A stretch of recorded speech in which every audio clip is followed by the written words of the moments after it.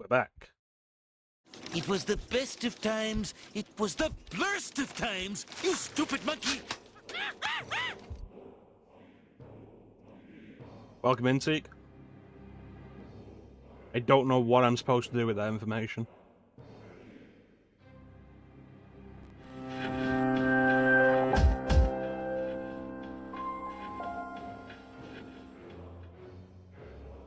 Welcome in, Panda.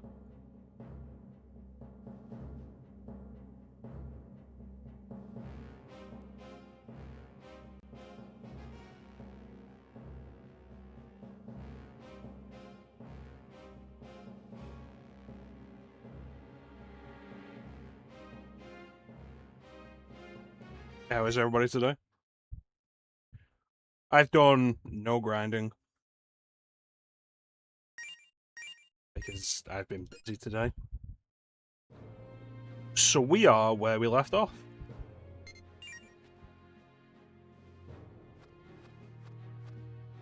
What I want to do, actually, now that I have this... Yeah, we have the new gate search, so we can check out the other floors and see about opening up the gates. Yeah, I'm doing alright.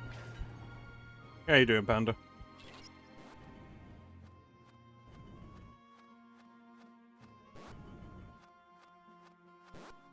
Where do we go? Where do we go now? Where do we go? Wow. The next Ava.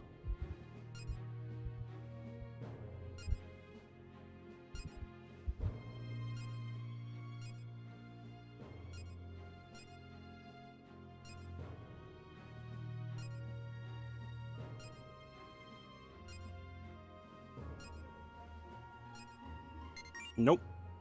You can suck my dick.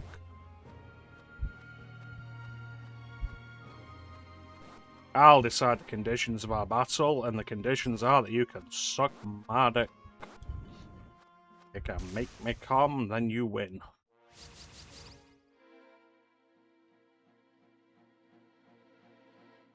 Excellent. I went back to the save I was doing of Skies of Arcadia, and I've continued doing more of that. Started doing that again over the weekend. That's good. Do enjoy me Skies of Arcadia.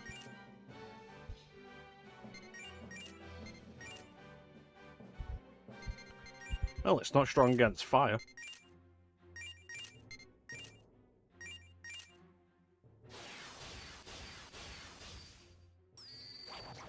Mecham.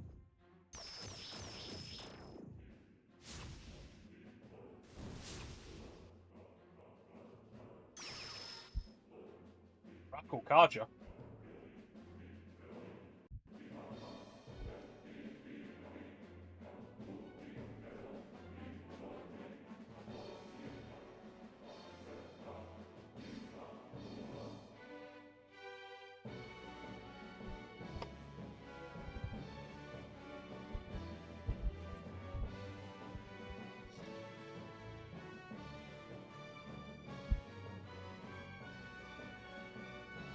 I've also been testing out the controller configuration I've got for Super Mario Galaxy somewhat.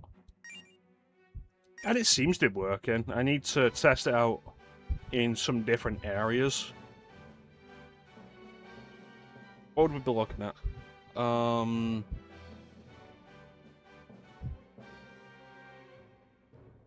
The rolling ball and the swimming, the manta ray. Like the Wiimote is held in different positions for that, so I need to get to those to test it. VR season? Do you have anything in mind?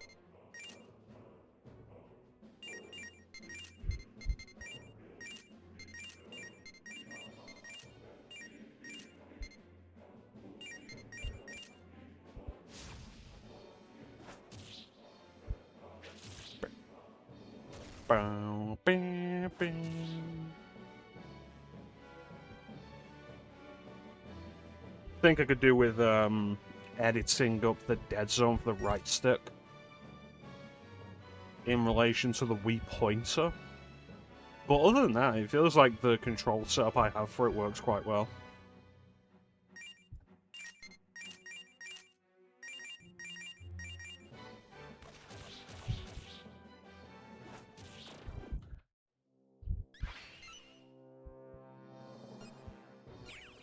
Excellent.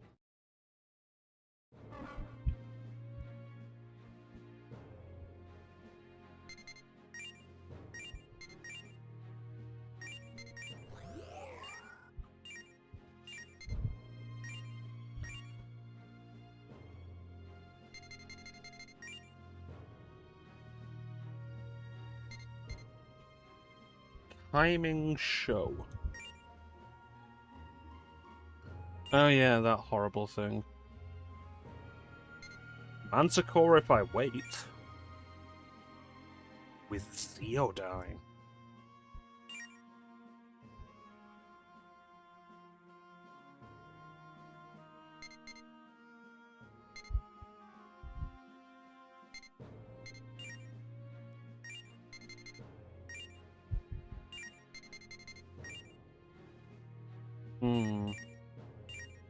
Yeah, I think we'll go with that. Where are we at?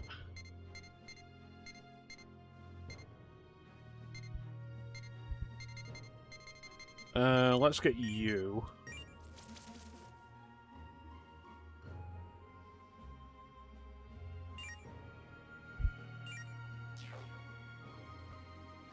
I think ideally I want a full party of Dines.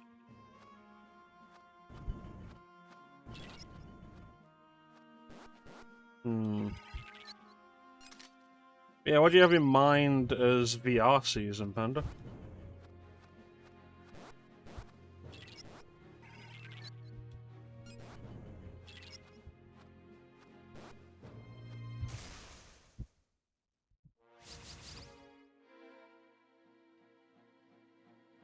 Earn.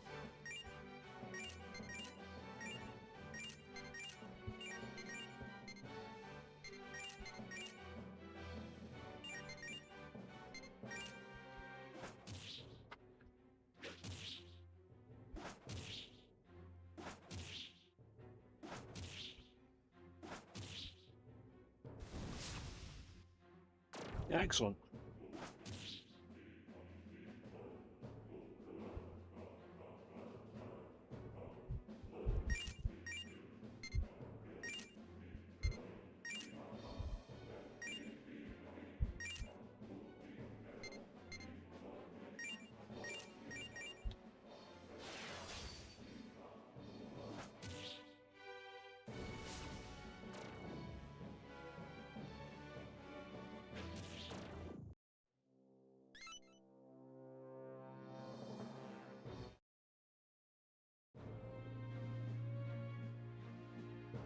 So I need unlock type C for these.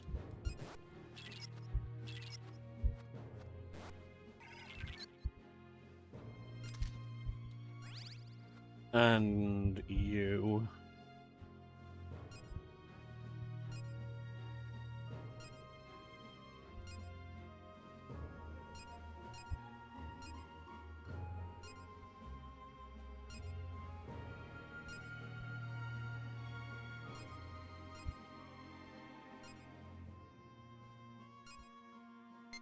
No.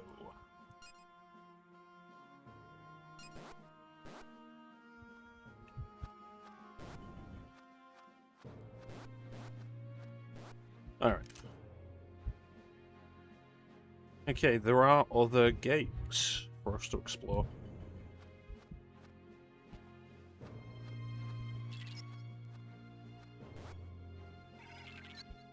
Oh. I was hoping this would be something of interest.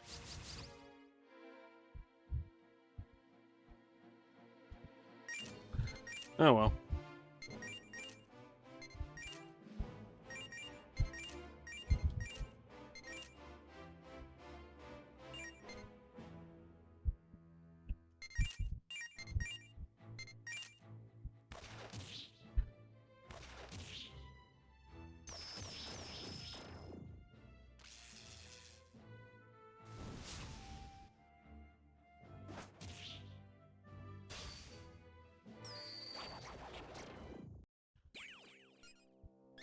Nice.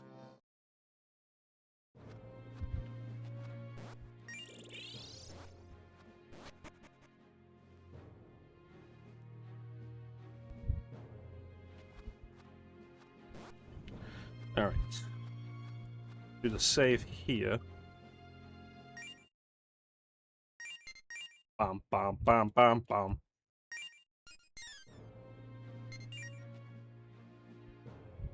Bam, bam, bam, bam.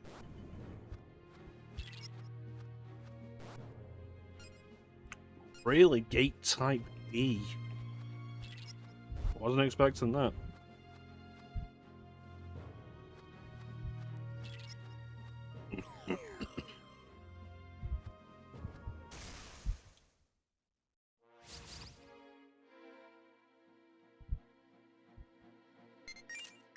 I don't think there's anything really to be gained in that fight. Let's see what we have here.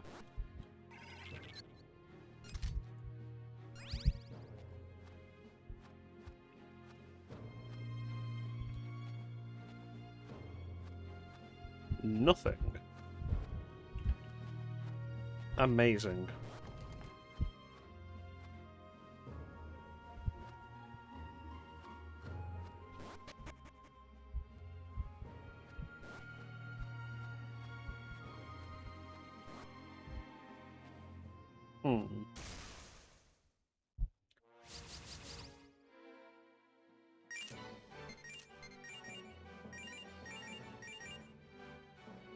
Look out, the bird's got a gun.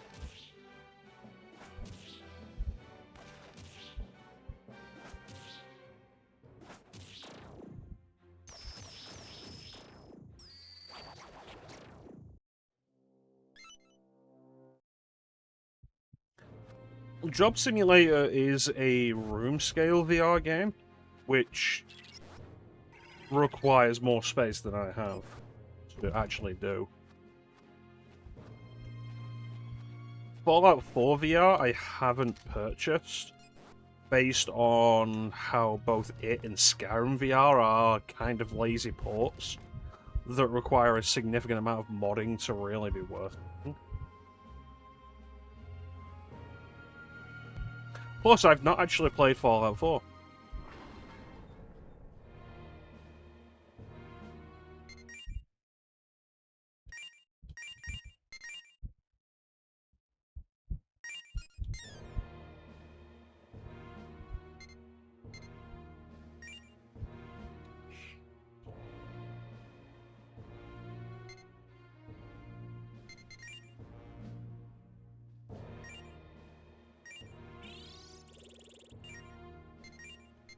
It's a game I'll probably get to eventually.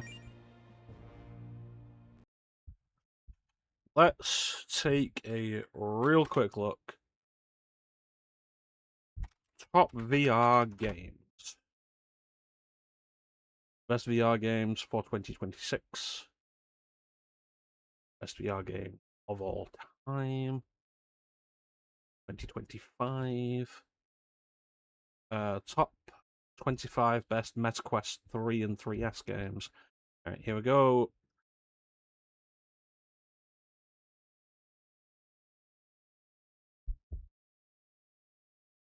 Enjoyed the aspect of the open world, let's see. Top VR games of 2026. So the HTC Vive Pro 2, MetaQuest, PSVR 2, Valve Index, and others.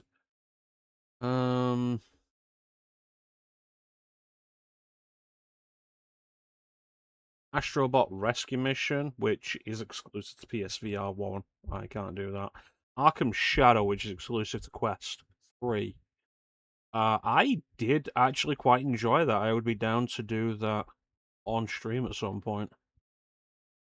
That is quite a strenuous game. It's a real shame that the sequel was cancelled. Beat Saber, that is a game that could not be archived because we're doing licensed music. Blade and Sorcery. Blade and Sorcery is quite fun. Especially with mods on it. Elite Dangerous. I remember I played Elite Dangerous briefly, for one stream, but it does have a VR mode.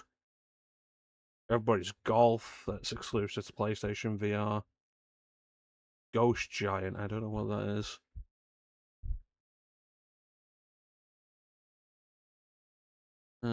Solve puzzles, lift items, manipulate game world. Plays a benevolent god, it seems. Half-Life Alyx, which I would have to go through like Half-Life 2 first. I expect you to die, actually, could be quite good. There's like an escape room kind of thing, and there's 3 of them, I believe. Keep talking and nobody explodes. That doesn't have to be VR. It is available as just a regular game. Lone Echo, I do not know what that is. Narrative focused, Metal Hellsinger VR, potentially. I do have it. Moss, which I think is available as a regular game as well. No Man's Sky VR. Pistol Whip, which I do really enjoy. Resident Evil 4 VR, which I do really enjoy and absolutely want to do it. Resident Evil 7, which they've got as PSVR, but if you have the PC version and put the VR mod on it, Prey Dog's VR mod, it's a much better experience than PSVR, because PSVR is just got the headset on, but you're using a controller. Prey Dog's VR mod adds like the proper motion controls and everything, and it's a much better experience. Village, same thing again. Res Infinite, which I played and didn't really get into, but who knows. Robo Recall, I haven't played this, but it is apparently a quest game. Subnautica, have that. I've not dabbled with VR. Super Hot VR, It's a little difficult with the limited space I have, because you have to move, like, yourself to move around. But it is really cool. Skyrim VR, which I dabbled with. I got a mod set to put onto it, and it was really impressive. I couldn't figure out most of the controls. I need to like reinstall it and maybe just put something vanilla on it. Just play like vanilla Skyrim VR, but with like the mods that make it better and such. I would happily like just be a play with like, okay, I can grab Nazim by the head and just complex clockwork automation, the last clockwinder. Repair a clock tower built into a tree trunk. Okay. Talos Principle VR, Vacation Simulator, Tetris Effect, which I played a bunch of in VR, and it's Tetris Effect, the same as it is on console. It's very, very hyped up, and I don't find a whole lot of appeal to it. Like, it's got some nice music to it. I think the visuals are distracting, and I prefer a simpler game of Tetris. .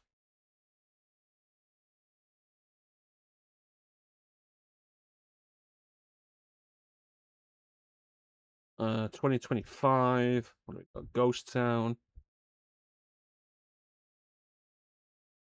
Deadpool VR, which came out late last year. Arcanage. The Dance. Reach. No Man's Sky. Hitman World of Assassination, which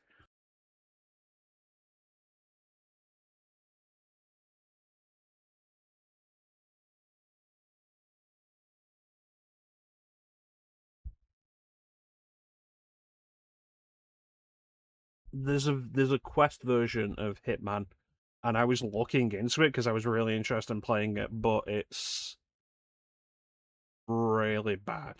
It's really rough.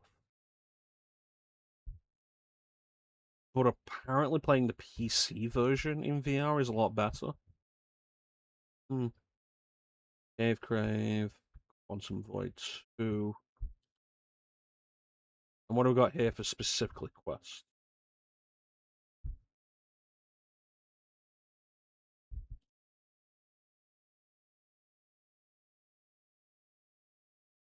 My favorite VR games, like Resident Evil 4 VR is definitely up there.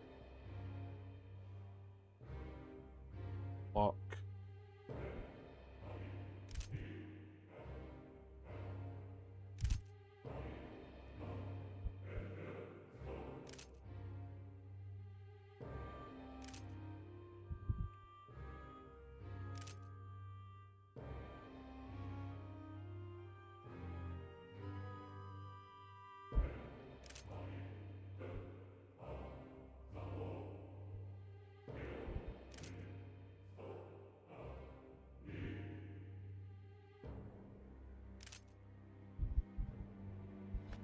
I don't need to be here.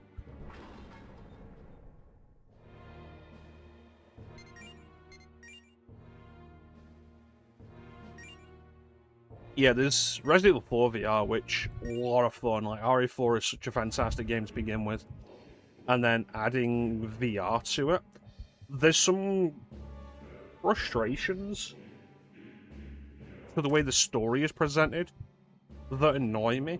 But that's as a pre-existing Resident Evil 4 fan. The game itself is fantastic to play.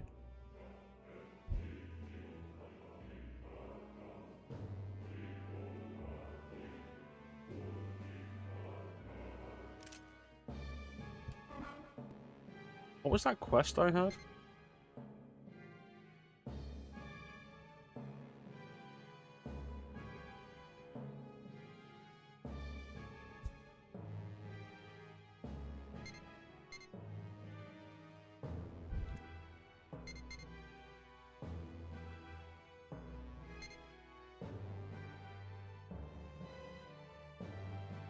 In Mitra's palace. Alright.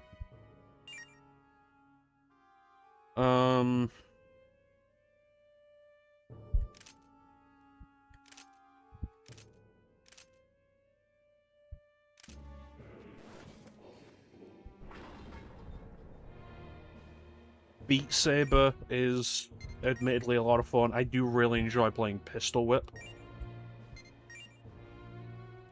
which is like a rhythm game with guns. It's a little difficult to describe. Some people describe it as like a John Wick kind of thing, and I can see that.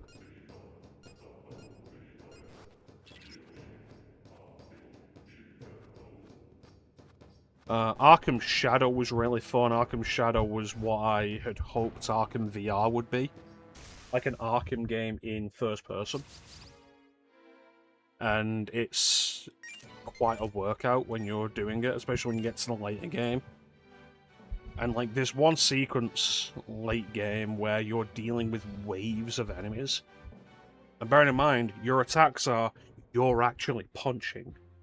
You've got to react in specific ways, and you've got to grab your cape, spin it to stun enemies.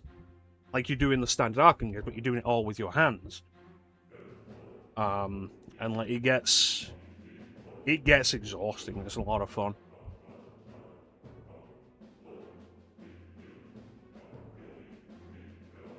I actually really enjoyed the Seventh Guest VR.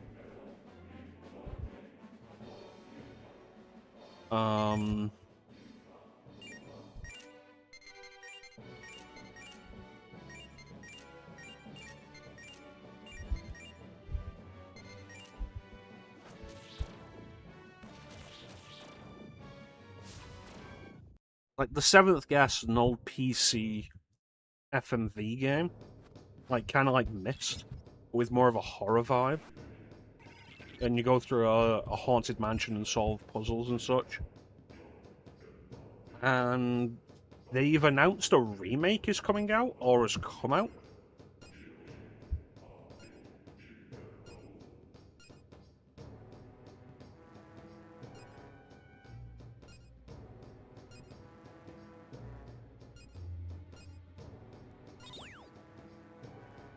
Alright. But the remake of it is the VR version, just presumably controlled with mouse and keyboard or an analog stick. And like in VR, I did greatly enjoy it. I played through it and I beat it, and it was really enjoyable. Had a good time.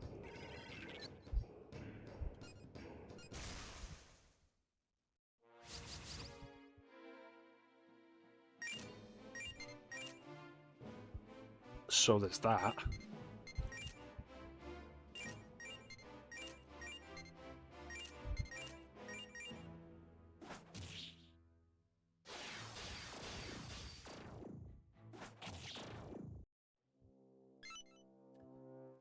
Vampire the Masquerade Justice is a game I was quite enjoying in VR.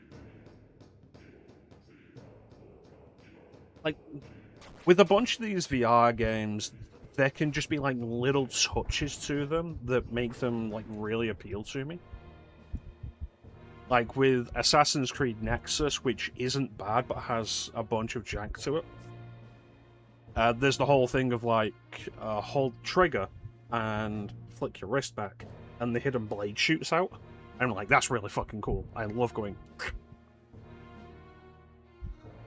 And with Vampire the Masquerade Justice, there's the whole thing of like grabbing somebody from behind, going like head, shoulder,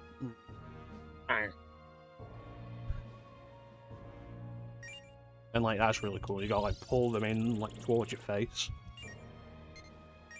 and I really like that as a detail. So there's Vampire the Masquerade Justice.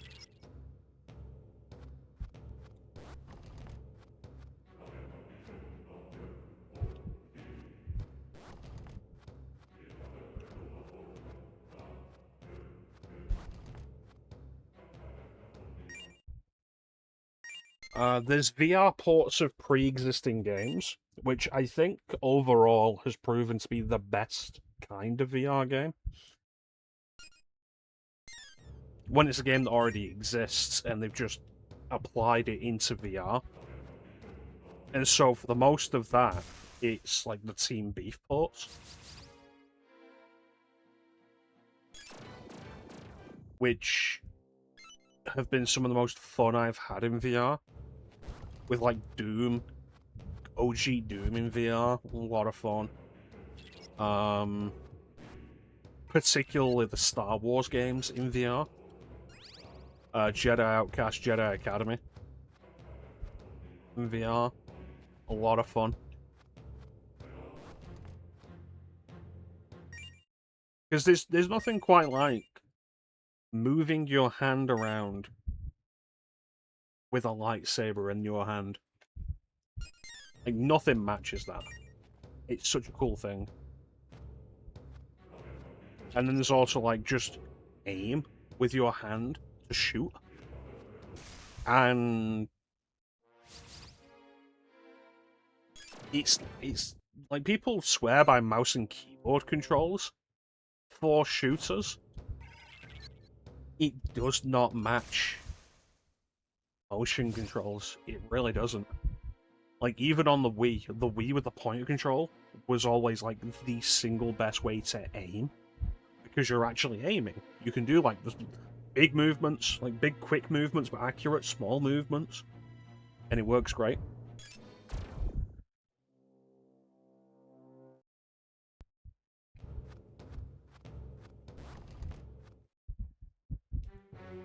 It's like, that's a lot of fun.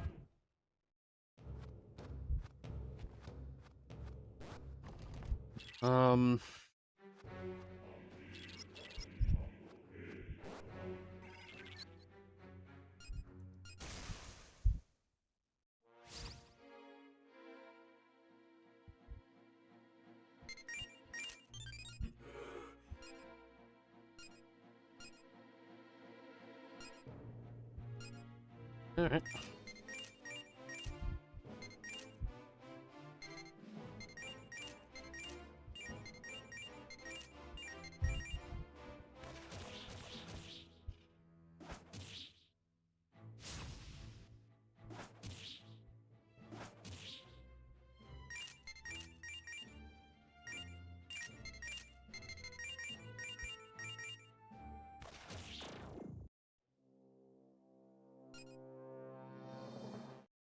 I do want to spend some time properly going through RE7 in VR, RE2 make, RE3 make in VR. It's like, I put the mods on them and tested them. I was like, this is pretty cool. I'd like to do this for stream, and I've just not really dabbled with them since. I had trouble getting Village to work properly in VR, which was unfortunate.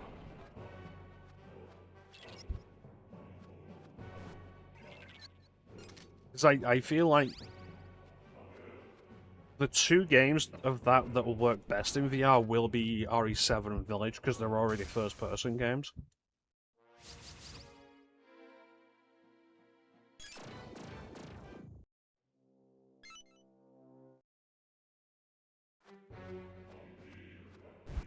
Plus, again, motion control aiming fixes every problem I've had with RE7's controls.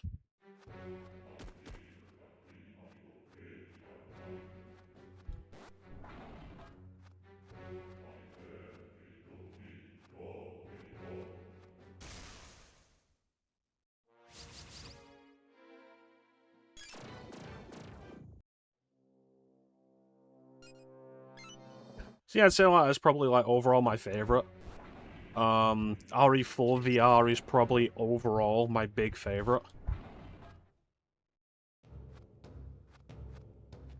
And I do think it's really helped by the fact that RE4 is already such a solid foundation.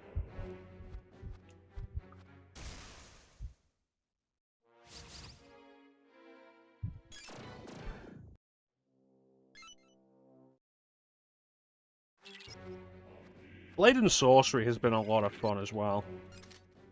But Blade and Sorcery, even playing like the story mode that was added to it, Crystal Hunt, it is mostly just a sandbox.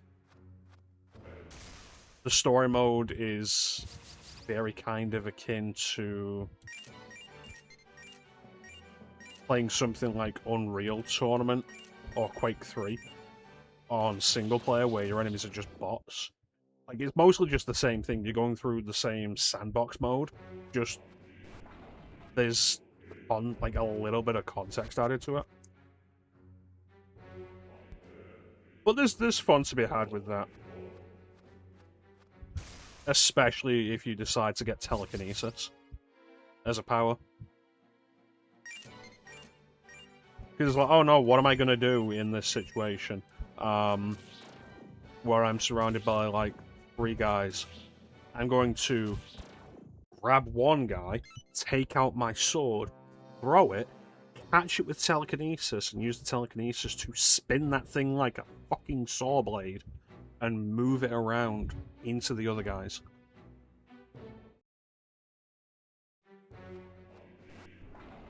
Like, there's a bunch of freedom there that's like really fun, and it's quite a good time.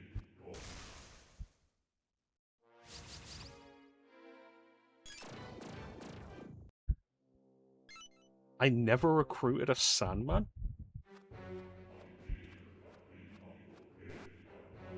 You about try to change that?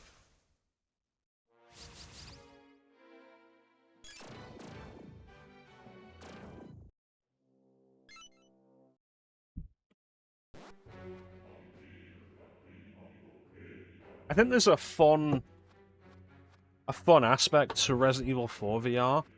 In, like, you can customize the immersion as much as you want. Quite a lot to it. Customize. So, like, you can have it set to reload at a button press. And, like, you teleport, you aim to a position and just move there direct. For motion sickness purposes, I was like, no, we're having this full immersion.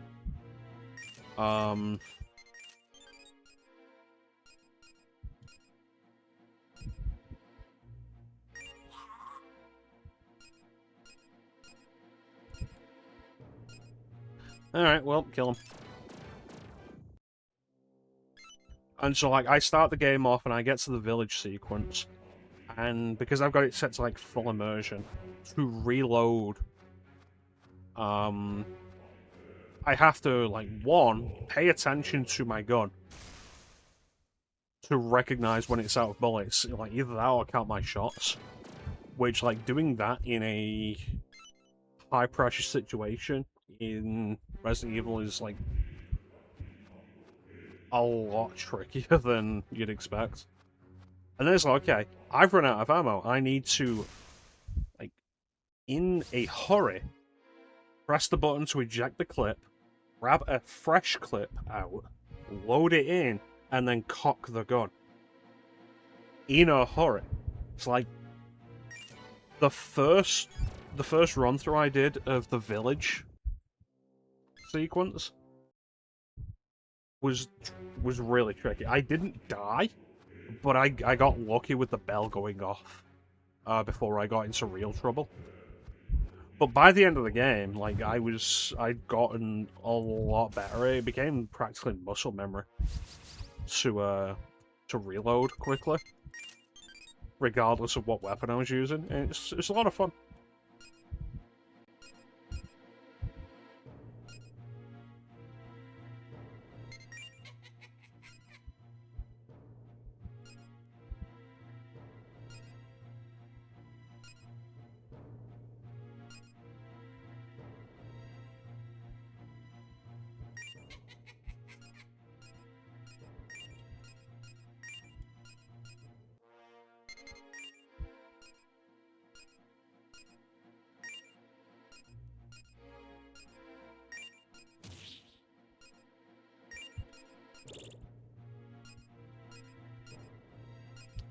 Excellent. Mr. Sandman, bring me a dream. Bum bum bum bum.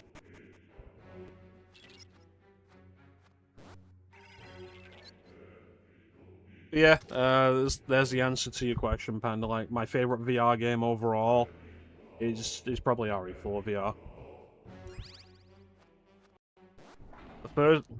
When I got my VR headset, it came with Arkham Shadow, which I was really happy about because I wanted to fucking play Arkham Shadow. But like, the first game I bought after that was RE4 VR.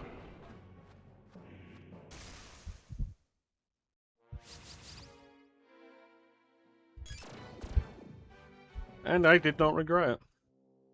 Super fun.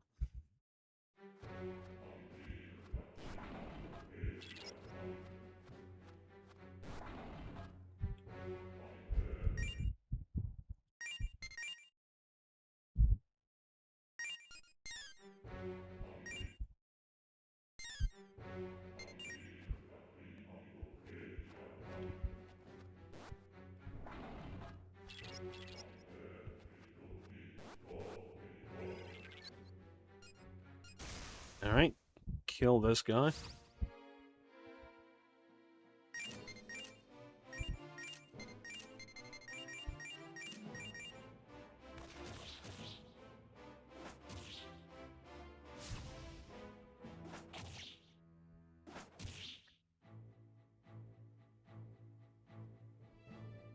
Are you particularly after seeing some VR game streams?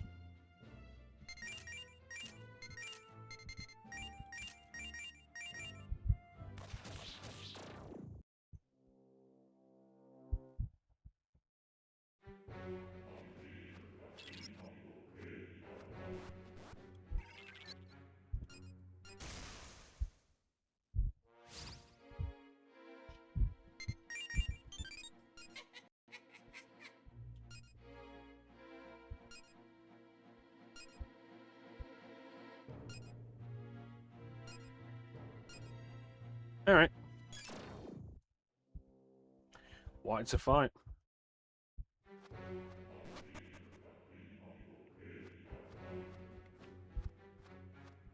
There was a game I was playing called Killer Frequency, which was a largely narrative-driven game,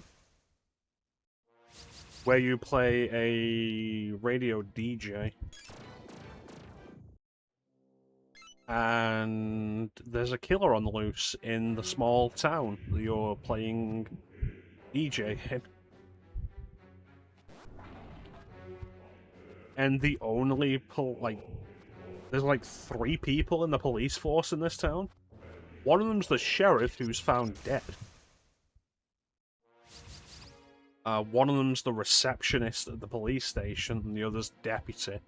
And the deputy ends up driving out of town with the receptionist, I think, to get medical help for her. After she's attacked by the serial killer. So you end up being both, like, late night radio DJ and also emergency call, like the emergency dispatch. And it's kind of a puzzly thing of, like, trying to figure out how to keep people who are being chased by the killer alive.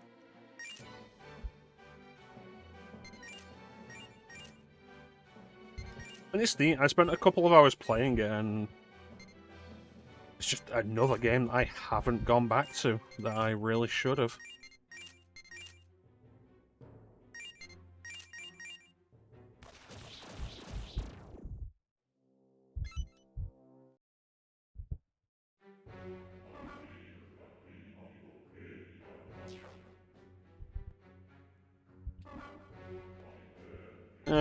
Let's put Sandman in the party.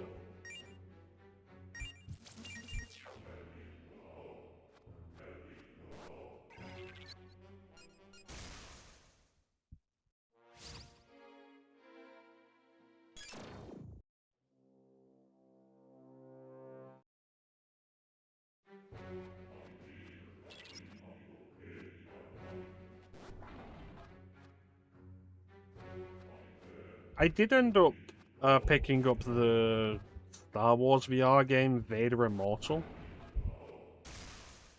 which was released in 3 episodes, even though it is basically just one thing.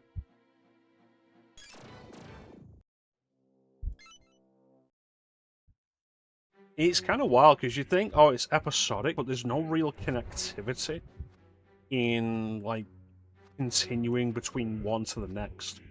They're separate applications, which is the weirdest goddamn thing. And it's one of those early VR experiences.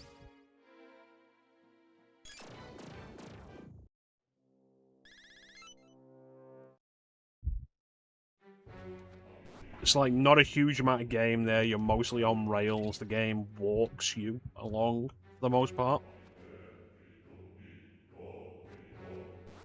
But it wasn't bad. I'd probably do it for a Star Wars month. It'd be like the length of one session.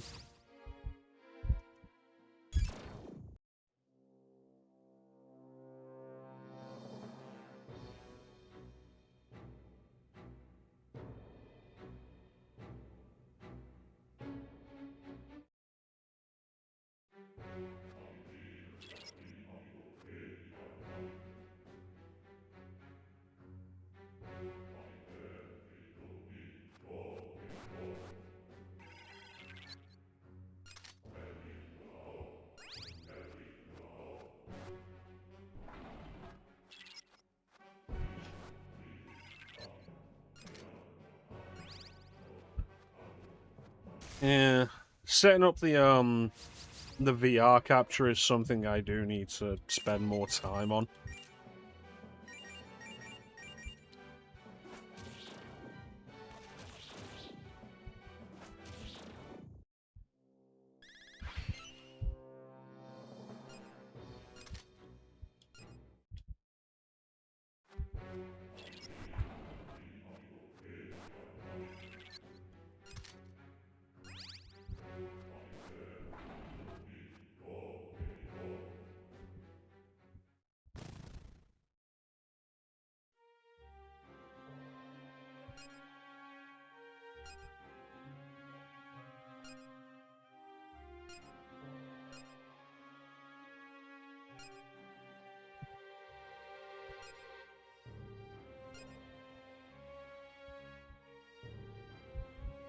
Okay.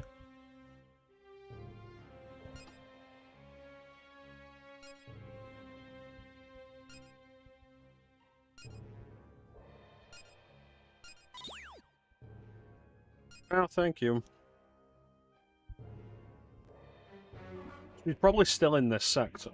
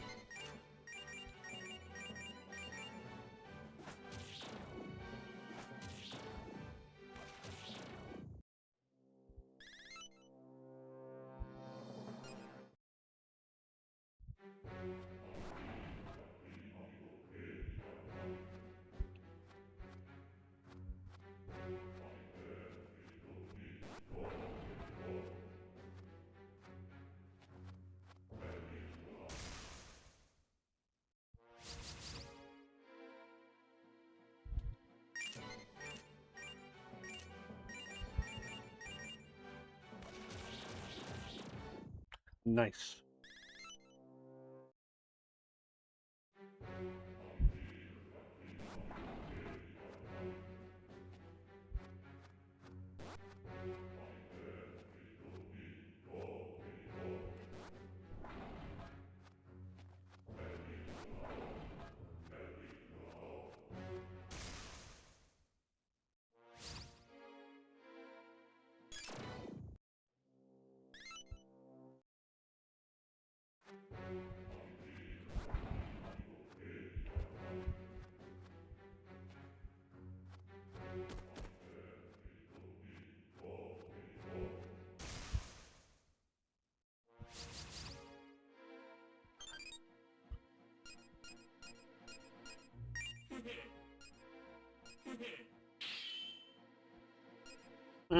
Free demon. Use it with anything?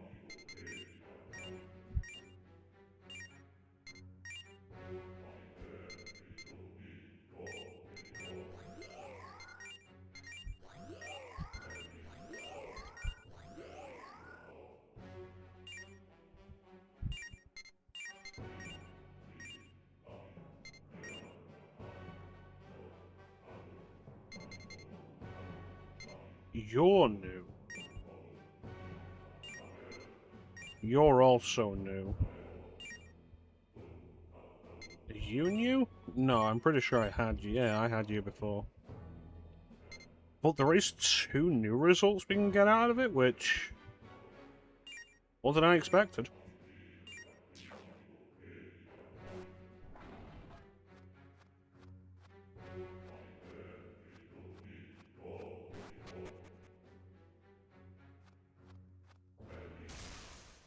Hmm.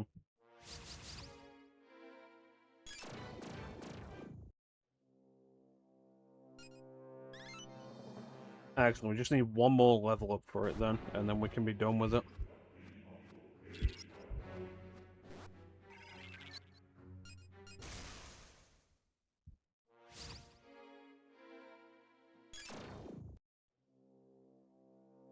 Weird how that gives no experience.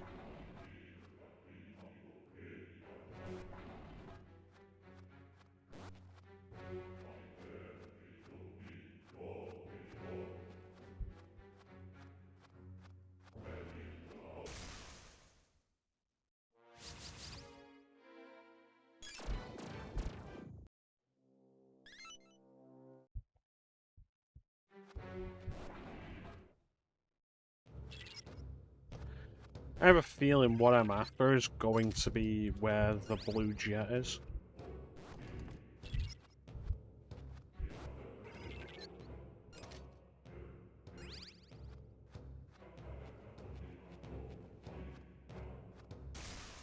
Hmm. All of a sudden, I had a feeling there was a hidden door nearby.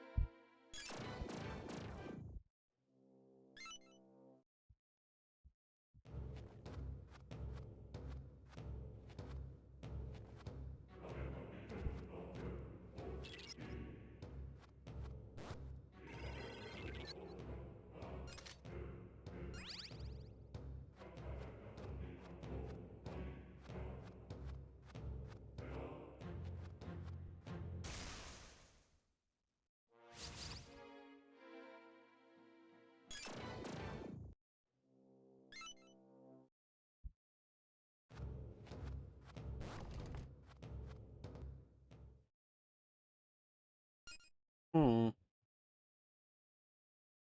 Where he's gone then?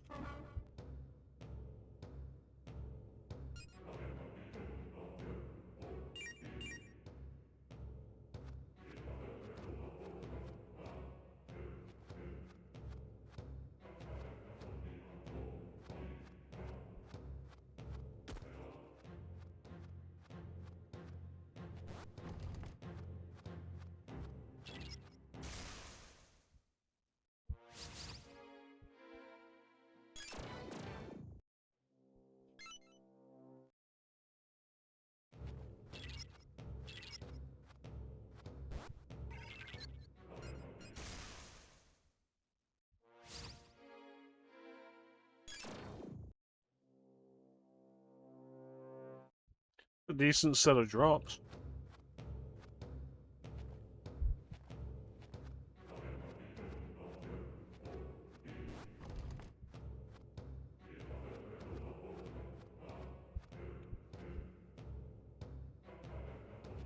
I wonder, is he still downstairs?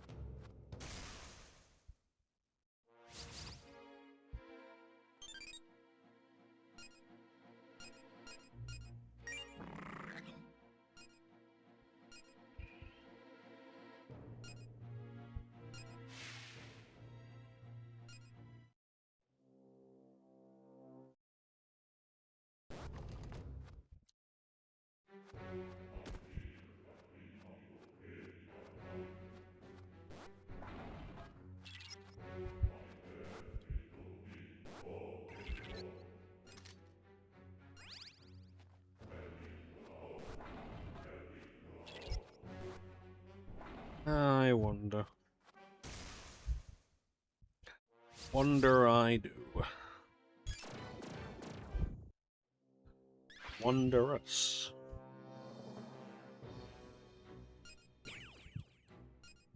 Very good.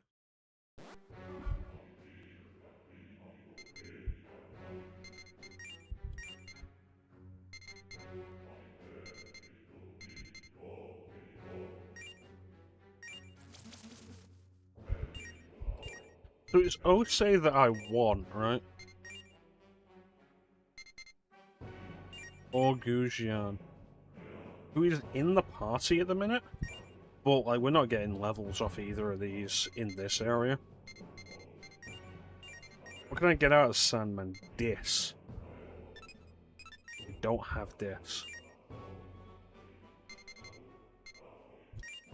You'd get Kinky, yeah. Well, Quancha.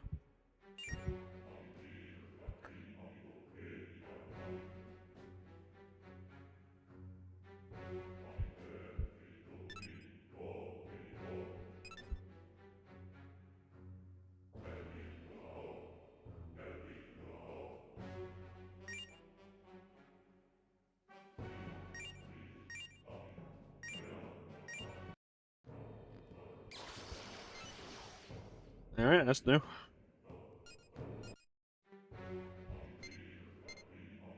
And then Oni with whichever of these I get first, I guess. But while this is like this, I need to make sure I'm not just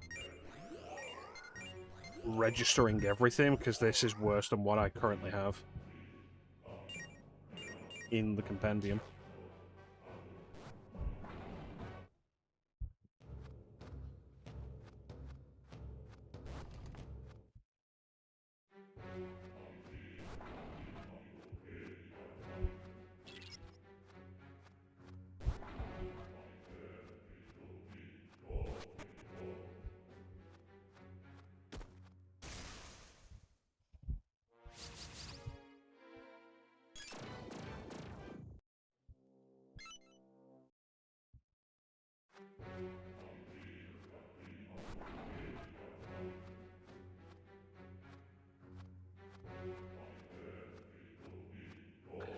No, nothing there.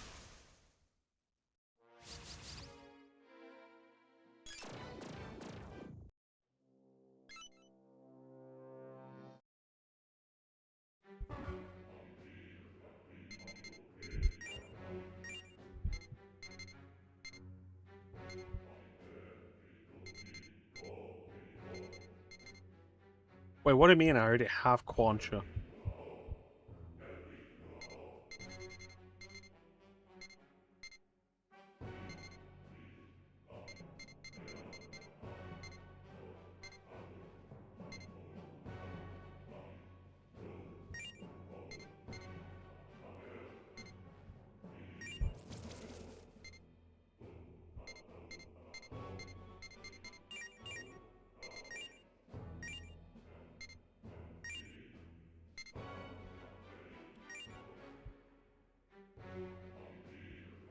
Bucket silky them.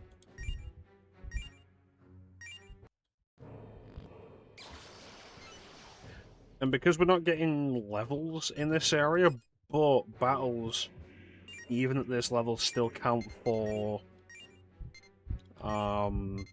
analysis. Get the entire party of demons that I need analyzing.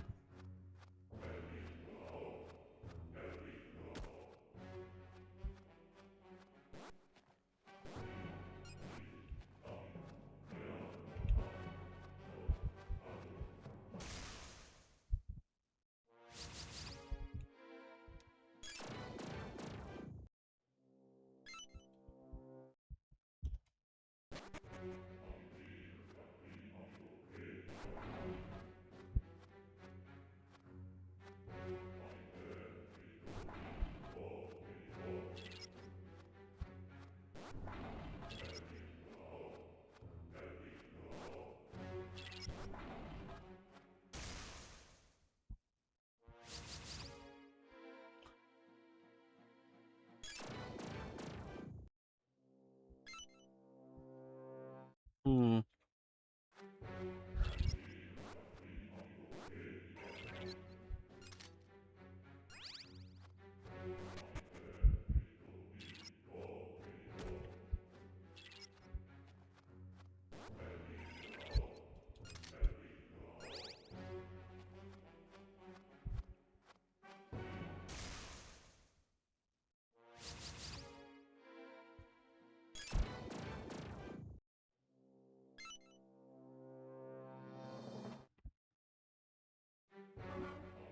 What do I need for...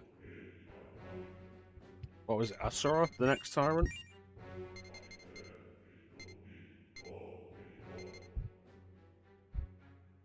42. I could do that now, then.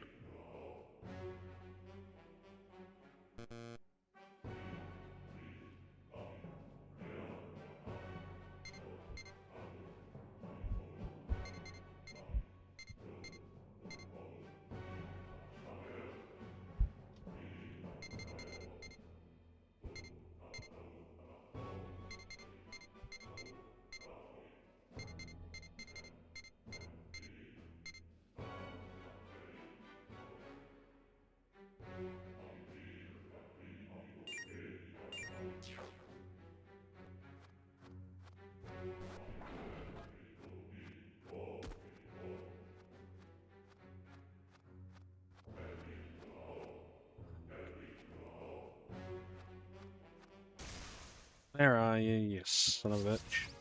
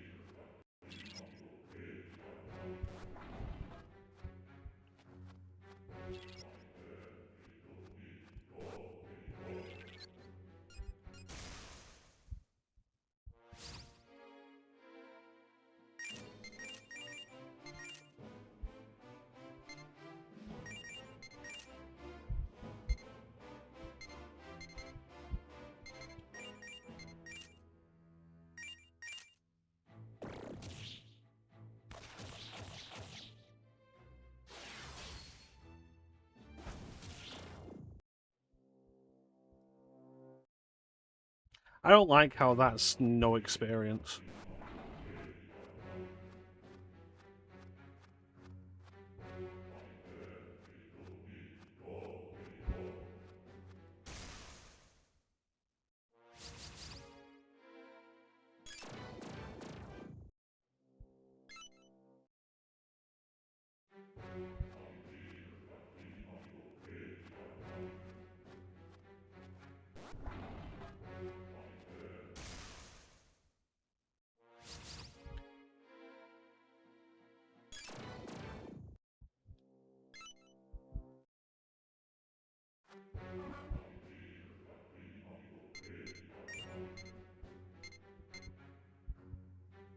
Oh, we're getting there.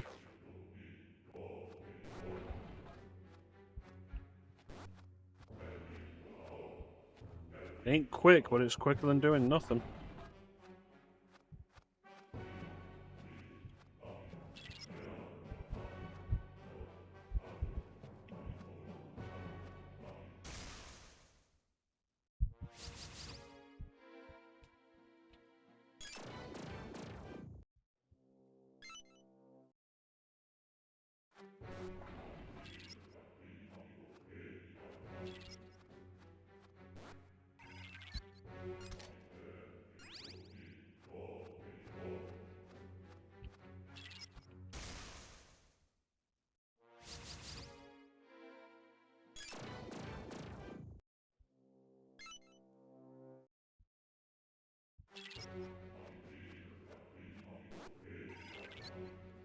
Oh, still not what I'm after.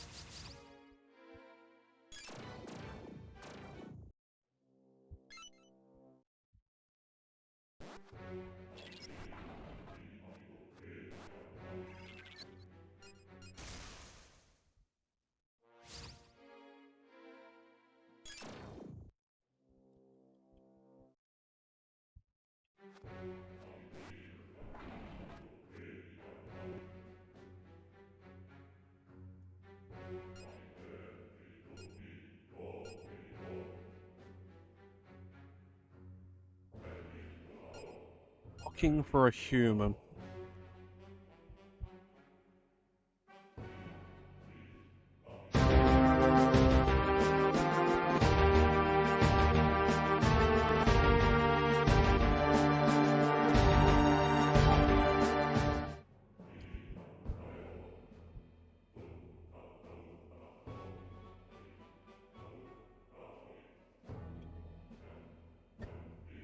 What amulet? Abner sold it years ago.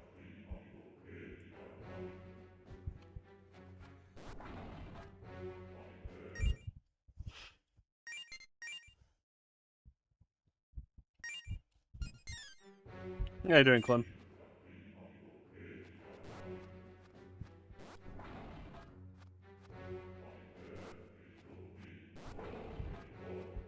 Yes, this probably is up top. Yeah, I heard you got stung in the chin. Sounds silly.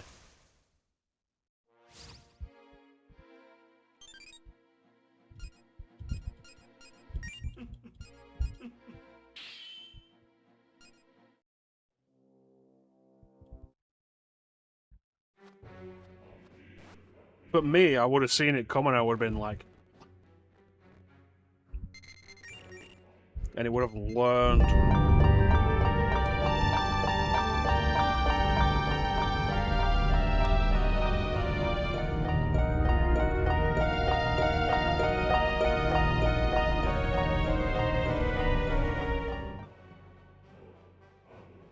I do have all of these. Welcome in, gents.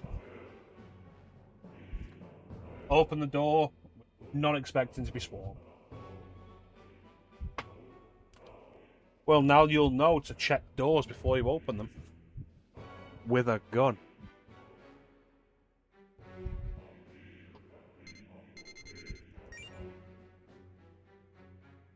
Really? I never got a power? Huh.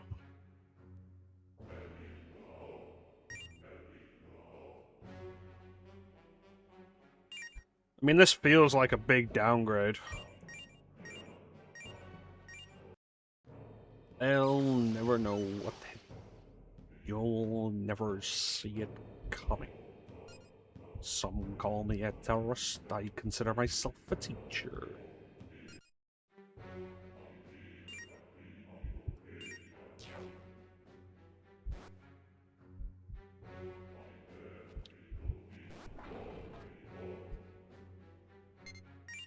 I, fortunately, have never been a coffee person. I don't like the way it tastes. So we got to the boss of the last sector, Sector Eridanus, and it's a bitch. There you are, you sneaky bitch.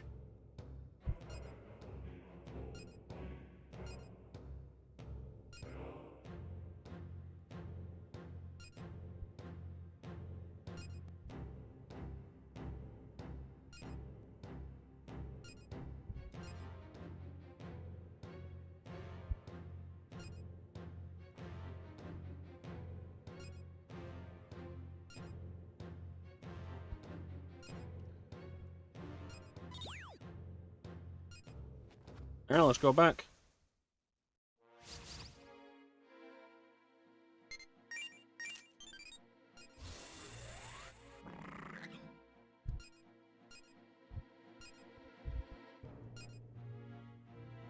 A quietly shining white.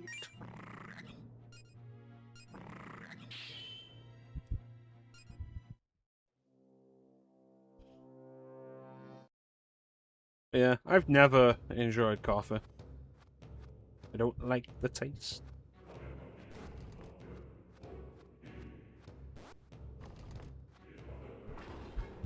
Ah, yes. The headaches that you fight with caffeine.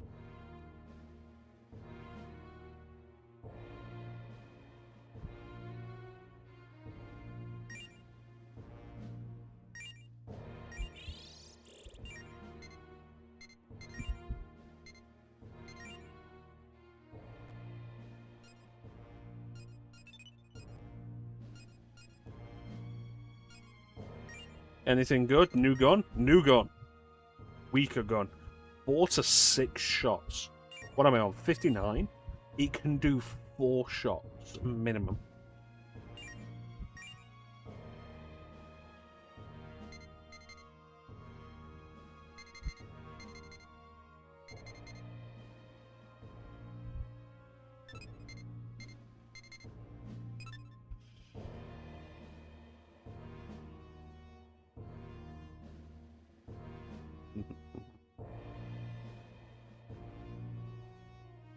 I think it's soft drinks. Like, I'm working on cutting out soft drinks and just switching to water. But I'm on vacation right now, so fuck it.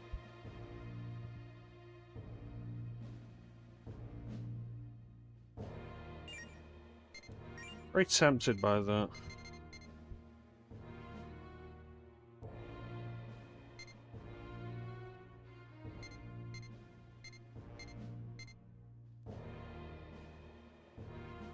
This is what I want.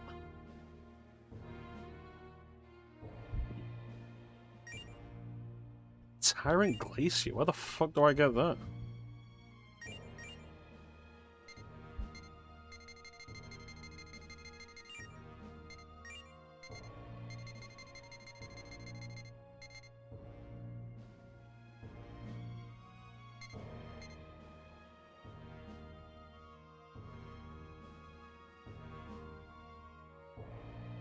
Ew, sparkling water?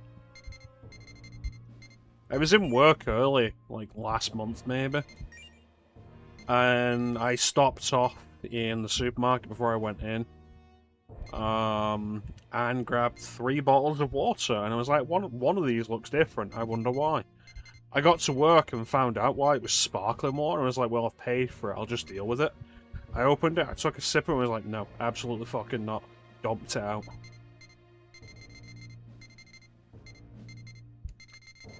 Garbage.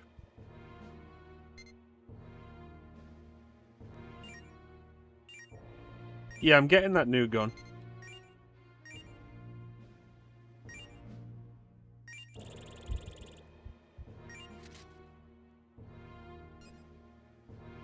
Like, minimum 4 shots? Absolutely.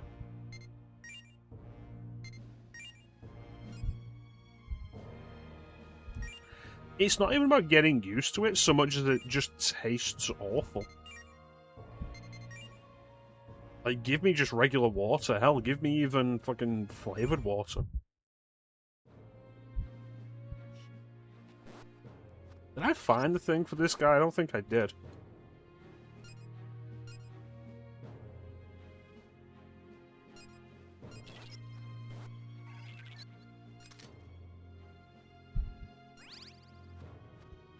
Yeah, I am, like, absolutely fine just having regular water.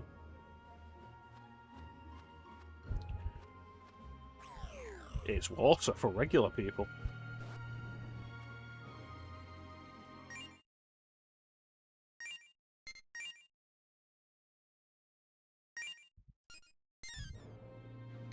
It was in Sector C, wasn't it?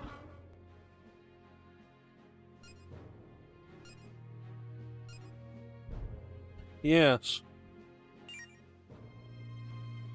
Alright. We'll be here.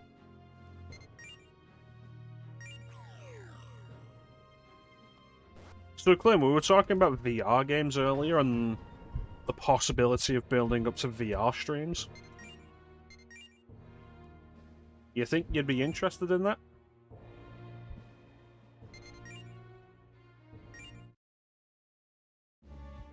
Alright, let me figure out where I was going.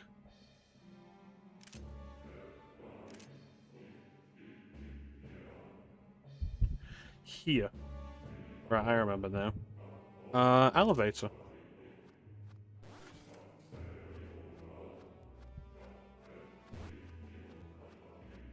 I mean, you'd be interested in watching streams that I'm a part of. Like, that's not a question.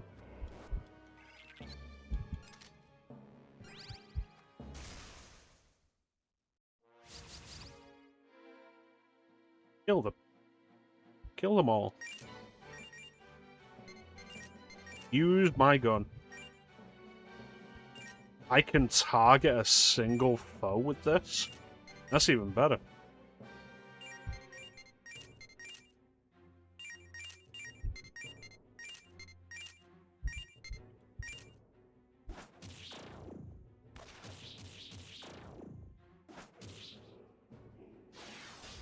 Beautiful.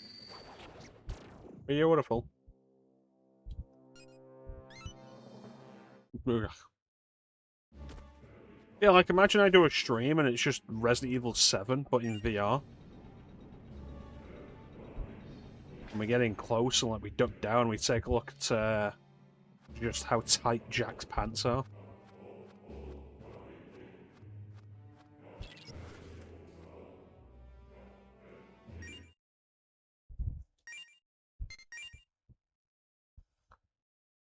While we're down there, you just hear, better pay attention, boy, you're about to see something wonderful.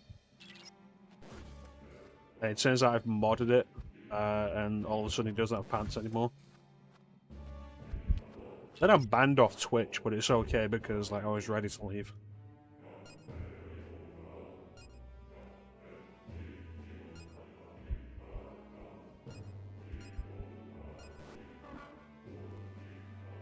Do I have any space?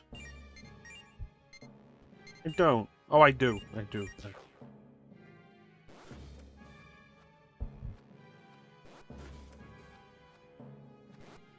Hello.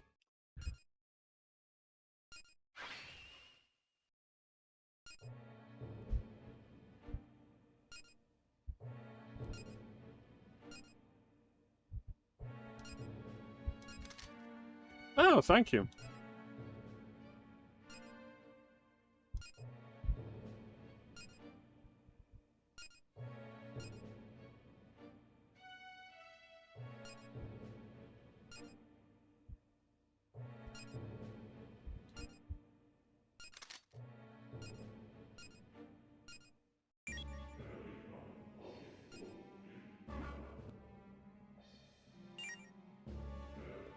Did I need Gay Bulg for one of the quests? No, it's Hawthorn Spear and Pest Crop. Alright. I guess that means the Gay Bulg is all for me. It's worse than the Callid Bulg. Considerably worse. But it's 3 strikes. 59, 1 strike. 23 guaranteed 3 strikes, which is a total of 69. But it's random foes.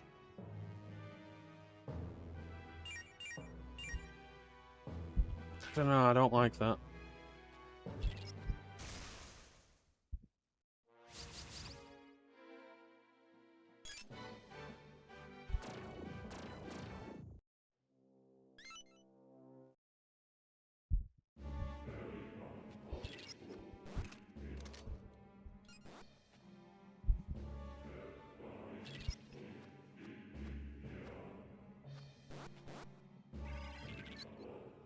A new demon. Karasu Tengu. And also, gun.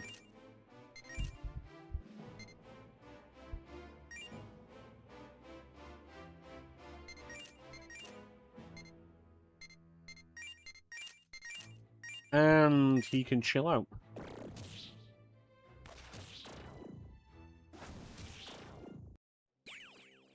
Barracuda. Ooh, Barracuda.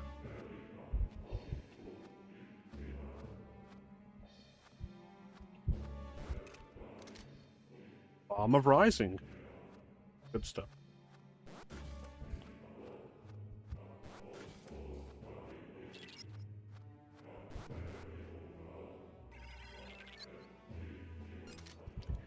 I do need to do Resident Evil 7 in some form or fashion on stream. And I have been thinking about the possibility of, like, a Resident Evil marathon of some kind. I think, like, just the main Resident Evil games, though.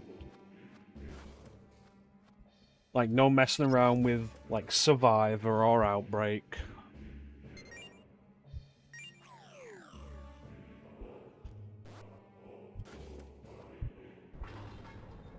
I don't know. Do not know. Does not compute.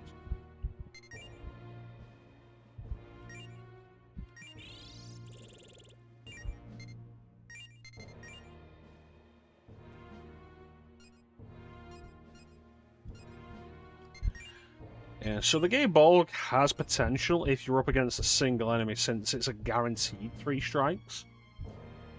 But if you're up against more than one, it's probably more of a problem than it's worth.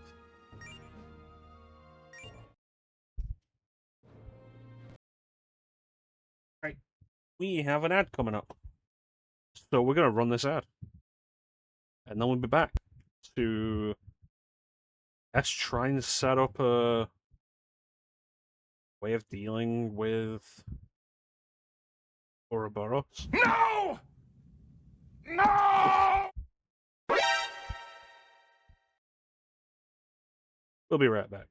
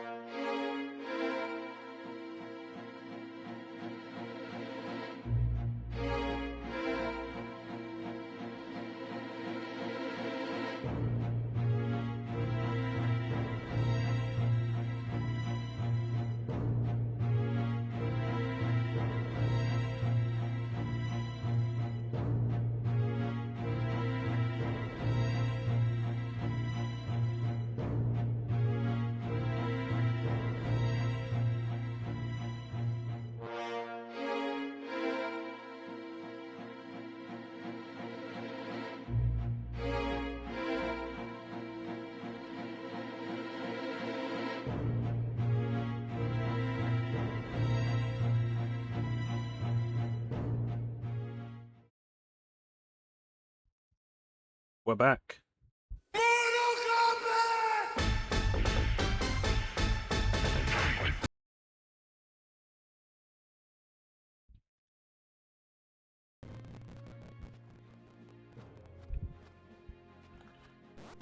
Right.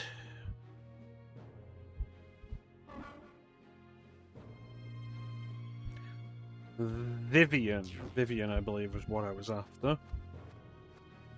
Let's do a little bit of running around. Which direction do I want to go? This direction. Yeah. Hello, Clem.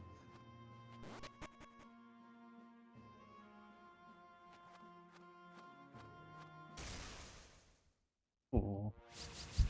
Pew, pew, pew, pew. Gun.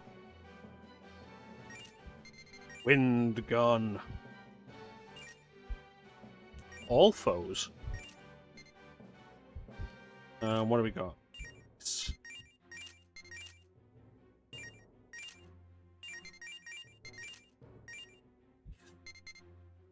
Nice.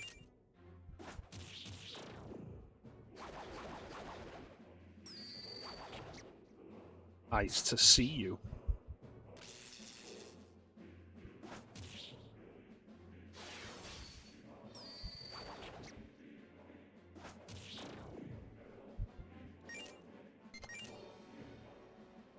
Gun. Bow. Bow, bow, bow, bow, bow. Gun.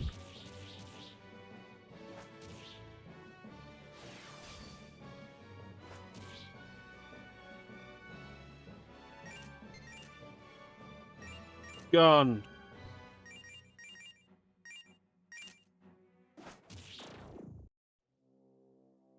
Yay. Yeah. Thank you. Alright, get her out of my party.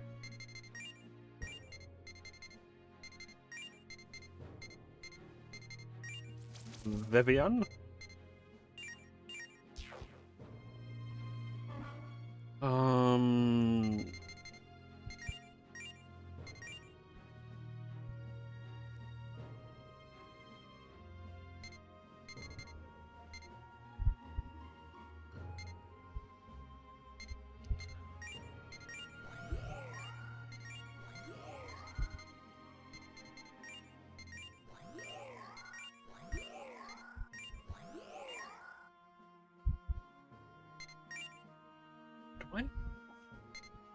Did I have a power?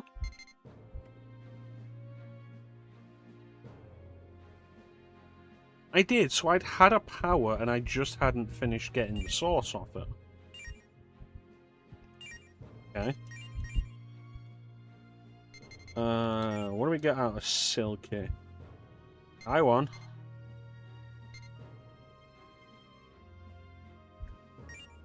Eros I haven't got, but like it's such a major step down from everything else right now.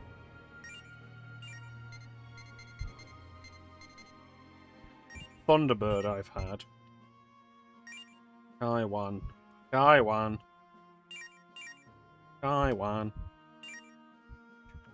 Kaiwan.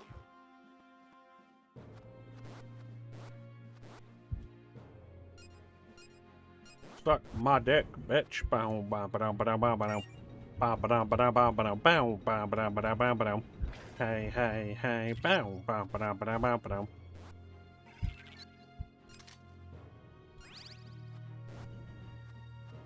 So, how are things?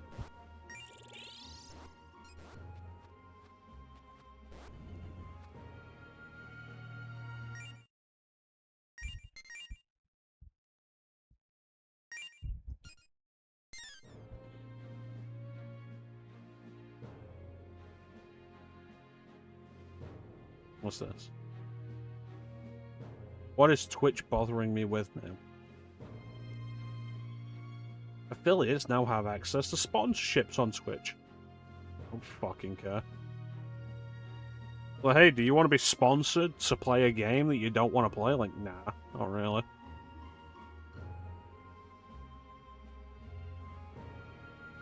It's like, hey, will Atlas sponsor me to play Shin Megami Tensei? No.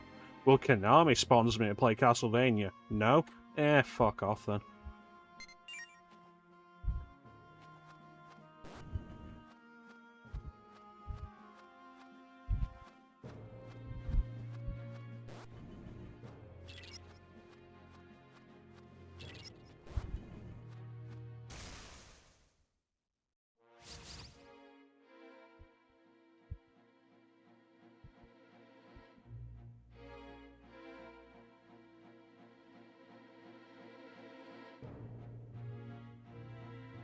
Like, if you want to give me, like, a bunch of money to say, hey, play Raid Shadow Legends, then that's great. But if you want to give me a bunch of money to play Raid Shadow Legends, and then tell you to play Raid Shadow Legends, like, we're gonna have to talk numbers. Because I don't want to play Raid Shadow Legends.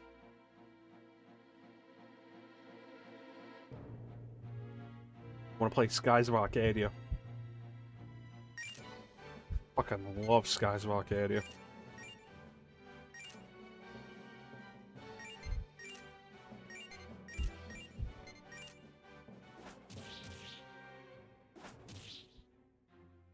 I've secretly been playing Skies of Arcadia this whole time.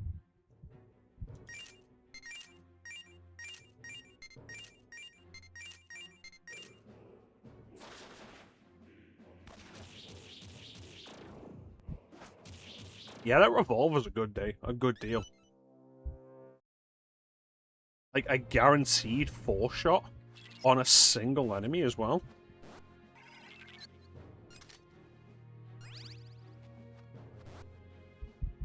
Did I talk to you?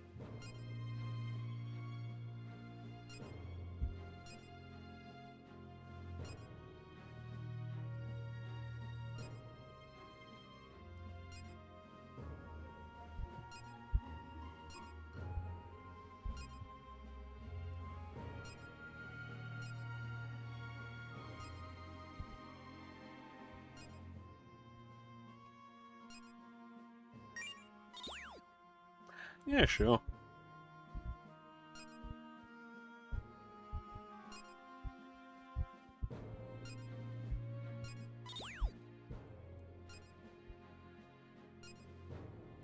I don't think my current map is complete. I think there's still... My current map of the first floor of Mitra's Palace is definitely not complete, because I've been avoiding the damage tiles.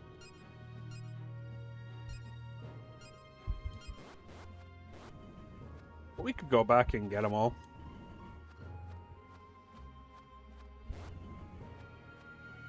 Weird that I didn't see that guy before, because I went through every spot of this.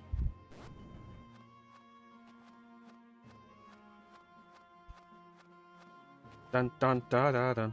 Dun dun dun. Gun.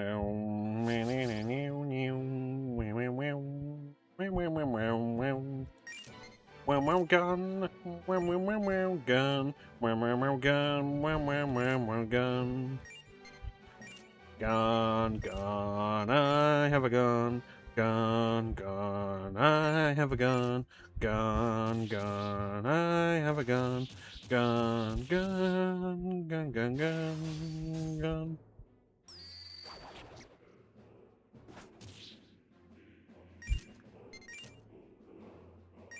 Look, here is my gun. I've got a gun. Down, down, down, down, down, down, down, down. Got a gun. I have got a gun. This is my gun. This is my revolver gun. Bang, bang, bang, bang, bang.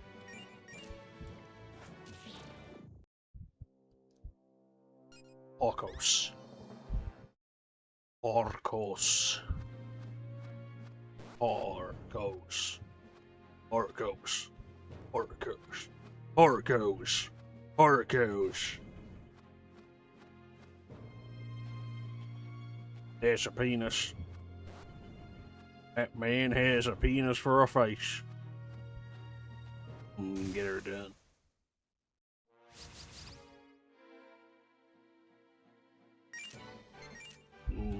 Get her gun.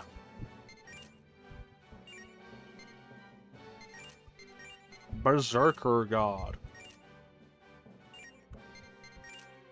See, Rodney. My boo-foo-la. Pew, pew, pew, pew.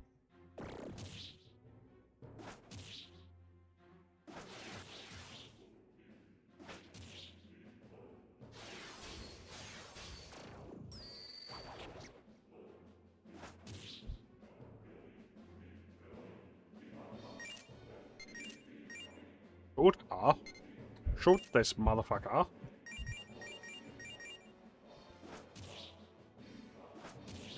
Bow, bing, bing. Bow, bow, bow, bow, bow.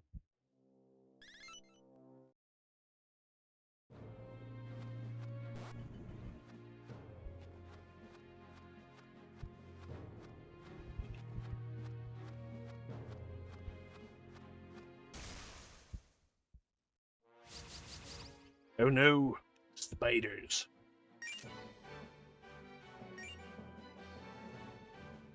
Spiders.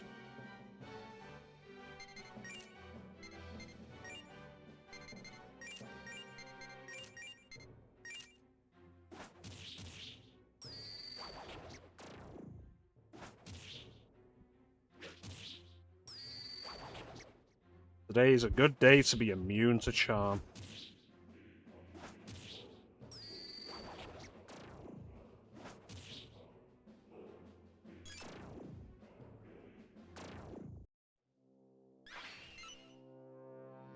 Harco's gotta level up. Doo-da, doo-da. Harco's gotta level up. Oh, da doo da day. Chance is back.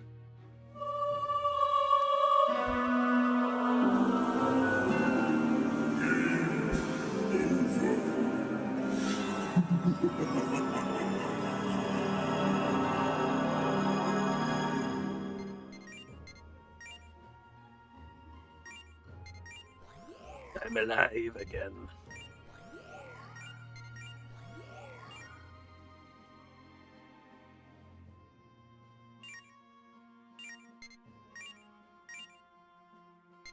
Alright. What can I get from Harkos? Brendel at 46. Resist gun, Makaracon.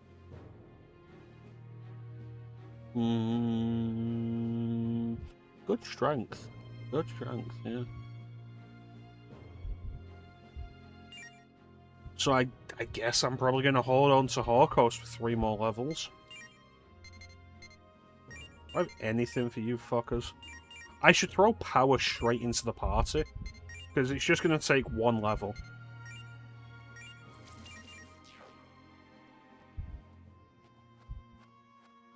Right, let's try that again. Chance is back. Rules of nature! Excellent. And now Chance will be legally obligated to play through Metal Gear Rising: Revengeance.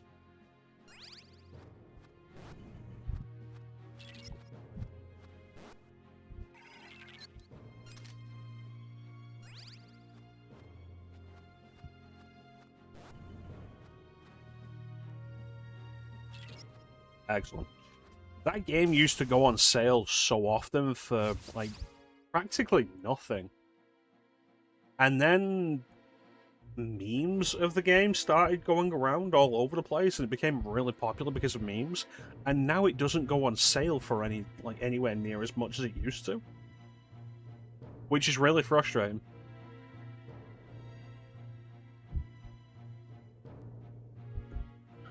Got it physically for $5. $5. Live in ignorance and purchase your happiness when blood and sweat is the real cost. Thinking ceases, the truth is lost. It is backwards compatible on Xbox, which is good. A nice, simple way to play a really solid game. And for $5, like, it's a good game. Like, for $5, absolutely. I feel like if you're paying $5, most games are good for that money. Like, there are games that are kind of trash that I'd say, like, $5, yeah, absolutely pick it up.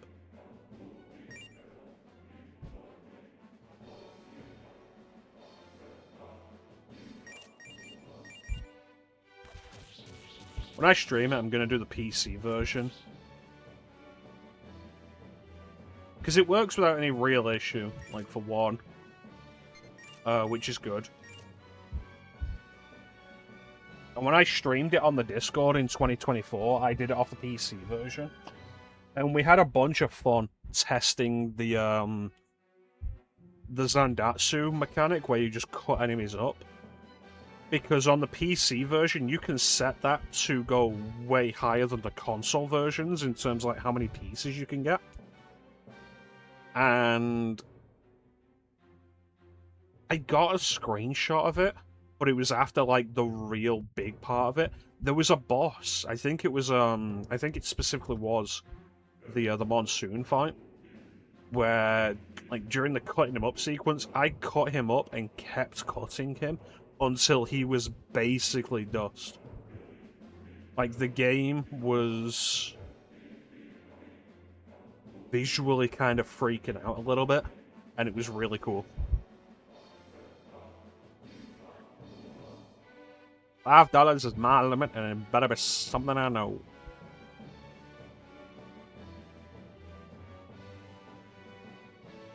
Let me pull out a random game from my PS3.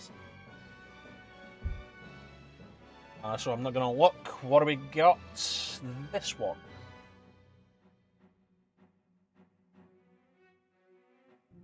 Is this worth $5?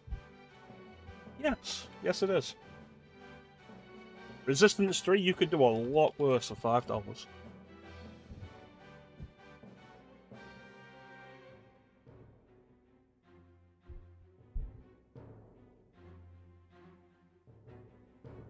Do one more. What is this?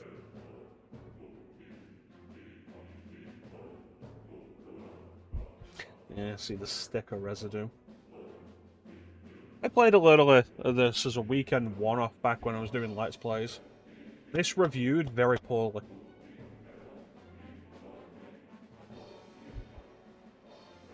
One day I'll play, like maybe next year, I'll play all the way through it.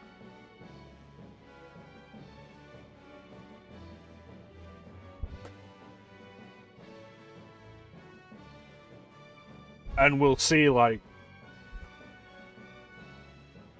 is it a game worth $5?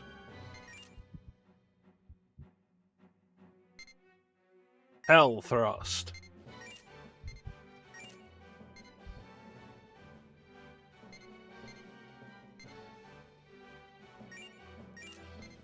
Yeah, it's not so much that the cutting in Metal Gear Rising is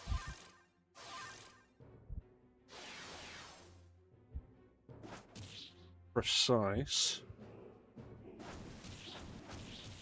It's it can go for a while, and you can cut up into more pieces than you would expect. On PC, you can set it way higher, like to just keep going way further. And I took that personally.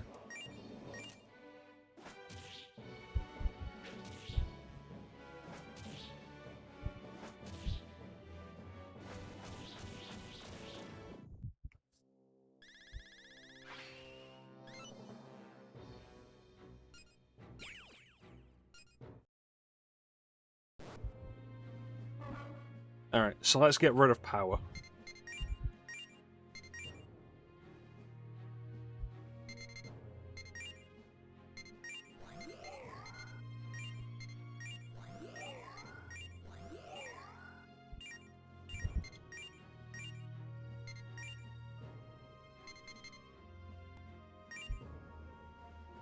I already have that one? I don't remember that. Did I get Virtue? I don't remember getting Virtue. I remember getting Zen. Phoenix I remember getting. Supana? Yeah, I remember you. Mothman I remember getting, we did the memes. Yeah, I've got nothing I can do with Tangata Manu. Senri if I push to level 46. I already have Senri. I can't. It's not 46, it's 36. I can't do it because I already have Senri.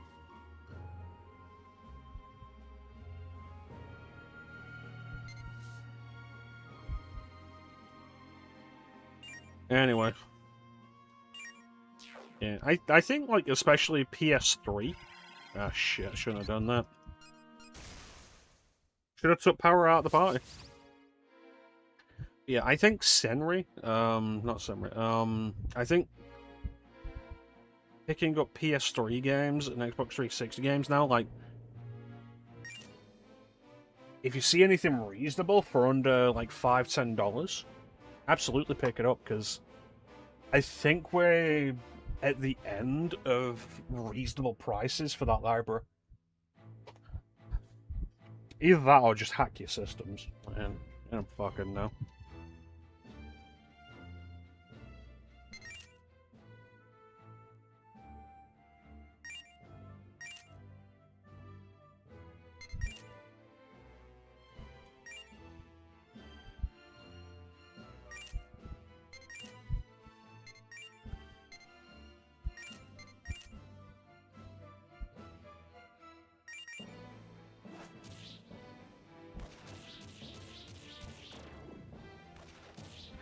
Five hits with the gun. Amazing.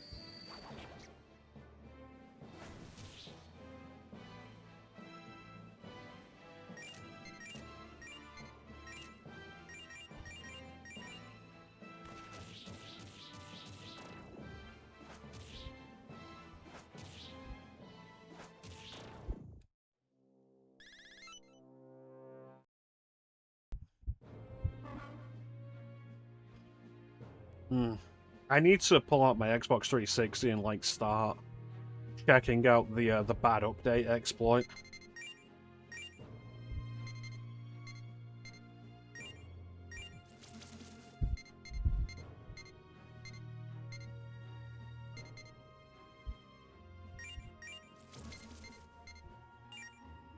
Because if that works, then that's got a bunch of stuff that I want on it.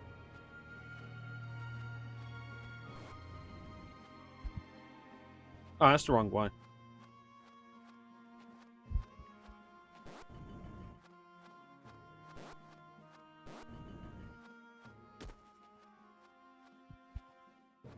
Yeah, there was a soft hack. Like a soft mod that was discovered last year, I think. They've called Bad Update. And it's on its third iteration now.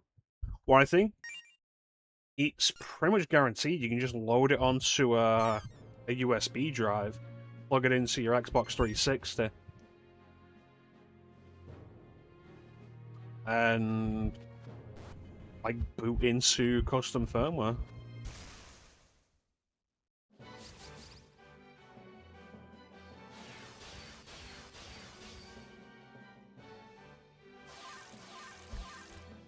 Fuck.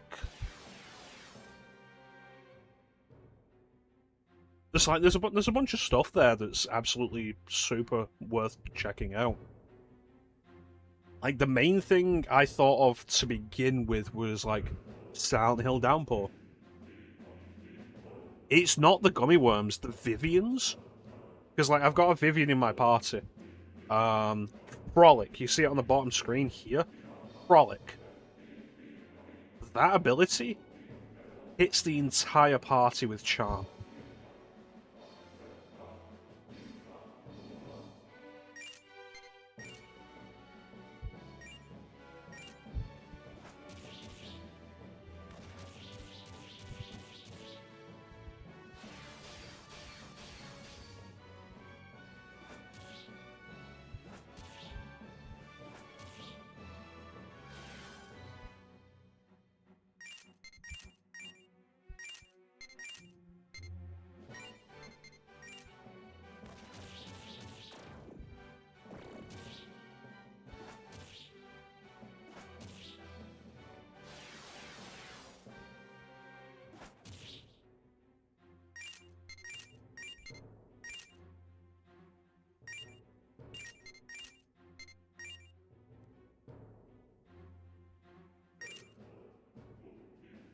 Yeah, the Gay Infinity.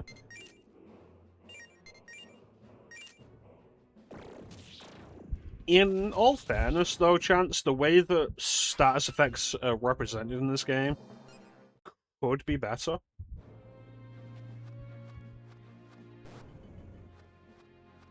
Like, you get hit with Charm enough, you'll start to recognize what Charm looks like. Paralysis, recognize that.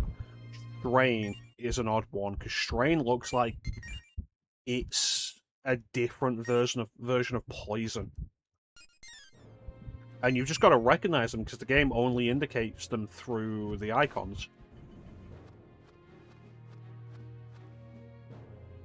But yeah, like, Xbox 360, my immediate thought was like, okay, Silent Hill Downpour, because that game is quite expensive now.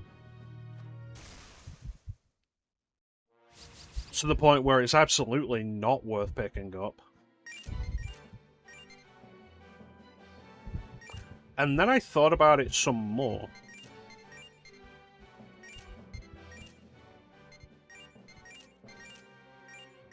And was able to find, like, a bunch of other stuff that I would be super down for. Like, original Xbox stuff. And Xbox 360 stuff that isn't on Xbox Series. Oh no, that's not on backwards compatible on Xbox One. So, like, the Buffy game, which I do own physically, so I don't need to do that. But, you know, it makes it easier. But, Dino Crisis 3.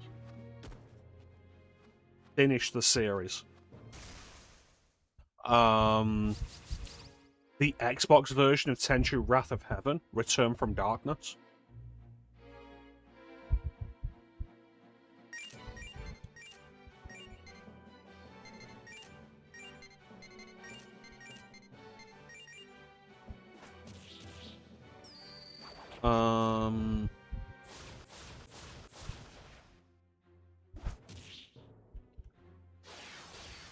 Call of Cthulhu, Dark Corners of the Earth.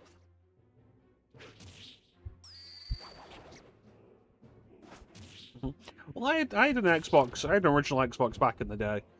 And, like, a lot of the best stuff for it, a lot of stuff that I really want to be able to play on replay for it, is available on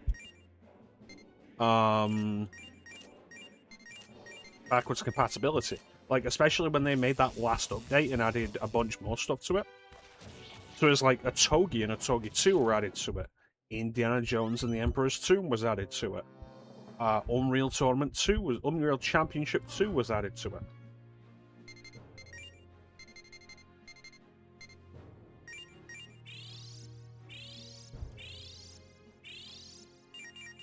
But, like, there is still a bunch of stuff that isn't available. I would have to look into whether or not Jet Set Radio Future is backwards compatible on Xbox 360. I'm not sure it is. But another one, like, the only Star Wars game that isn't on backwards compatibility, Star Wars Obi-Wan, which I've never played. It is, you played that with, and great, I'll pick it up. Because I've not played Jet Set Radio Future.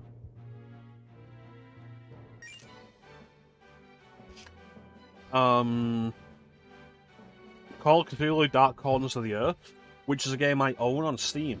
But if you know anything about Call of Cthulhu Dark Corners of the Earth, you know that it is a very buggy game. It's considered one of the horror classics from that generation, but nobody really got to play, but it's incredibly buggy. The PC version is worse, and the PC version is so buggy that people haven't been able to fix it. Like, it's that bad.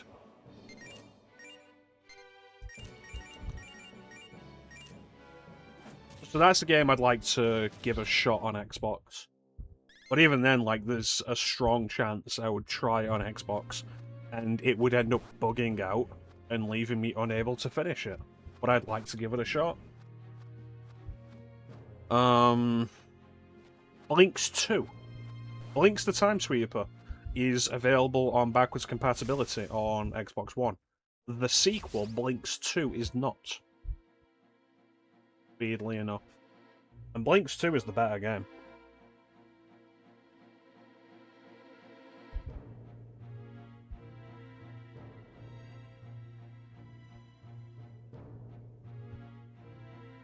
Let me see, I have a list.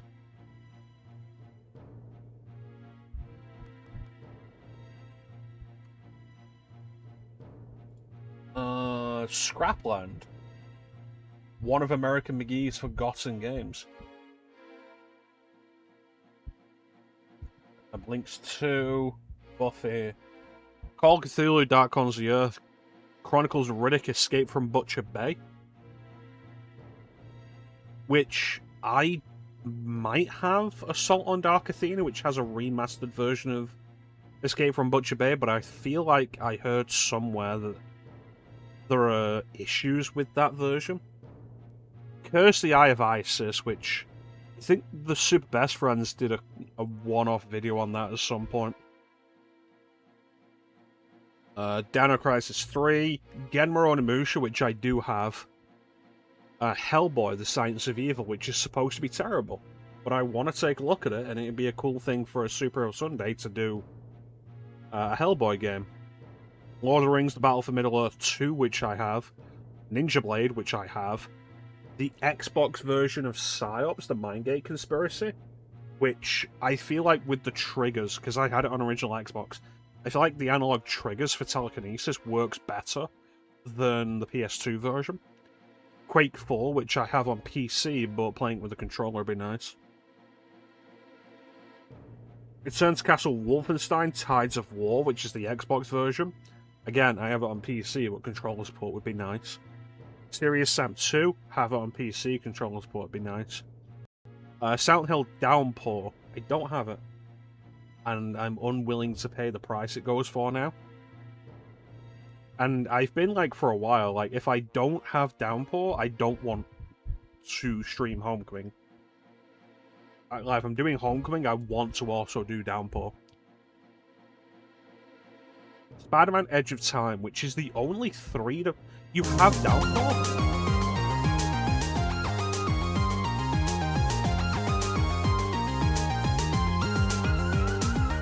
Yeah, it's too late. I'm gonna probably gonna just hack the Xbox for it. Welcome in, Bane. Picked up in May. How much did that set you back? If you did that recently.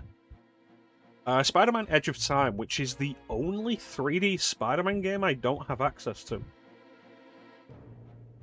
£80. Christ, I would not pay that. Chance is getting overly familiar here.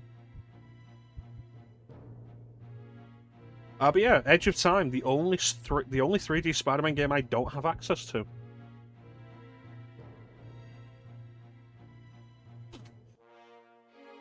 Like I say don't have access to mostly as like a separating thing. I do actually own every 3D Spider-Man game except for Edge of Time and Friend or Foe. I don't own Friend or Foe because it's shit. The Splatterhouse remake, which jumped up in price a while ago. Star Wars Obi-Wan, Sudeki, which is a game nobody except me remembers. Tenchu 2 Tenchu Return from Darkness, which is Tenchu 3, but the Xbox version. And Unreal 2, which I don't own on PC. And Flame would say don't play it.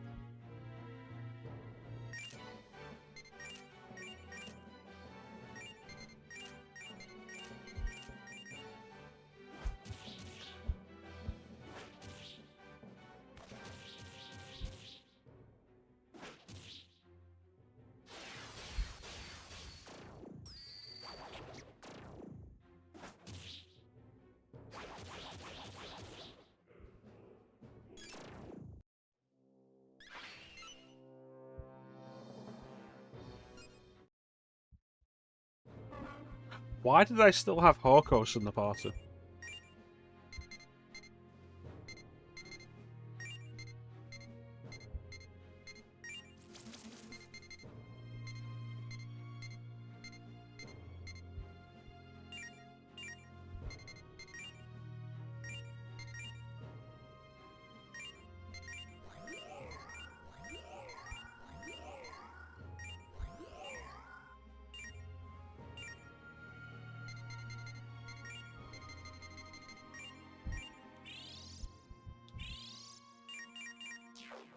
Yeah, like, it turns out there is a bunch of stuff there that I think would be worth setting up for.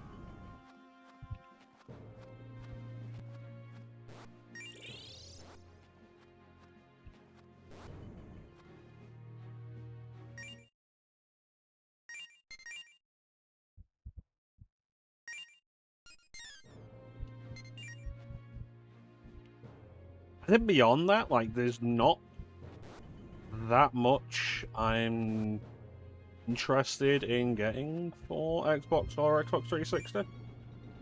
Like, I could pick up some weirder shit, like Dead or Alive, Extreme Beach Volleyball, and Extreme Beach Volleyball 2. The original's an Xbox game, the sequel's an Xbox 360 game, but I don't really care about those. All of the Dead or Alive fighting games, I think except 5, are backwards compatible on Xbox One. And if I was going to stick with one of them to play on there, it would probably be 3. Good old Dead or Alive 3. But I would like to spend some time with DOA 4, because I never really played it, because it was Xbox exclusive.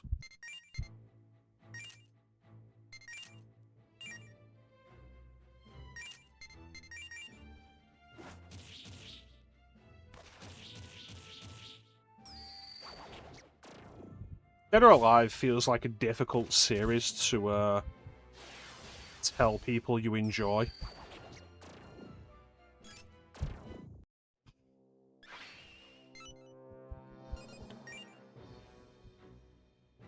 That's fine, they're both worthless.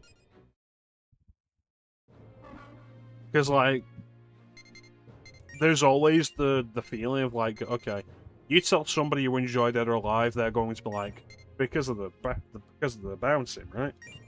Because of the titty physics. I was like, no, I genuinely enjoy it as a fighting game. I think it's got a lot of cool stuff that separates it from other 3D fighting games.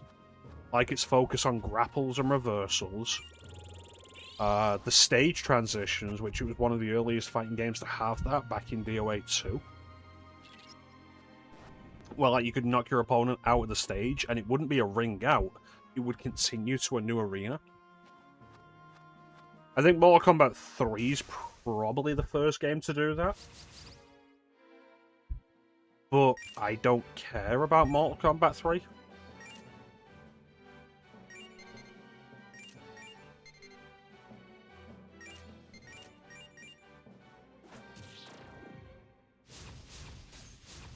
And then when, like, Dead or Alive 6 comes out and it's like, hey, look at all these sexy costumes you can have for stupidly high price.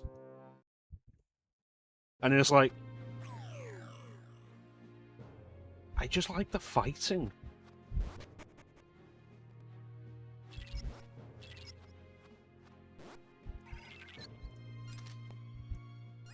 These titty girls don't do it for me because they're not real.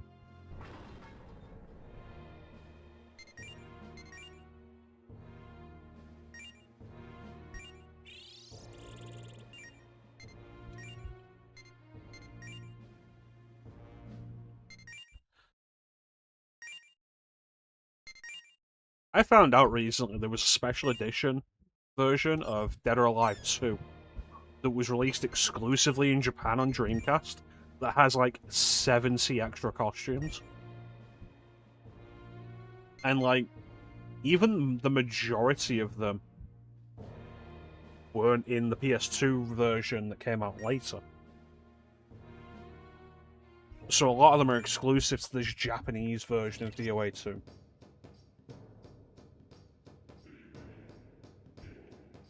No, Dead or Alive's never had a character age thing. They've had character age issues. There was a jiggle slider in, I believe, one of the volleyball games. It might have been DOA Extreme Beach Volleyball 2.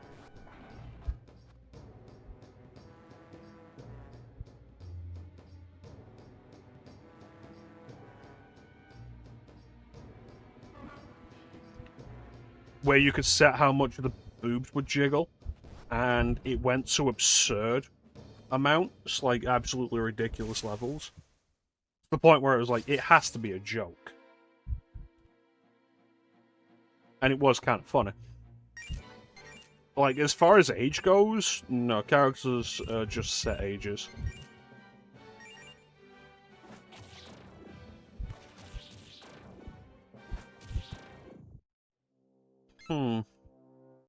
Maybe that's a DOA game I'm not aware of, or not thinking of. Because, like, it's possible.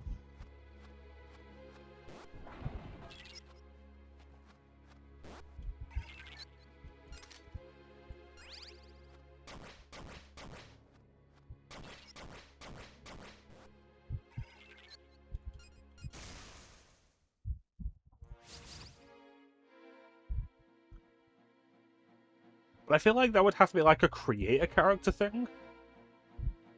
I don't know.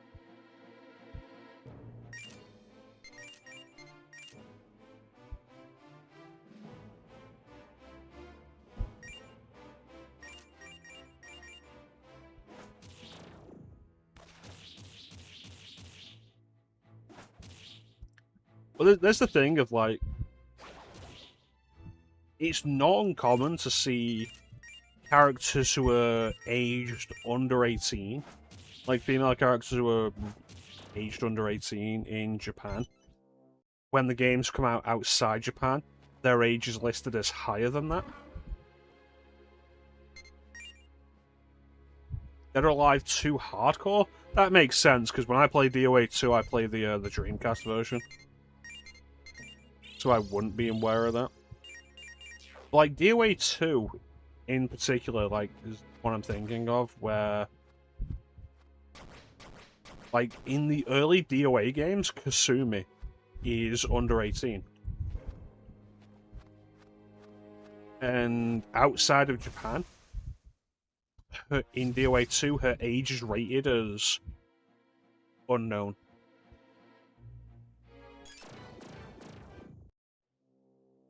Like, they don't even age her up, they just say, like, we don't know how old she is.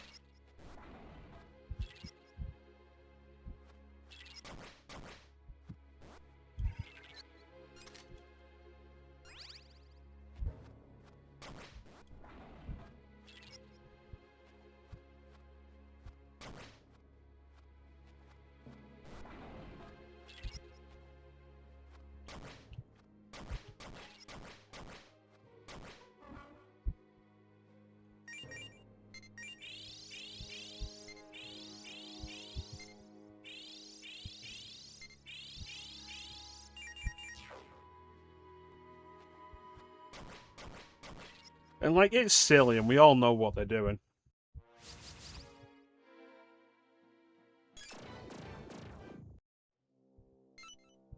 At the end of the day, it is a fictional character, so who really cares? Though I do like teasing Clem about stuff like that. Like, Clem's kind of... like, hey, this character's really hot, and I'm like, Clem, that character is under 18. And it's... the funny thing is how many times it happens. Like, Clem's playing Ninja Gaiden 2 Black on stream, and Ayane comes in, and I'm like... judging from pre-existing information here, bearing in mind how old she is in the first Dead or Alive game, and Ninja Gaiden 2 takes place before the Dead or Alive games, I estimate this character is 14 to 15 in this game. With huge it is. And, like, one of the worst outfits. I hope that's everything.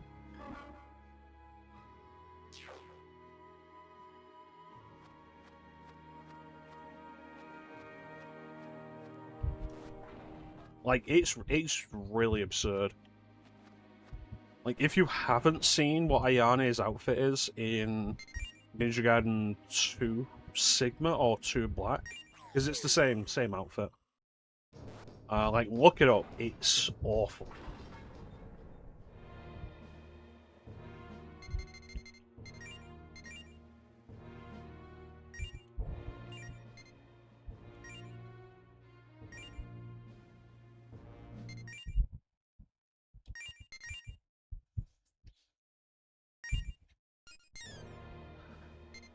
Alright, and back we go.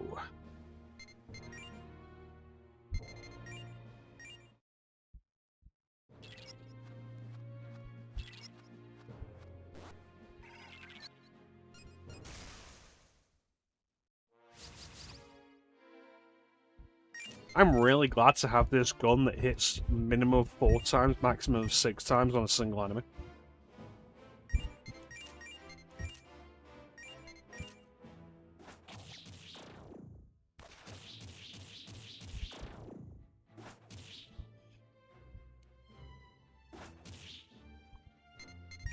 Like, it's so cool.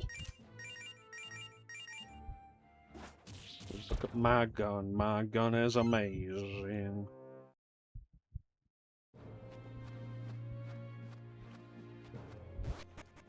Ba-ba-da-ba-da-ba-dum.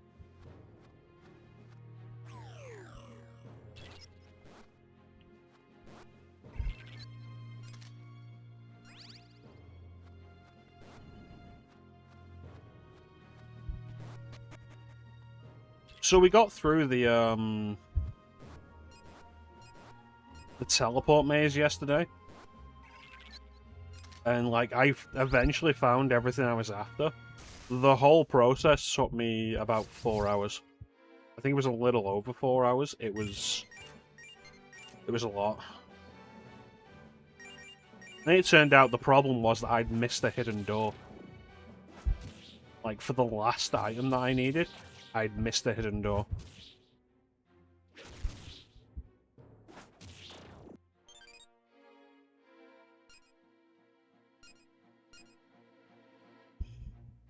Join the party.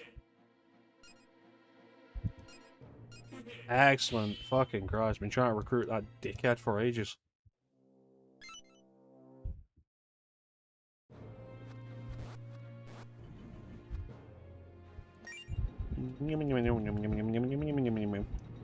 And that should be another piece of that special fusion. Yeah, there it is. Based on the level of that third one, the one in the middle, it's got to be something I've met. Like, surely around this area. Roots.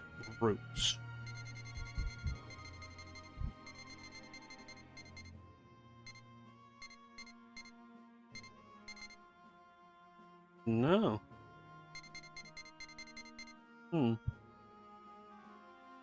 Curious.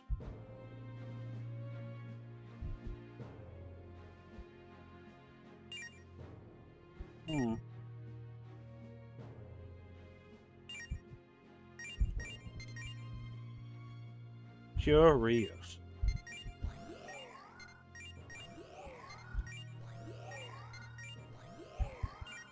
Da-da-da.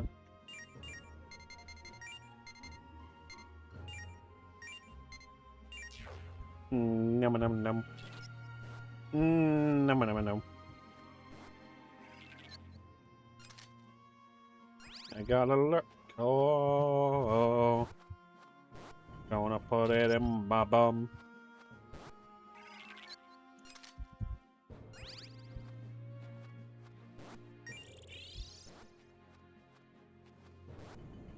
Alright.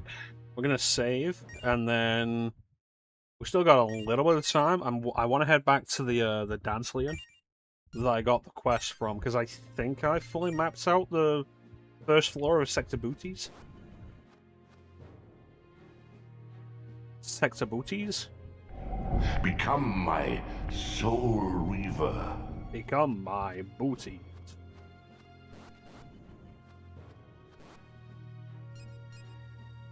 Nope. Alright.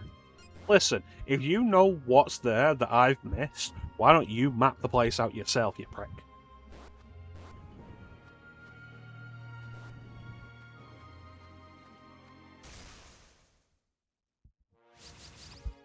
Multi-face son of a bitch.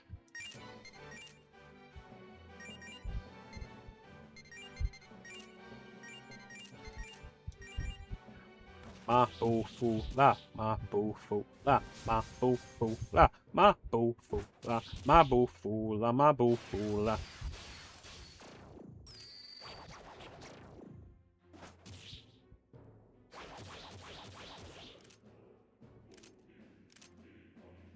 I can do with something that nullifies electricity.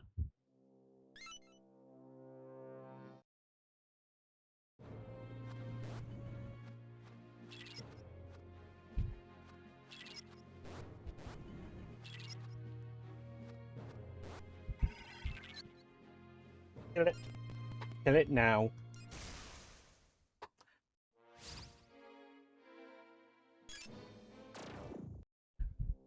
Excellent. Yeah. I would like to go through Genma Onimusha as well.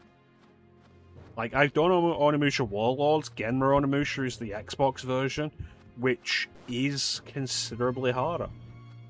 It was my original experience with Onimusha, and I played it and did not enjoy it, and I didn't end up getting into Onimusha until I bought Onimusha 3 for cheap years later.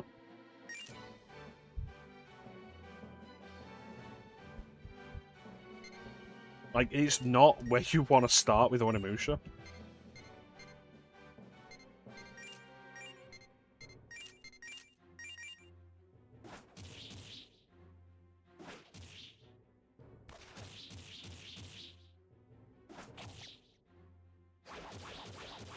But it's a cool experience. It's kind of like a minor range mode of Onimusha. Like, you think of it in terms of like RE1. Like, there's new enemy placements, new enemy arrangements, there's a new enemy. There's new weapon... not new weapons, there's new armors. There are 3 areas of the Dark Realm now. And the Ogre Tower, which is a completely new area.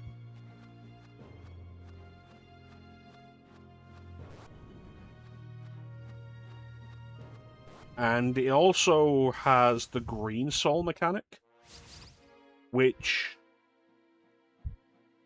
it's you. I can't recruit you, can I? You keep saying no.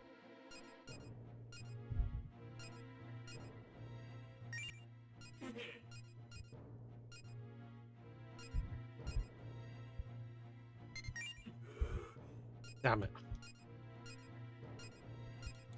God damn it.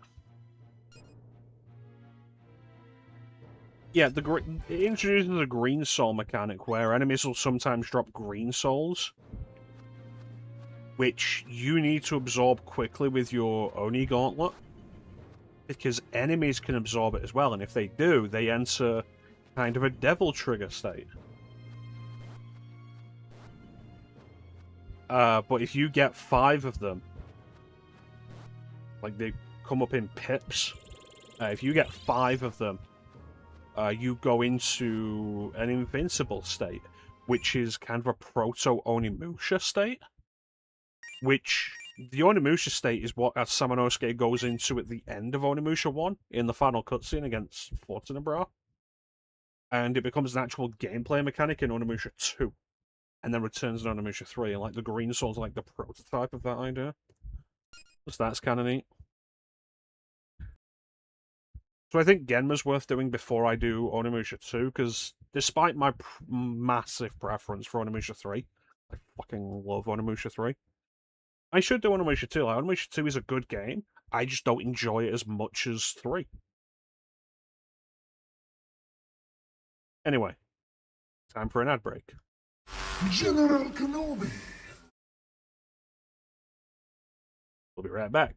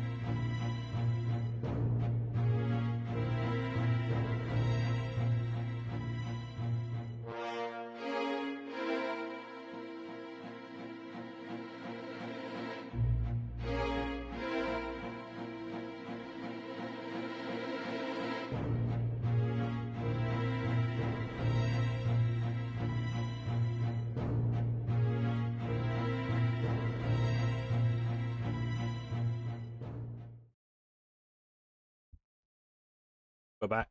The only thing I know for real, there will be blood! If I press this again, do you think it'll say shed?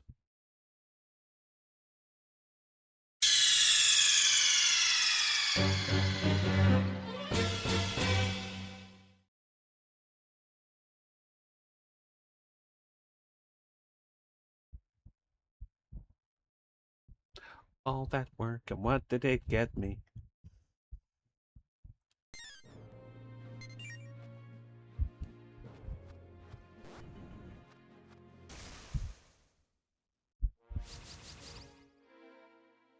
Oh no, they're strong to my gun.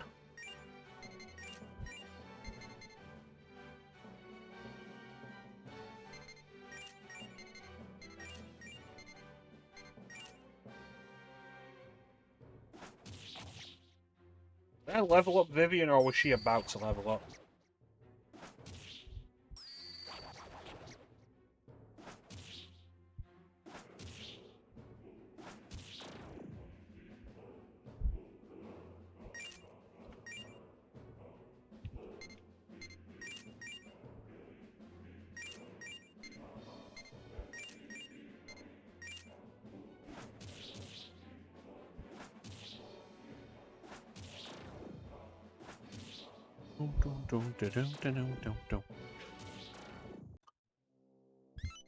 I did level up Vivian. Did I get her source? What am I doing?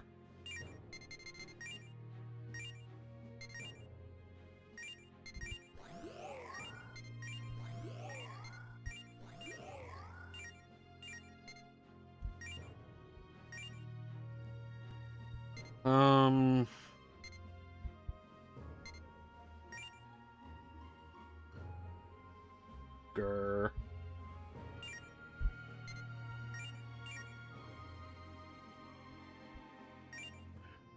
Bum bum bum ba dum ba dum bum bum wah wah wah wah wah wah wah wah. Skathak. Skathak. You done? Yes. Excellent. Oh. Chase. Another one of the Fate Sisters.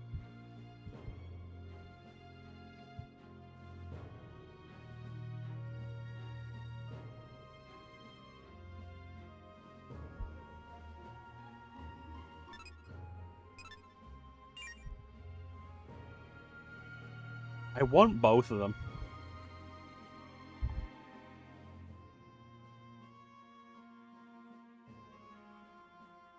What's Strigol? I don't know, but it's not as pretty.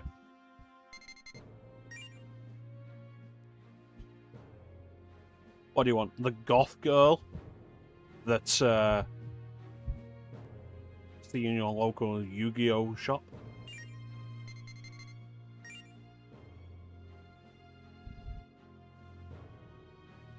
Or the girl who's really into astrology?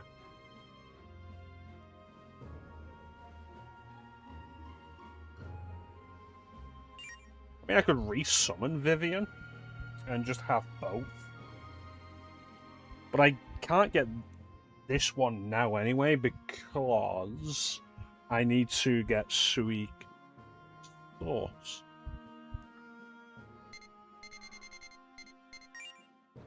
Dun dun dun dun dun dun dun dun.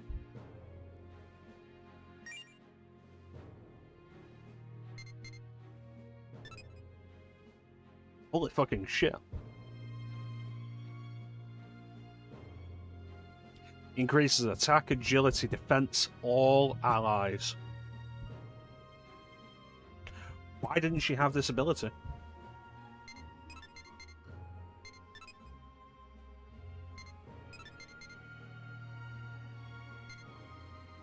Like, these sources are giving out abilities that the demons the sources came from didn't have.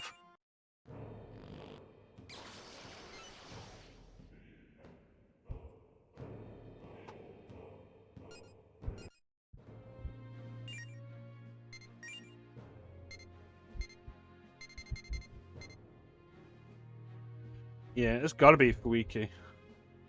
I could just recruit the son of a bitch. You get whatever that is. I could set up a Surin now, though. Like, I'm a high enough level. I need to make the room. I need 3 rooms. Ugh. Kingu. Kakakama. Kamamak. Kakamak. Akakamak. Akakamak. Akakamak.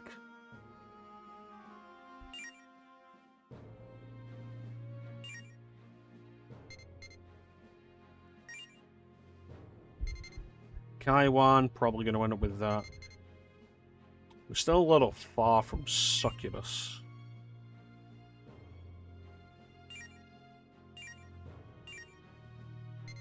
Succubus.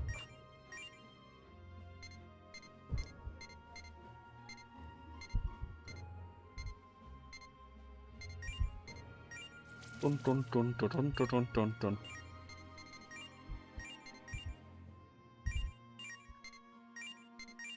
Really want to get rid of that Tangata Maku. Tangata Manu. Tangata Manu. Sing Sing, which I apparently already had.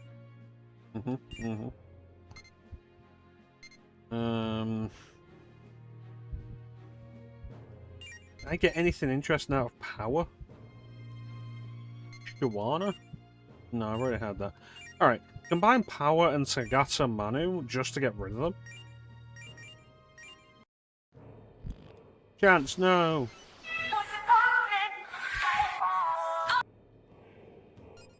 Chance, no!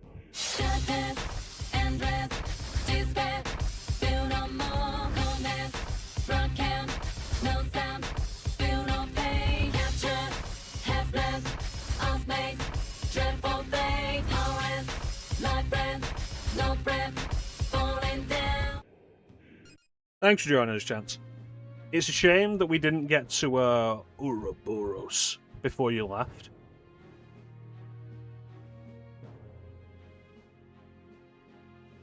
But rest assured, it is a bitch. The first genuine roadblock of this game, 40 hours in. Hasty. But rest assured, I will defeat her. Excellent.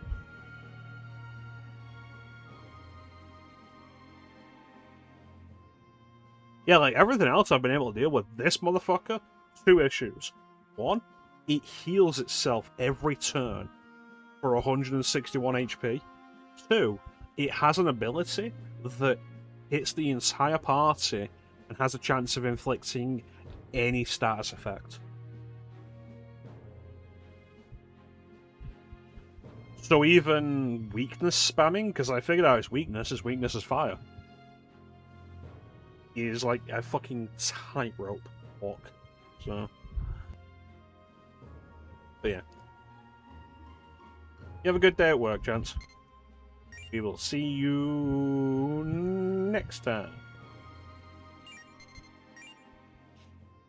Again, like nothing here I haven't already had. Get Parvati again. And see if we get anything out of Parvati. Because Parvati's not a bad one. Like, especially heal-wise.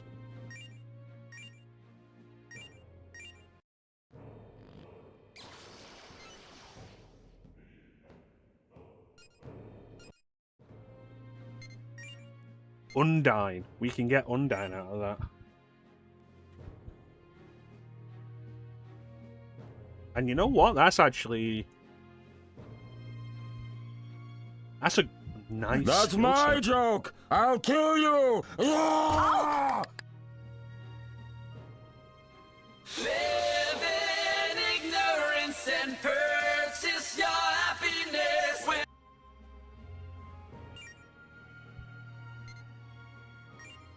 I haven't had you. Level 48.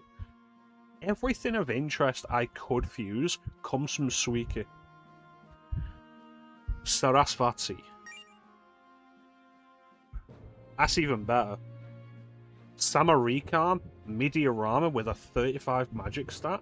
Mabufu Dine.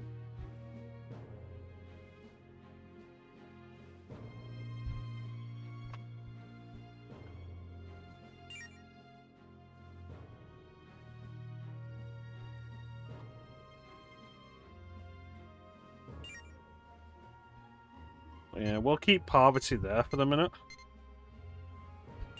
I have the space, though, to set up the Asura. So I need Pisaka, Aureus, and Quan Chi.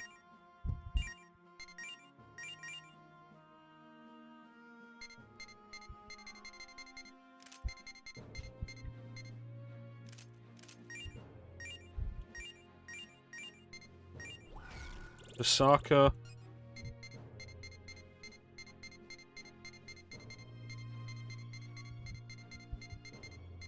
Aureus. See, with these ones, with the special fusion, might as well go with the original data. Because it's not retaining anything from any of them. And Quan Chi.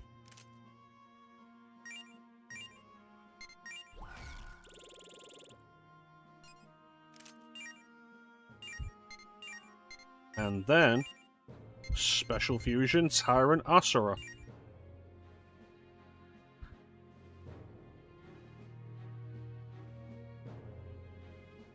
Yeah, I don't want to put a sauce on that.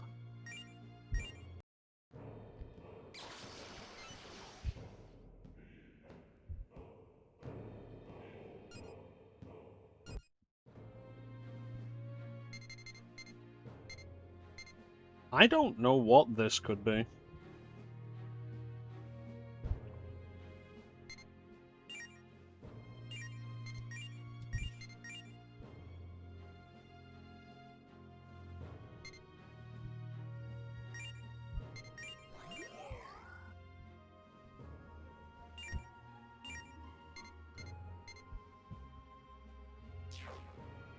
Alright, let's roll it.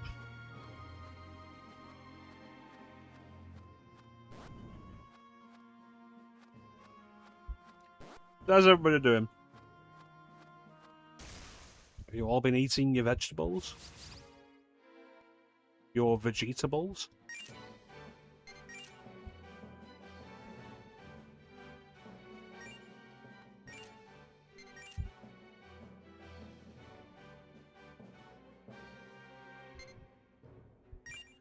I'm doing okay.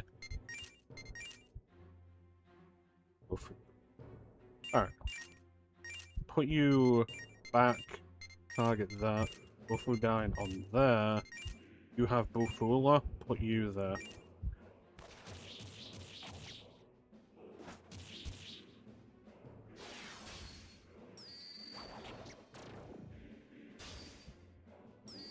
Yeah, I'm doing alright. I'm anticipating the arrival of the Thor that I ordered, the Hawaiian Thor. And then that's going to be a whole setup, which is going to like keep me focused for a while, which focus is always nice. I get good stuff out of focus. Bufudine. Hula.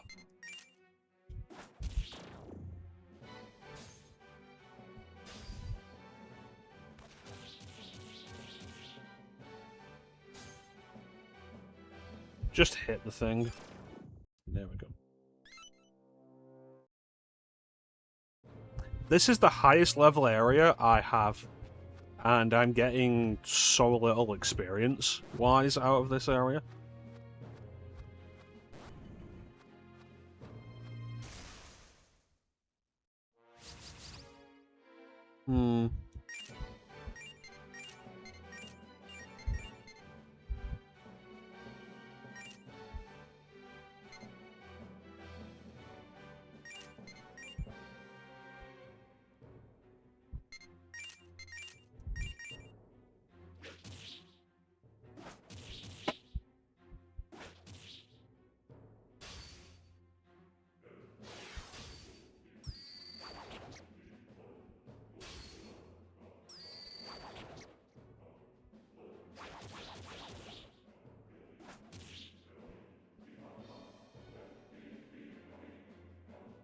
Alright.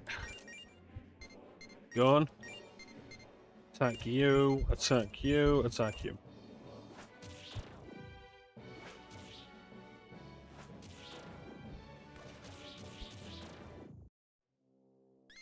Good.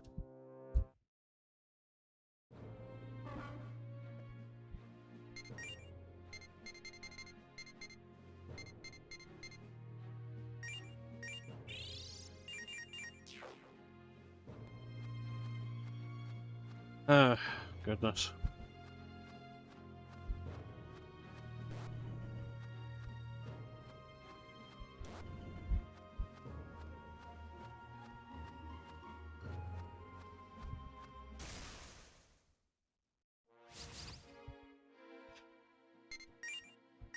Can we do this time?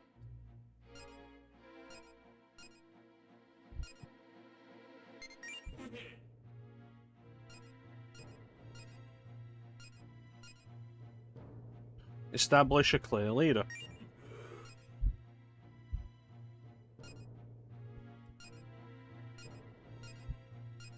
God damn it. It'd be so much easier if I would just use save states or rewind.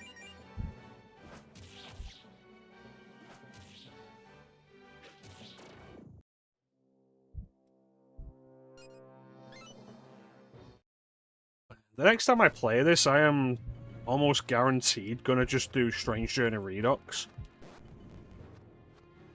Because, like, the quality of life stuff you get in the later SMT releases, it's such convenience. And it's super nice.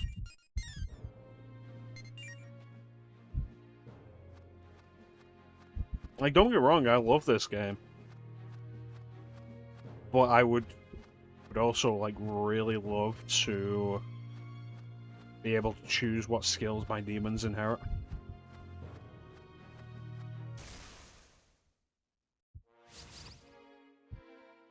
Join my party, you cheeky dick waffle.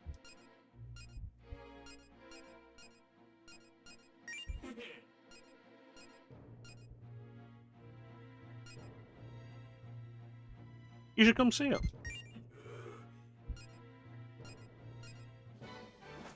Alright.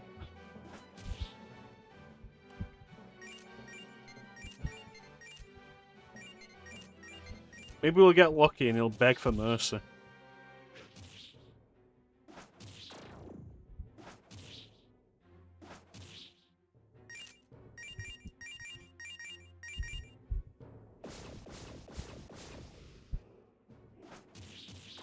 Nope.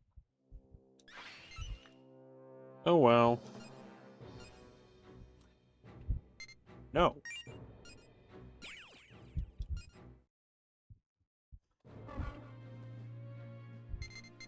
Alright, swap you out with... That's Asura? We'll do Asura first.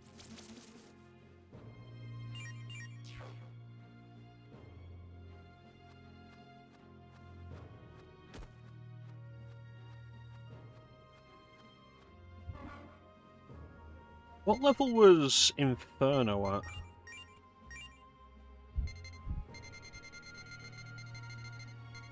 24.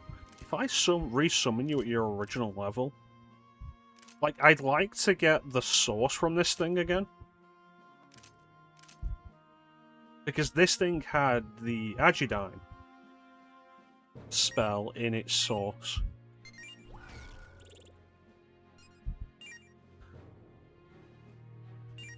The issue is reacquiring sources that you've already acquired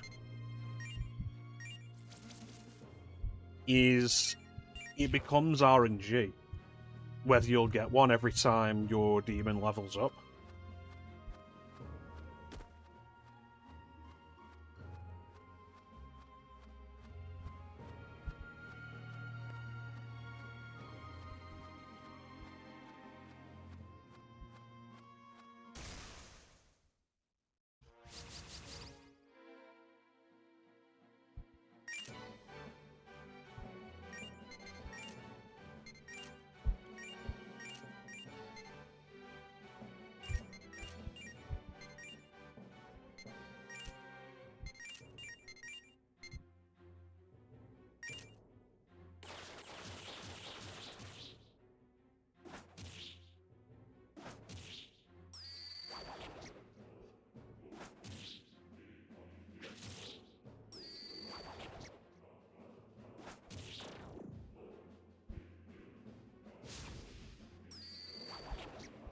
Wow, that ain't great.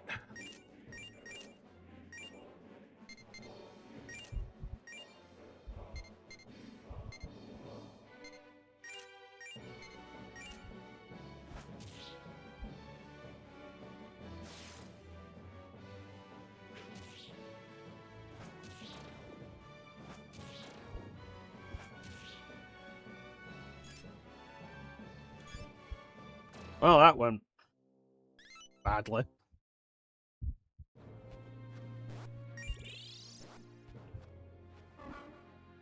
Alright. First battle it was in, it died. Amazing.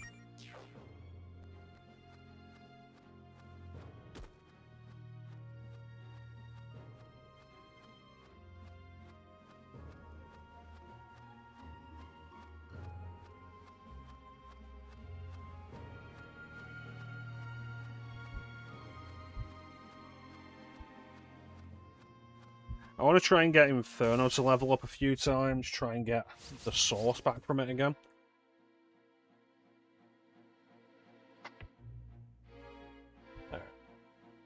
Remembering that legions have last resort, I don't want them to have the opportunity to stick around. So everybody, focus on them.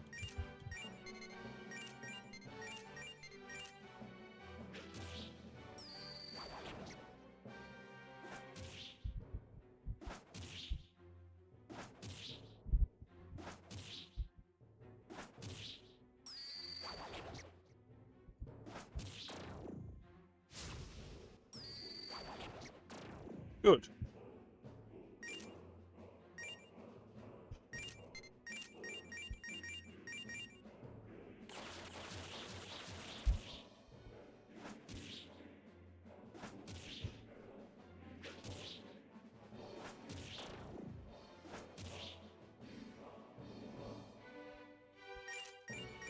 Try again.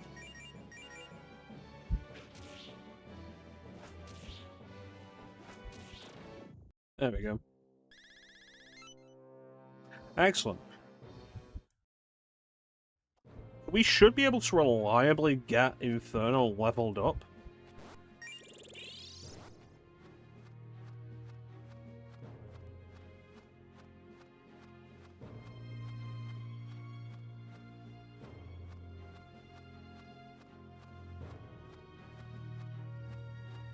And see if we can get the source out of it again.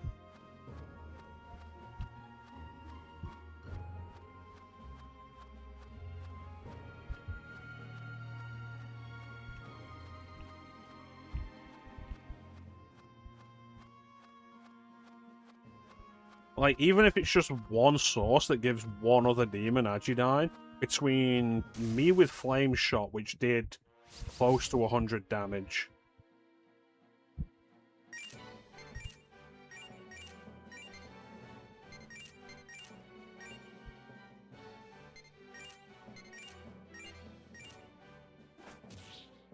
and Black Frost having Agidine already, like, I think we could probably do enough damage.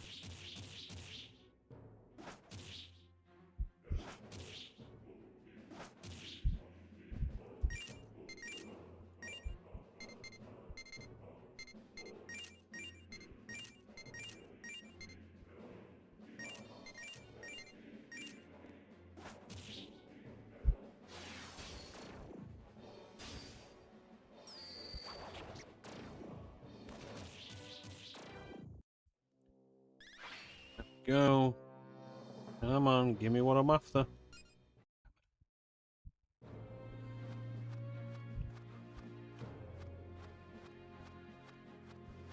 I'm also not seeing any of the other ogre types.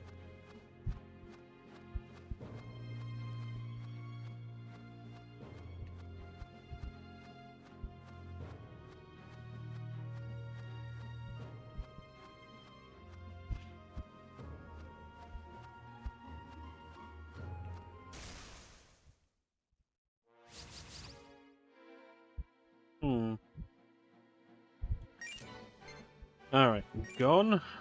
You. Tech. You. Ice. You. Ice. You, I guess?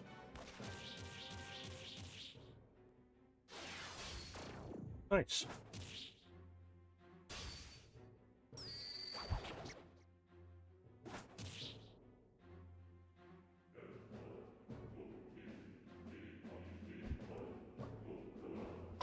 So you're not strong against gun, so we'll do with that. We'll keep going with that.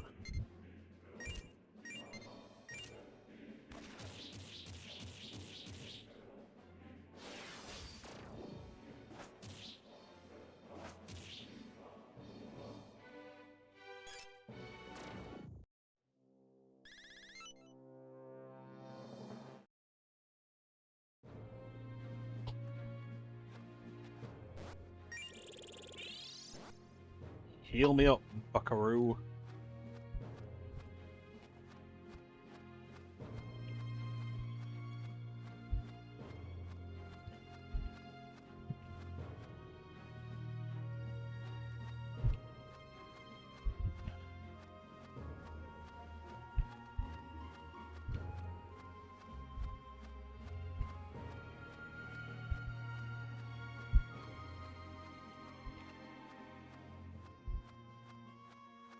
So I think I've mentioned previously, but like while the Xbox is set up, I think after we're done with this, I'm gonna do Dragon Age Origins.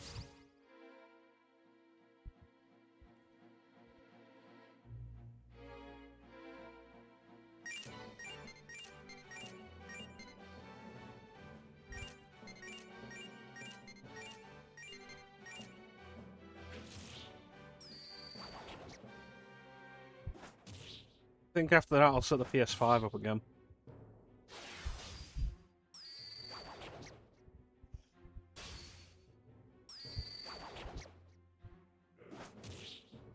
Because I actually set the Xbox up again after we finished Dark Souls 3.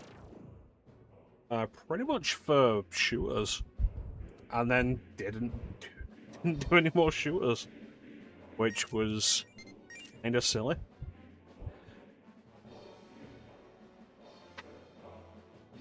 I was thinking about like bringing Superhero Sunday back, which I want to do. I want to get to Spider-Man 2.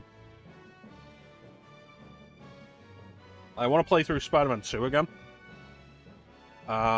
So PS4 Spider-Man, PS5 Spider-Man, because I got the remaster on PS5 because it cost me £5 to upgrade, so I was like, yeah, sure. And it's got a whole separate trophy list from the PS4, so I can get the platinum for that again, which wouldn't be a huge amount. Yeah, I would have to do Miles Morales, which I'm not sure. I don't own it on PS4 or 5. I actually got it on PC.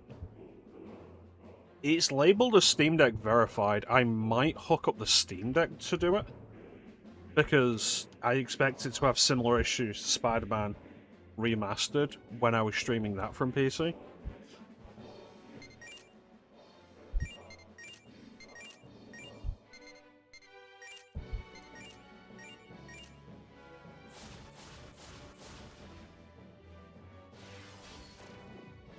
Yeah, I've not forgotten about Miles Morales.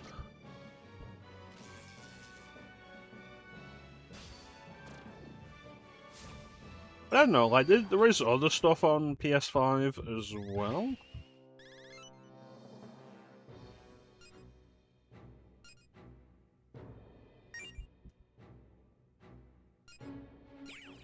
Yes! Another Inferno source.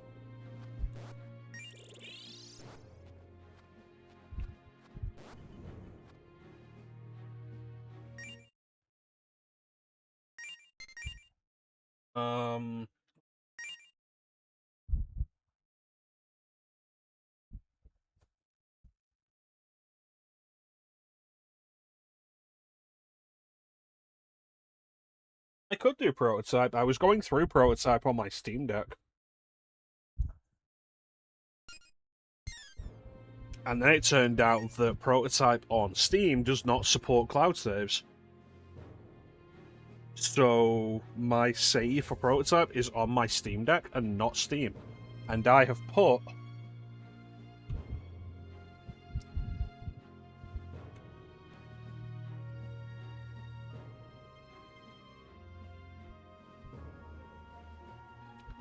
.5 hours into it.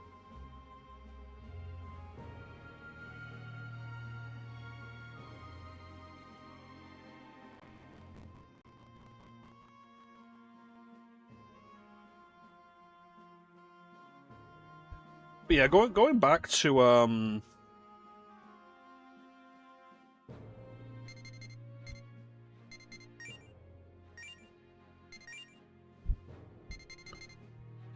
yeah, Inferno is higher now. Going back to Superhero Sundays is something I do want to do at some point. I don't know that I would specifically do that on PS5. There's not a huge amount there. Like, I already did Deadpool. I do have the Prototype Biohazard bundle, which was when they put Prototype and Prototype 2 onto PS4 and Xbox One, and they performed worse than their original releases. Like, good fucking work there, Activision.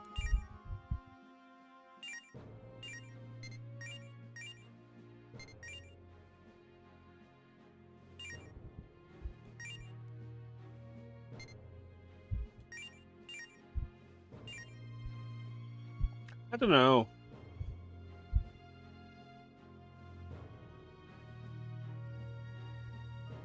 I want to do Skyward Sword. Like I said, I want to do Skyward Sword, Four Sword Adventures, and Hyrule Warriors before we stop with Legend of Sundays.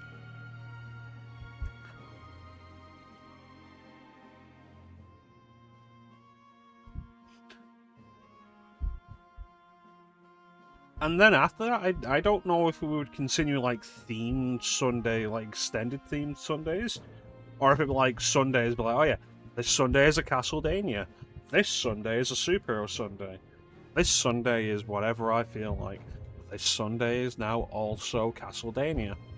I don't know. We'll see. The themes will probably be stronger next year, when I'm not doing a themed year, I think. Because then like, I'm doing whatever I want during the year. Like, at minimum 3 more Zelda games before we stop doing Zelda.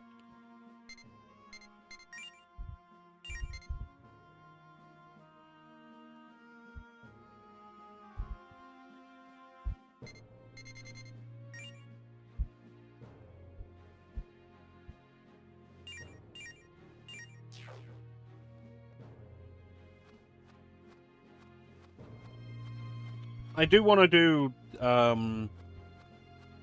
Spider-Man again anyway, because I've wanted to do the City That Never Sleeps. Like, we started it and I had to stop because streaming it off PC has had issues pretty much ever since I first streamed it from PC, which is unfortunate because like the PC's got the custom costumes that I like. I like playing as Mayday Parker. I like the Spider-Girl outfit.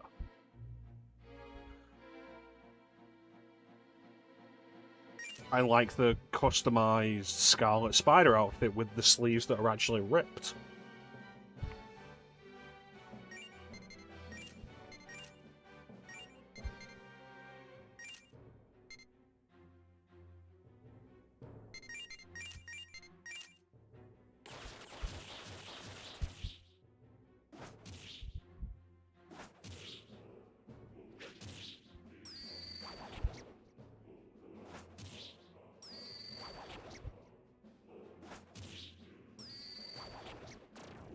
I think if I saw Miles Morales for cheap enough on PS4 or PS5, I'd pick it up to do it on there. Because, like, then you know there's not issues. There's not going to be issues streaming it.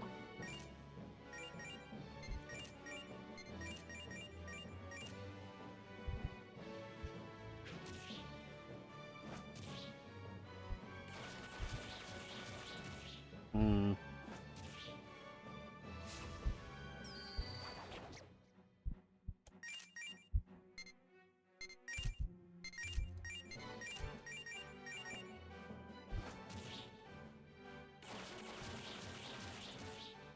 God damn it.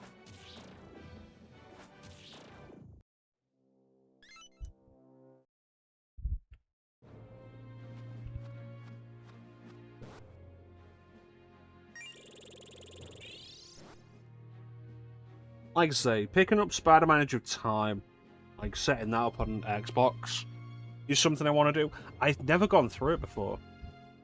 PS4 version for 20. I think CEX might have it for less, actually.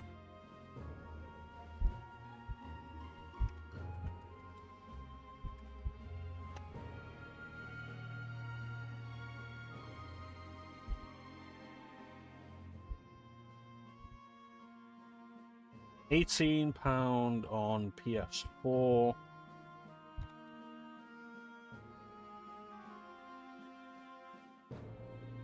£18 on PS5. Same price both.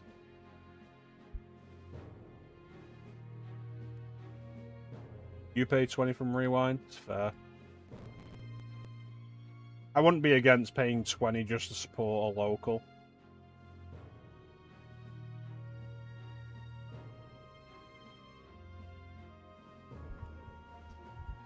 Like, if it was like, oh yeah, CX has it for £12, like, yeah, I'll go with CX. But £2 difference? Nah, I'll support the local.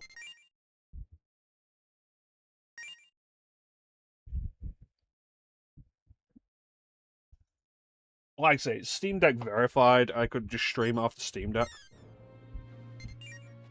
Which is what I intend to do for KOTOR 2 anyway. When I eventually go around to doing that again. Still really frustrating. I never figured out what the issue was with that. And I went back and tried it again. Like, with several different capture methods. And it was always a problem. OBS would not capture KOTOR 2 properly.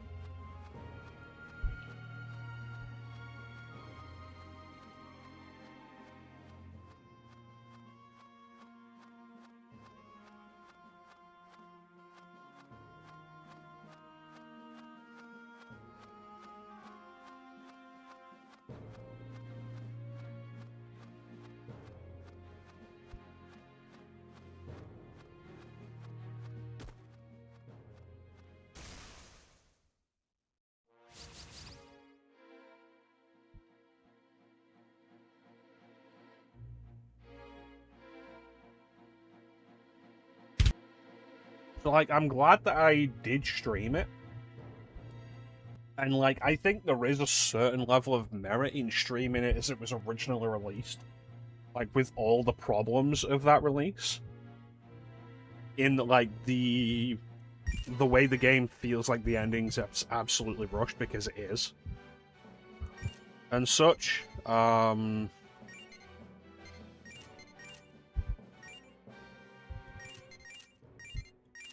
But yeah, like, if you're going to actually play it for yourself, you want to do it on PC with a restored content mod.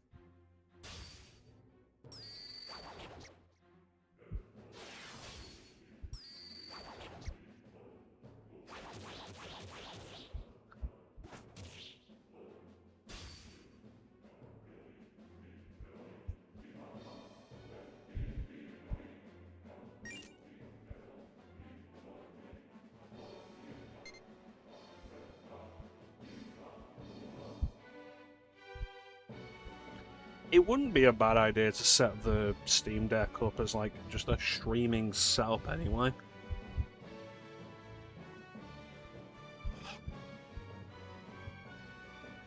Like, when it comes to doing Wii U games, like, to lighten the burden off the PC,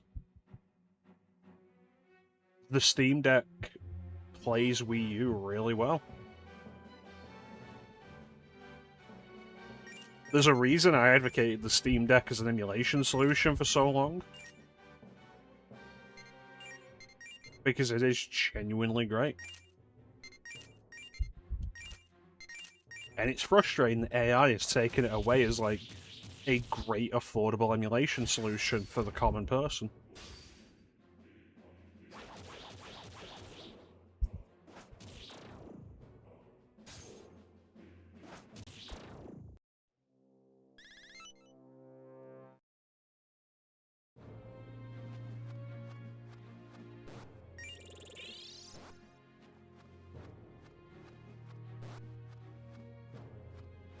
I'm gonna get Suiki's Demon Source, and then I'm gonna see about setting up to take on Ouroboros again.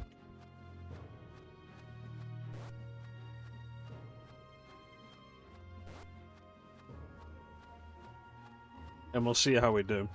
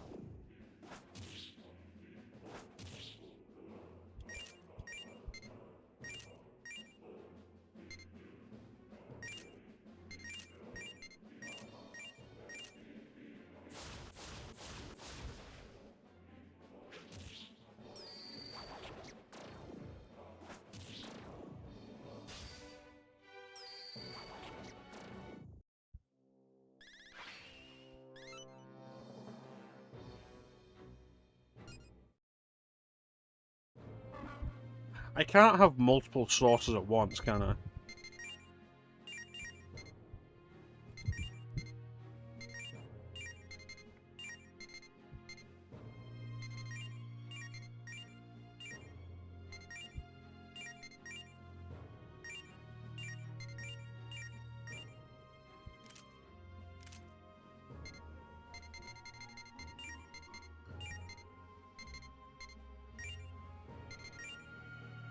No, I don't think I can. Which means what I really want to do is use the Inferno source now.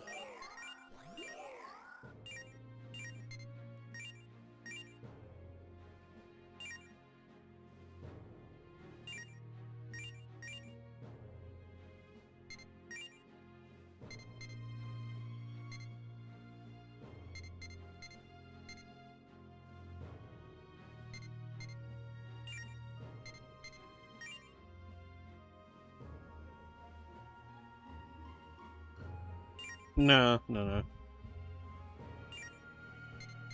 Take Inferno out of the party is the answer.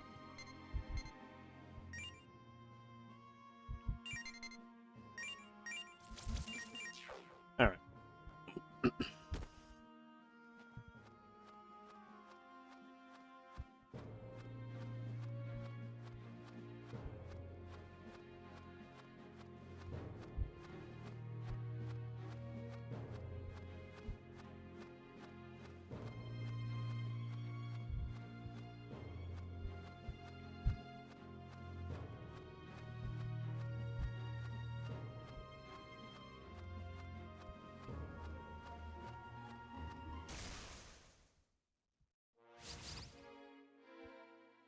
Oh, my goddamn party, you.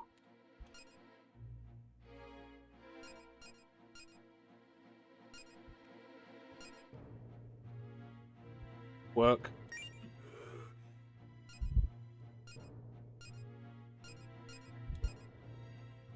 Motherfucker.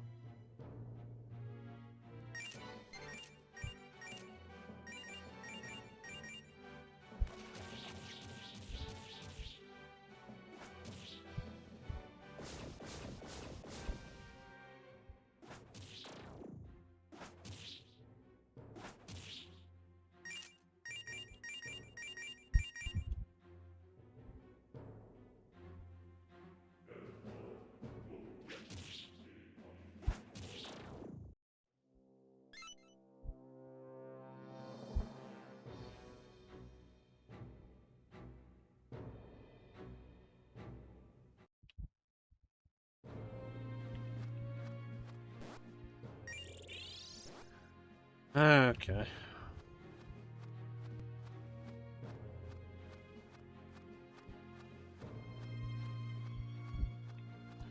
Yeah, the history of stylish action. I think what I'm going to do is I'm going to condense it down.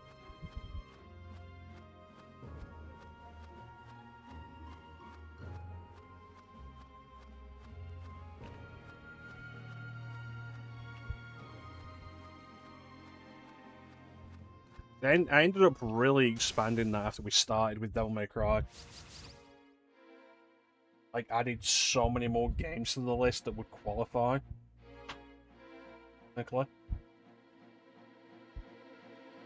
I think I'm gonna like really trim that down. Because a lot of those games, like I could just do like whenever as regular games.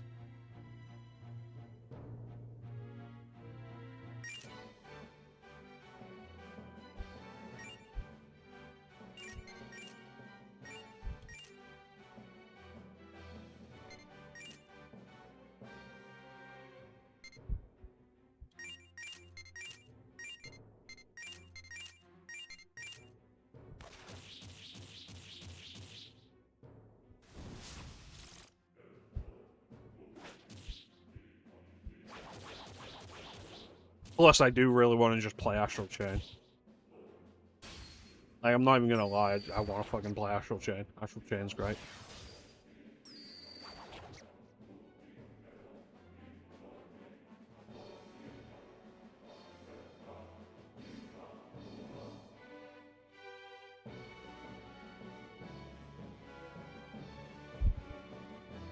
See how that goes after we get out of summer and wrap up what I want for the Legend of Sunday. Legend of Sundays.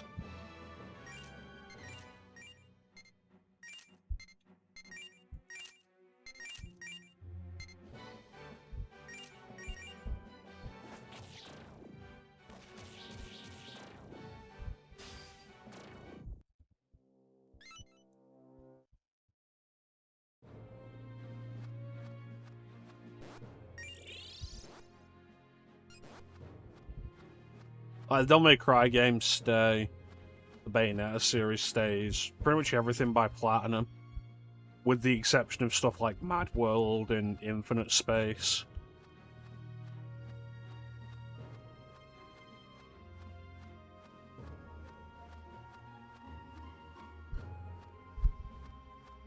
I never did stream DMC Devil May Cry, did I?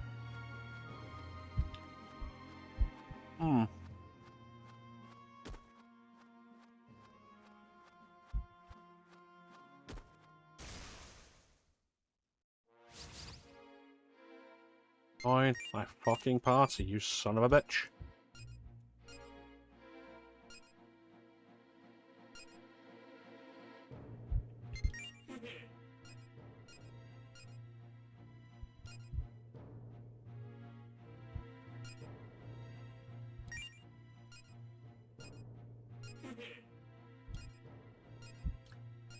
Fucking finally.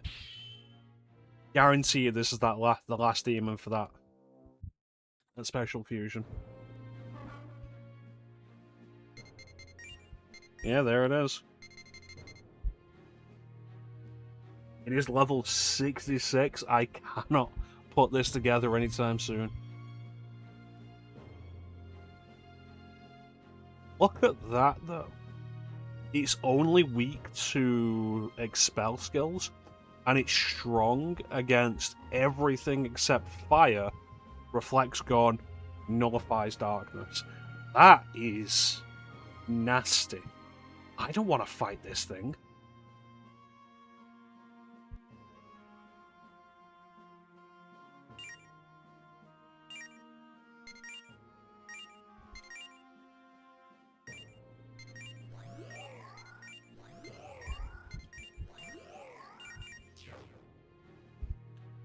I can't believe I never ended up streaming DMC Devil May Cry.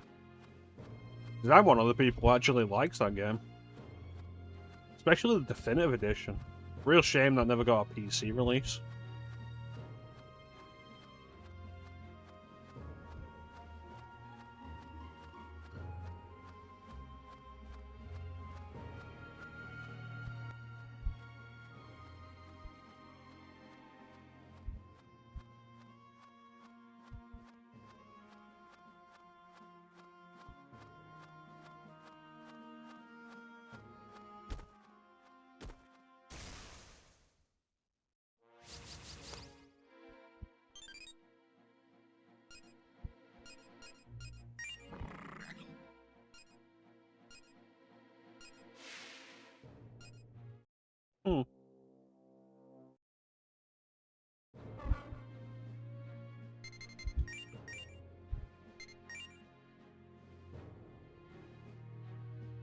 I had Aquans, didn't I?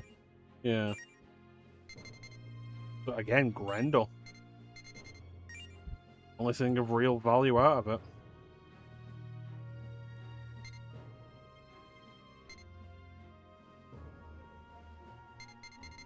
One more level than Strigoli. That's new. And it's strong against lightning. That's not a bad one.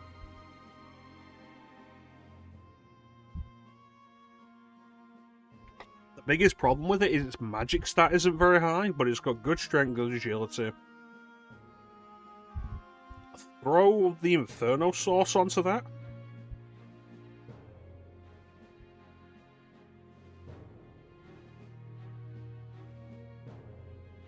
That could be really good for the fight, the Ouroboros fight.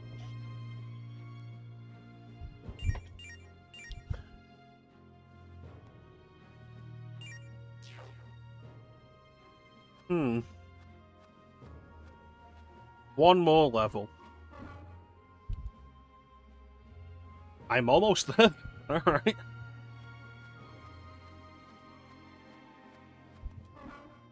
There was a problem, wasn't there?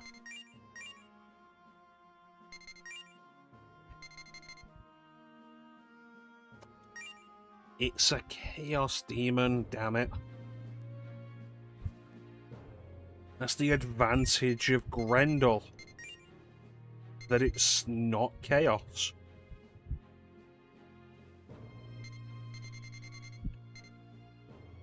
But that's 2 levels.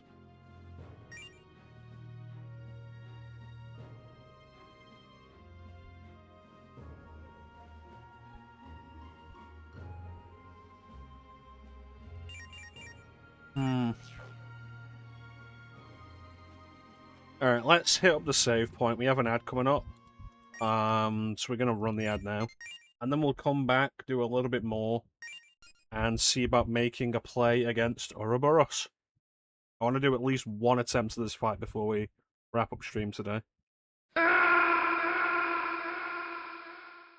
Yeah, probably.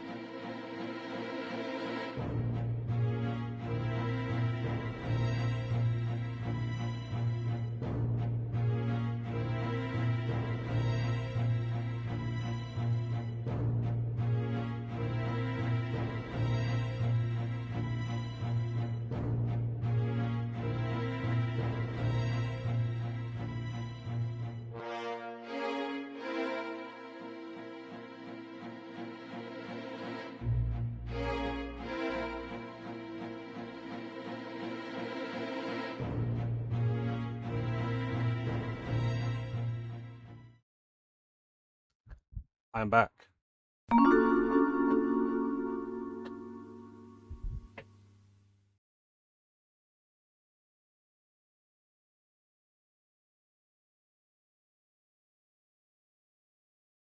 So I used that break to hit the bathroom and didn't realize until I got back I didn't press the add button.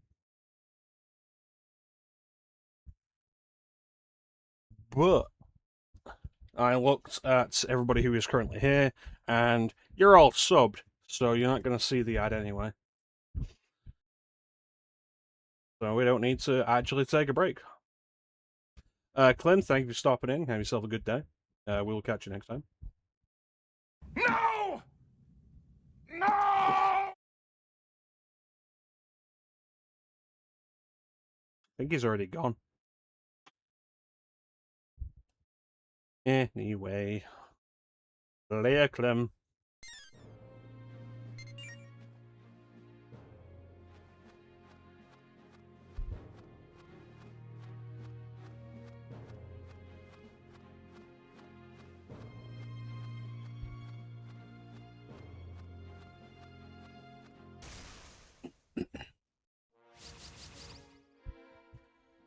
Okay. Let's see what we can do with this.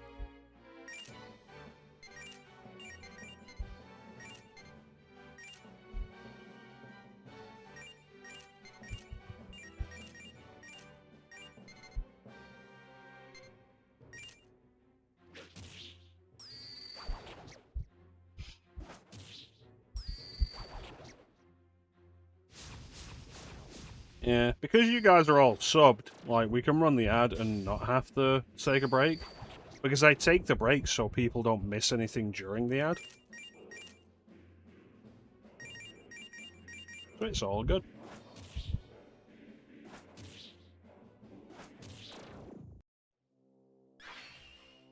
There we go.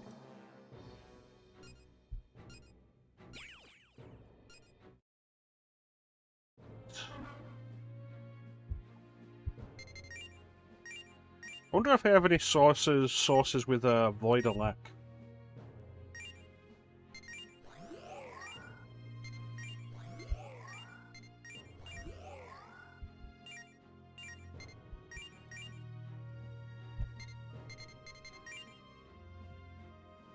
Long.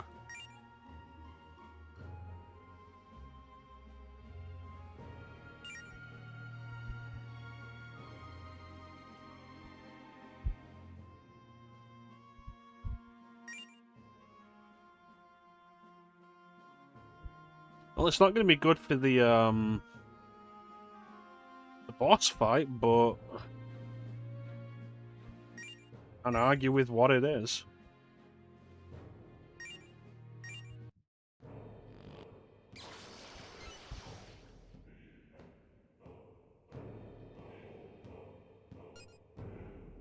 I don't think wieldst is a real term. Victor. And Thor at level 76. Again, like, it's weird to me that Thor is a Chaos Demon.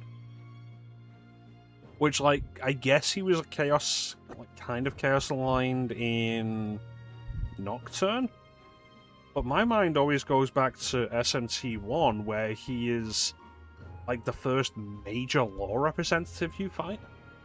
Like, the first big one.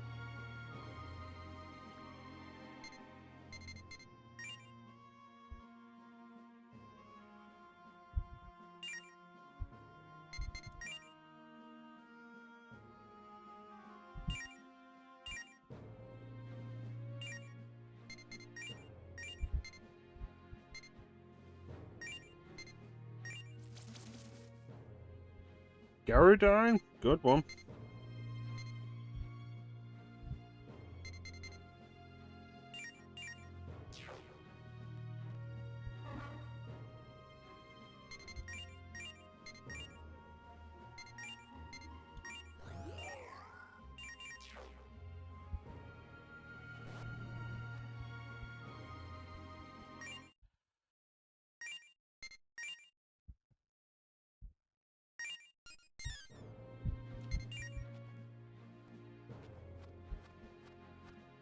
Man, I miss the days of the DS.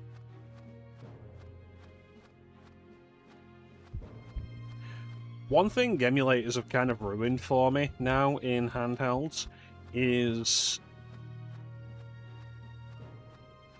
like, I don't use save states to cheat. That's just, like, a personal thing. Like, if I have any pride, that's generally where it is. But save states as like giving you the ability to stop at any given moment is something I absolutely... And it's like, I've got my DSi, and it's great. I barely play on it. Because I can't stop at any given moment. I mean, technically I can.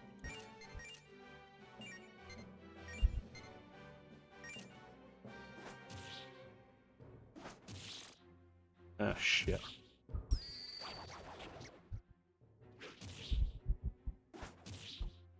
Like, I can put it into sleep mode, and the DS sleep mode was actually really good.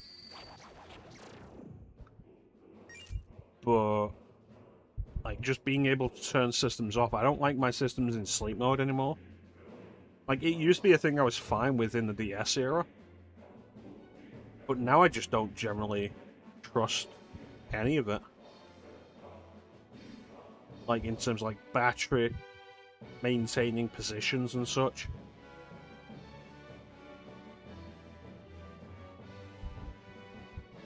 Remembering that I left something on sleep mode and coming back before the battery dies.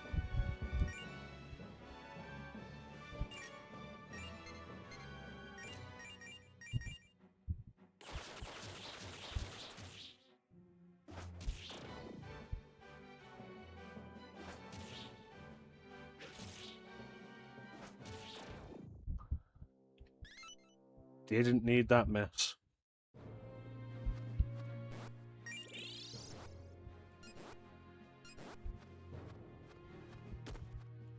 But like, I think back to the DS and just like playing the DS, and there's a joy to it. I remember having.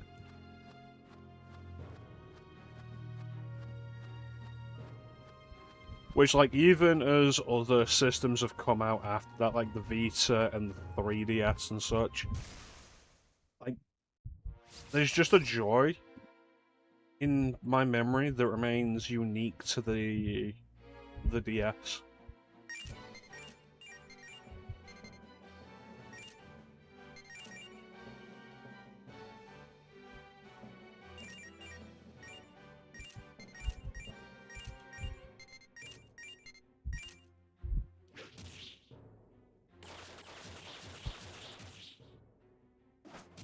Yeah, the simplicity of it is definitely something I really enjoy. One reason I wanted to pick up a DSi XL was because, like, okay, DS games will look better on there because the screens are like the DS's native resolution. So games will look better on there rather than being blurry on the 3DS. But it's also, like, much faster to boot. Like, it's simpler and quicker to turn on and turn off than a 3DS. Because, like, you turn on a 3DS, and the system has to start up, and then you have to go into a DS game. And then that's a load time.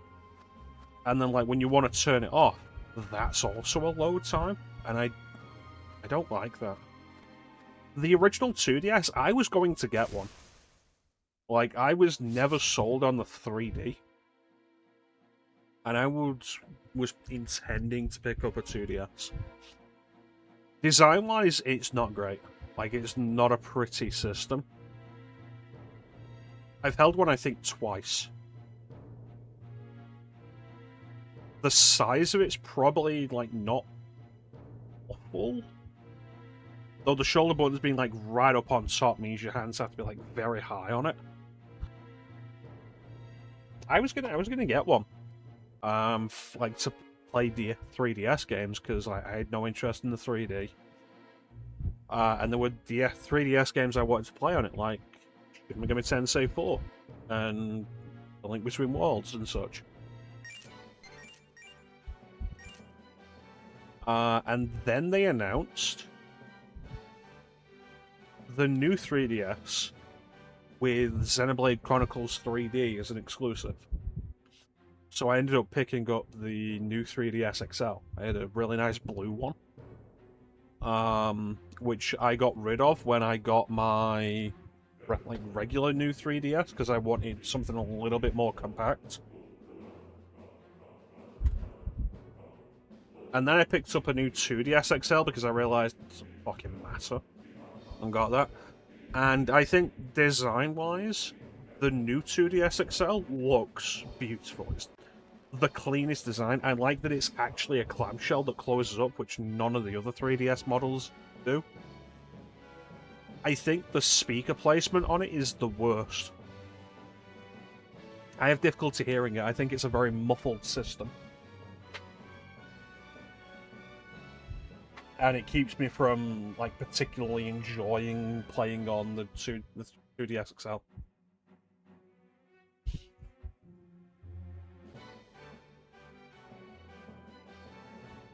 But like, given like, especially given how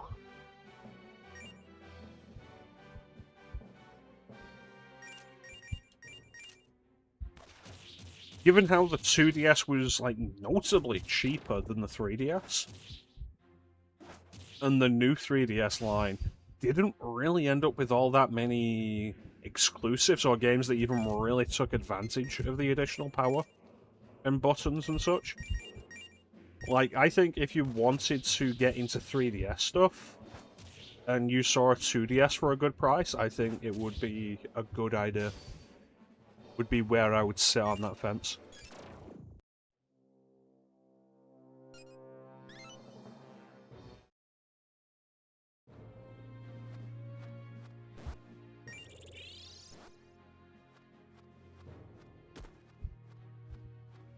Yeah, I have trouble hearing the 2DS XL.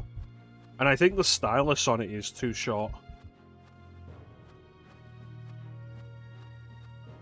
What I really should have done is never gotten rid of my new 3DS XL.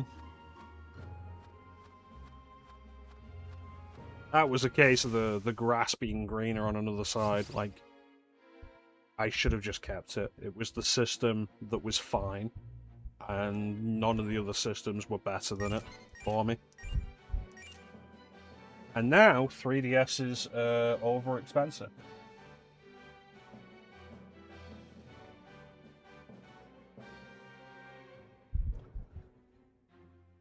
Yeah, I did. Yeah.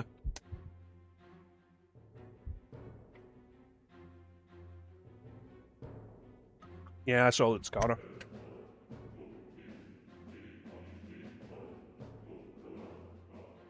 Never should have done it.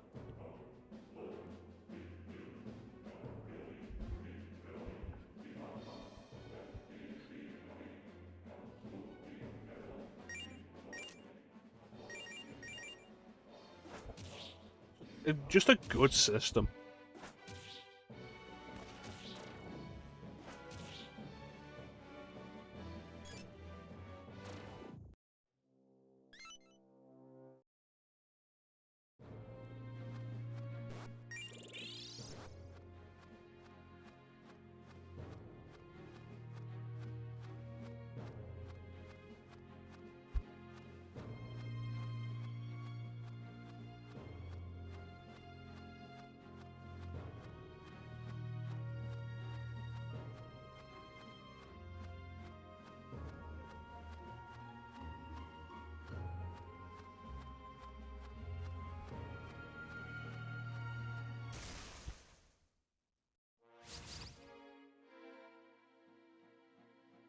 What are the prizes on those now?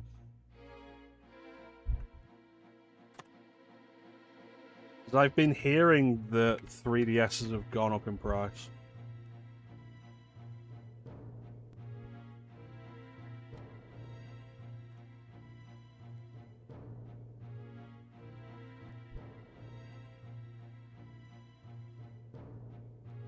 $210, $250, $300. I don't know what this one means. USB-C top IPS.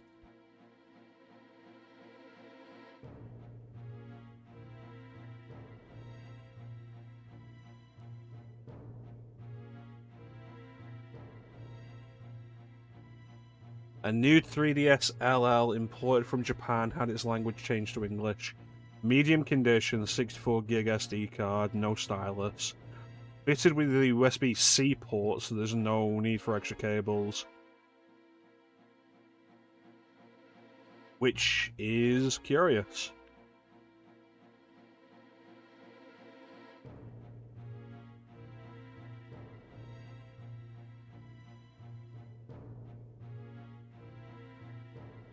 Because USB-C's a mod. Although looking at the top, like, medium condition is generous.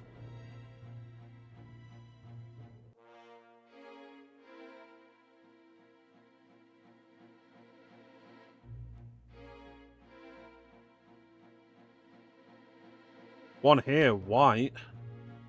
140.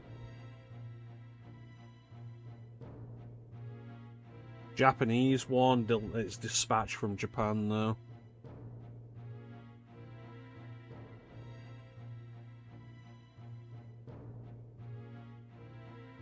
Region 3 new 3DS LLs. The LLs being the Japanese models.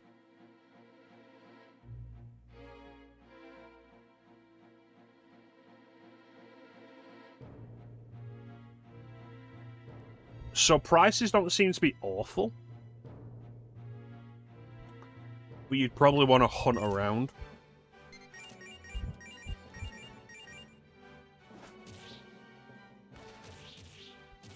But like as it is, the my new 2DS XL is functional. I just don't hear it very well. It's very muffled.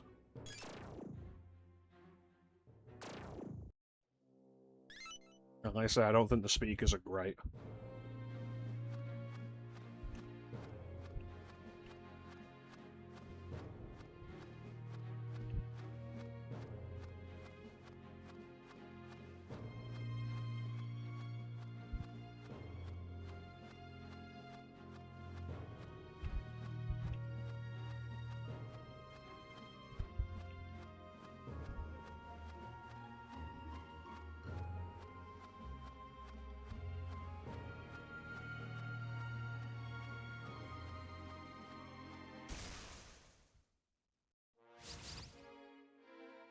Now, you know what? I just remembered. Do you know what it really was?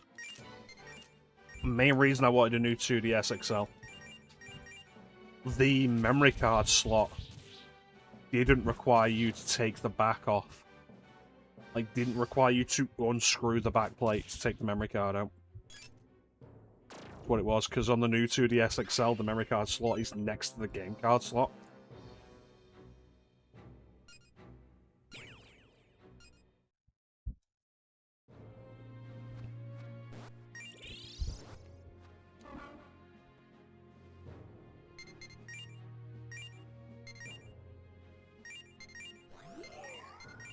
Kind of important to me. Like, especially because I was doing a bunch of putting games on, taking games off, messing around with it. Alright, Suiki, Rendell, I need one more level. Right.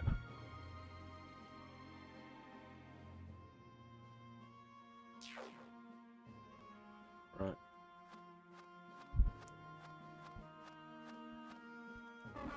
But Suiki's done, so I get him out of the party.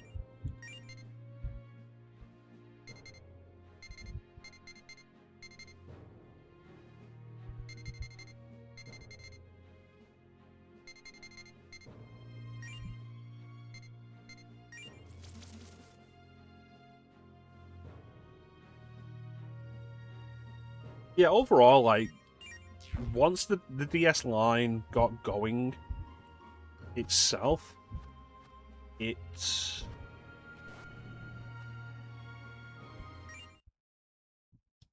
was probably the best handhelds ever got. Like, the new 3DS XL was also, like, a good official handheld emulation system.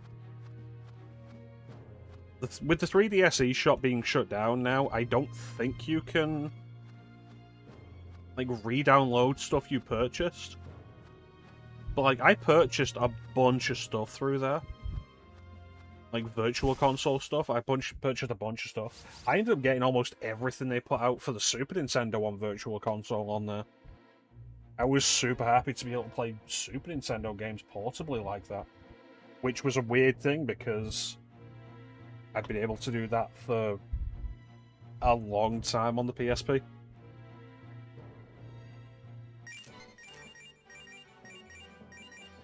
So it was weird for me to actually give a shit about that, but there it was.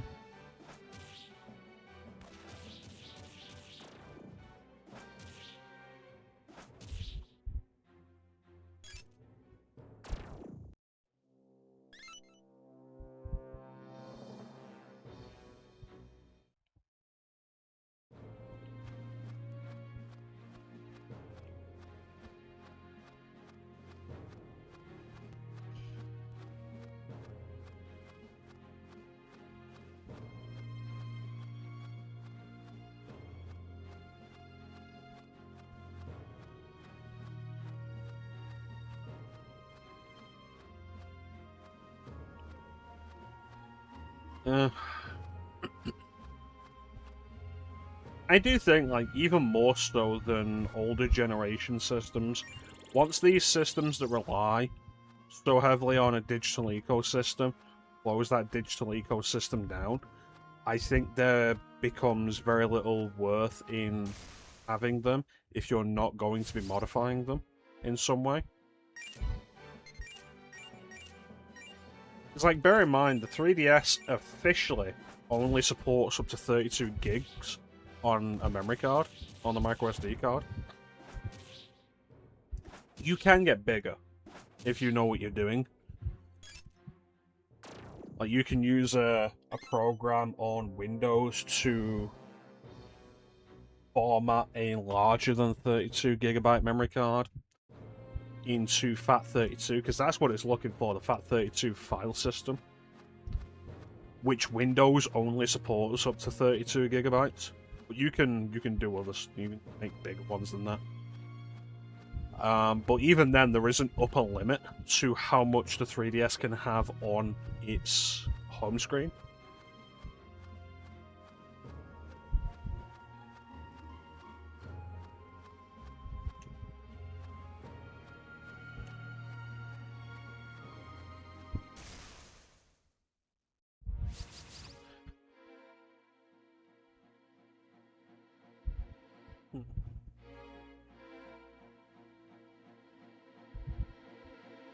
I should pull out my 2DS and take a look at it.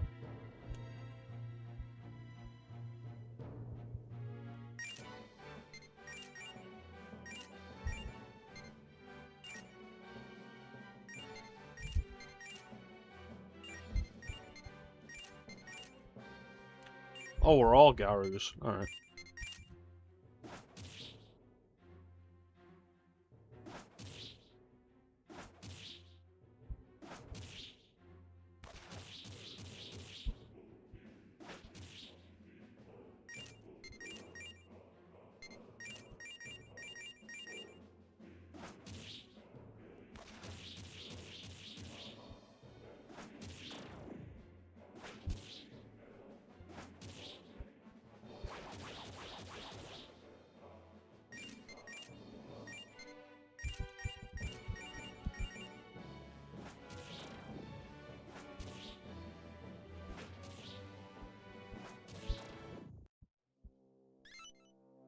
I don't remember what I was saying.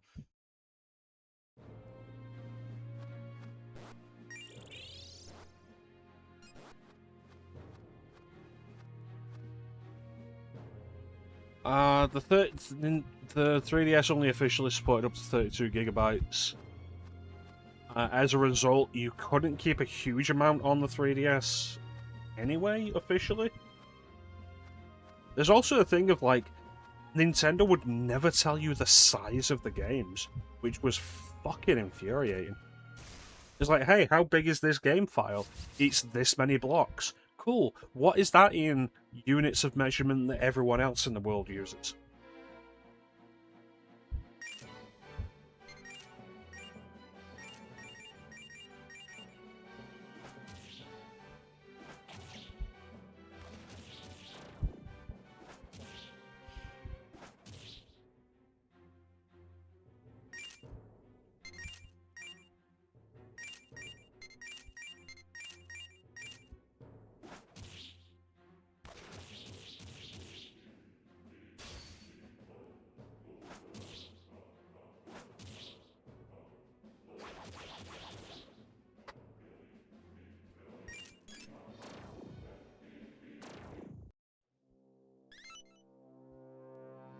You know, I get in there.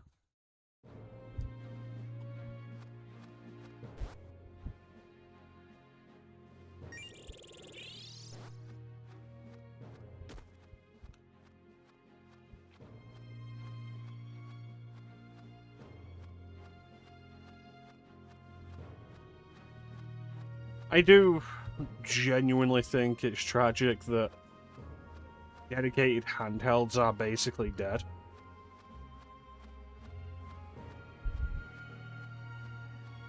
There's something of a minor upside to that, in that console game development has become whatever.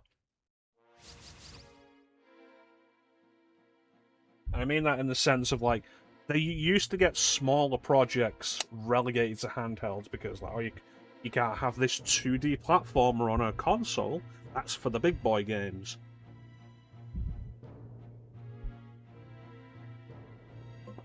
But now, like, thanks to, I'd say probably more than anything, the rise of indie games and the astonishing success a lot of those have had.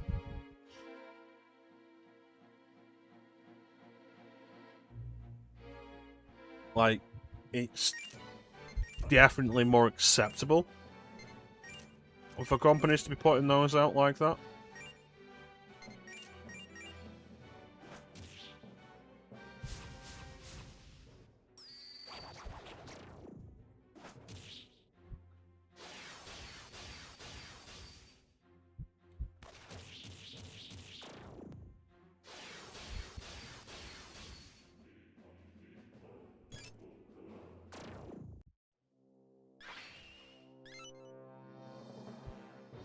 I think the loss of dedicated handhelds being something that had existed since, like, not even 89, earlier than that. 89 was when the Game Boy came out, the Game Gear was out before that, and even before that there was the Game & Watch stuff Nintendo was doing.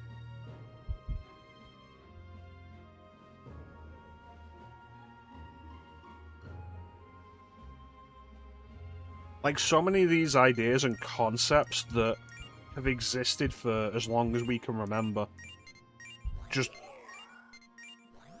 disappearing because, oh, there's other stuff we should do now. We can get profits here instead of here.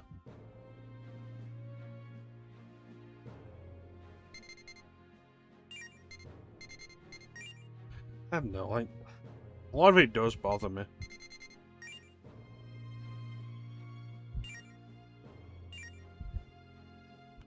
It all goes back to the old thing of, like, you long for a world that doesn't exist anymore. There's an element of nostalgia that we chase in a lot of things.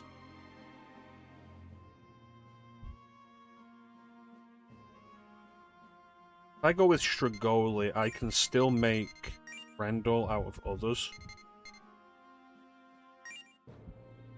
Yes. Okay.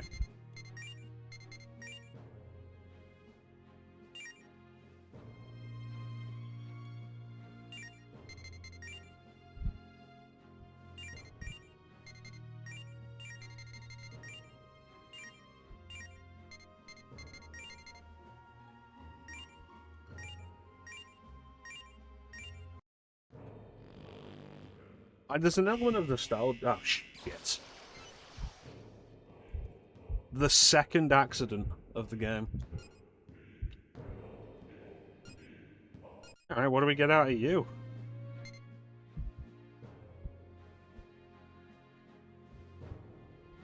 Not much.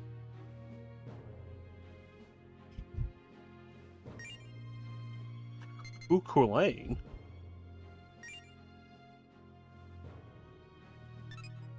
Against that as a possibility later.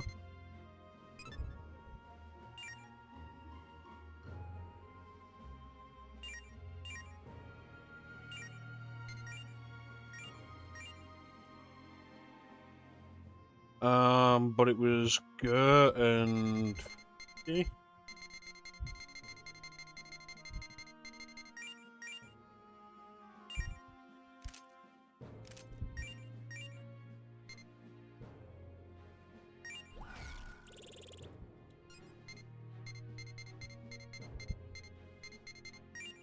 No, Suiki.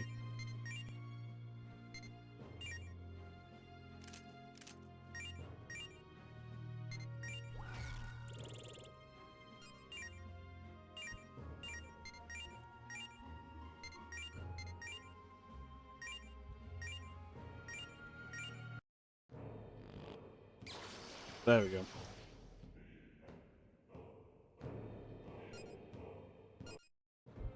I have the sub-app that will prevent demon fusion accidents.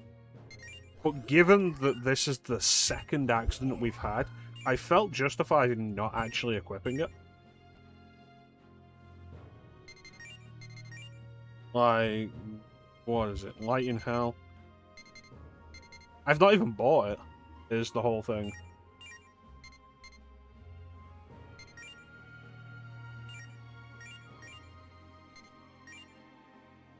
Again, Grendel's. Hell level 47, which I might do, because Grendel I'm going to get elsewhere. Like, as we progress.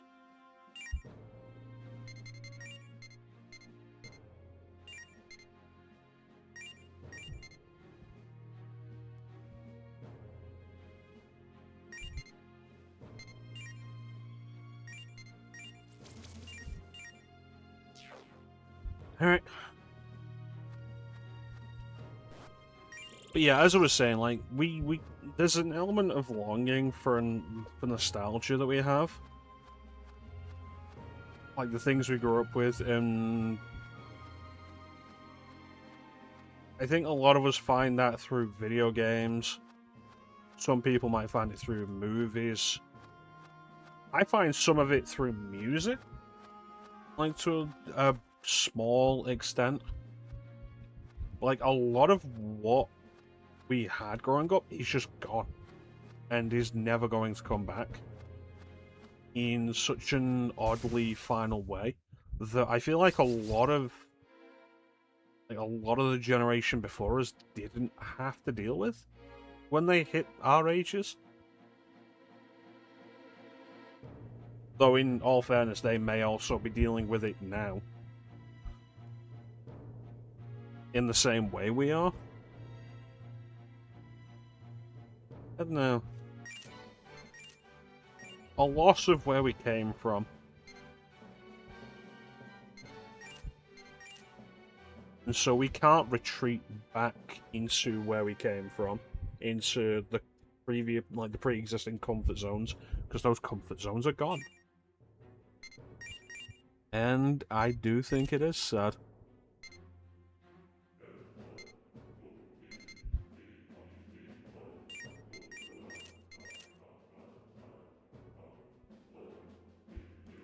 I do wonder if it's a case of struggling with getting older.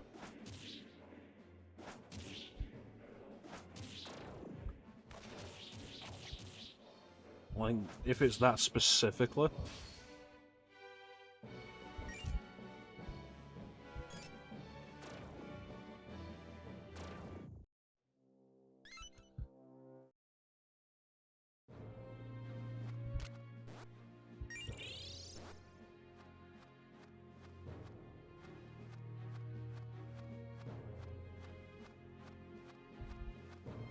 Hmm.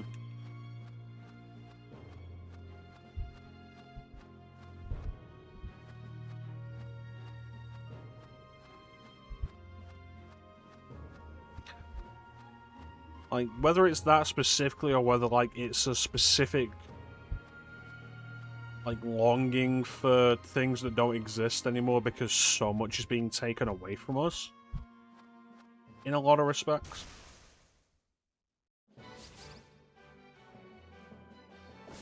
Yeah, more time to enjoy it, like, more energy to enjoy it, less responsibilities to worry about. Not enjoying it.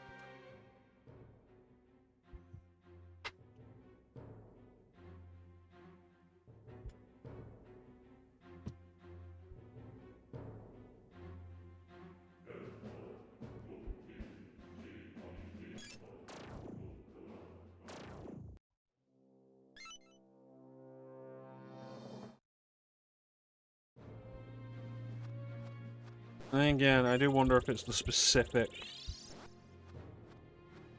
Like, that's the specific thought I'm going with. When I do so many things, don't have the time, don't have the energy, don't have the motivation. there's definitely a real case of, like, I don't have the attention span for a lot of it. Like, oh yeah, sit down and play video games. Don't have the attention span to do that a lot of the time. I'd love to say I'm immune to, like,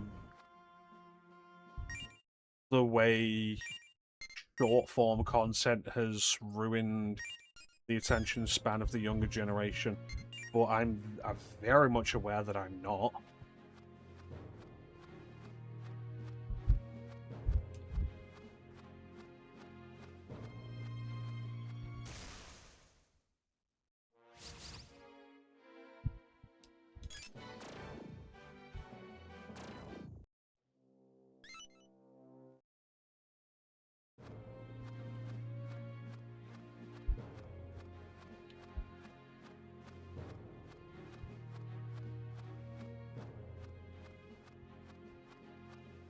Yeah.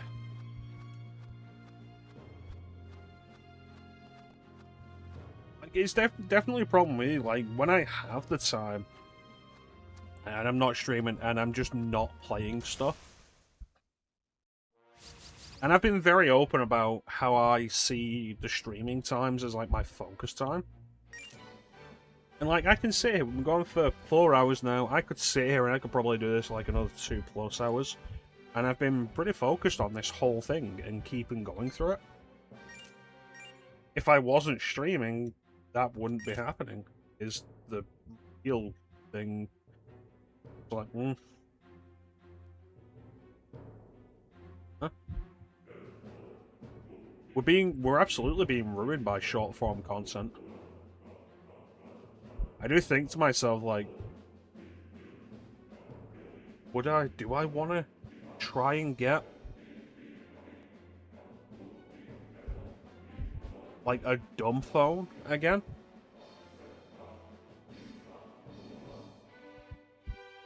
And not just have the internet in my pocket at any given moment?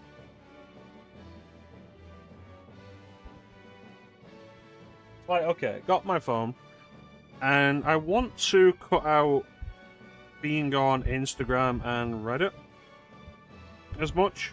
Like, okay, I've got a couple of minutes, scroll through Instagram, scroll through Reddit.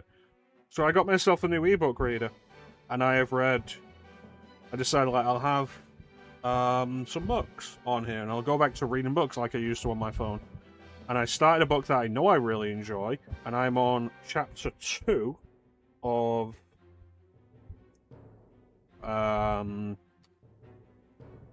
is it Dynasty of Evil?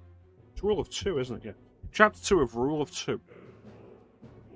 And I've not touched it in weeks. And I'm just back on Instagram and Reddit when I've got the minutes.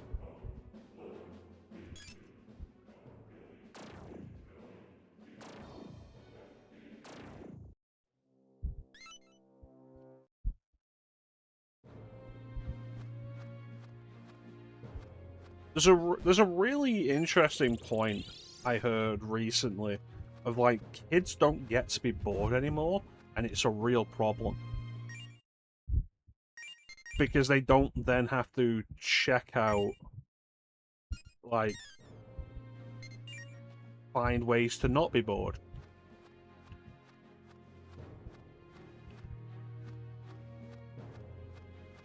I would love to go back to physical books. It's not entirely practical because of, like, the space limitations. And if I had the space, I would be picking up physical DVDs. In all honesty, I'd be getting movies. I'd love to have a physical movie collection.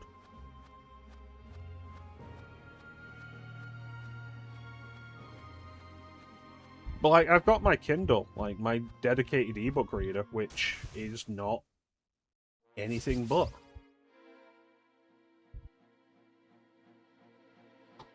And, like, I'm not really reading it. There's a level of discipline required, because, like, even if you are separating yourself from that, it's like, okay, I can pick up a physical book and be sat here reading it, and I'm not on my phone. My phone's still right there. I could absolutely just stop, pick up the phone, and be doing the same thing. Like, reading a book on the phone versus reading a physical book, it's still the same matter of discipline.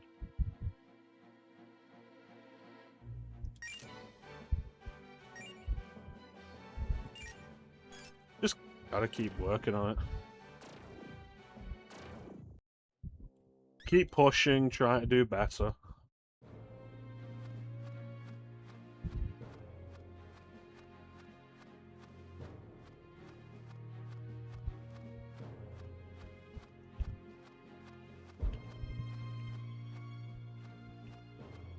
Made a point of wanting to reduce screen time. It's fair enough. Like, I'm not gonna disparage that.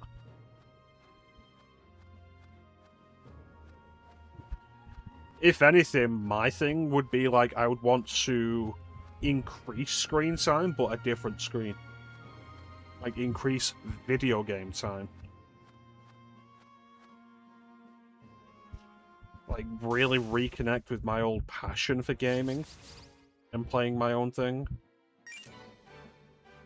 Which, as it stands, largely just exists for me in the stream.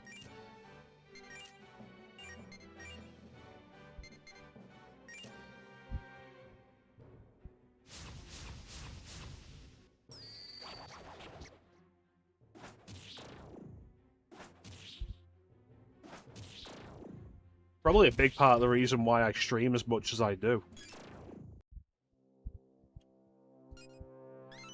Because of, okay, now I'm sat here streaming and I'm focusing on playing the game.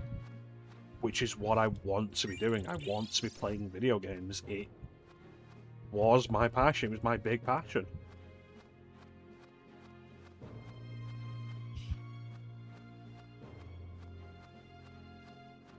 It really does. I never stopped appreciating all the consoles. Mostly because I always recognized, like, there's so much of value that I missed in, like, the older systems. Even now, there's so many Super Nintendo games I haven't played that I would like to play. Still need to get around to Earthbound and actually giving that the proper shot again and trying to go through it, because I want to play Mother 3, and Mother 3 is supposed to be absolutely amazing. And I'm pretty sure it needs the context of Earthbound.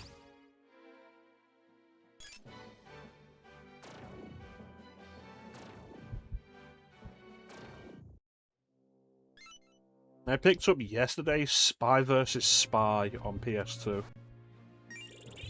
Which I heard reviewed poorly, and I kind of always ignored it because of that.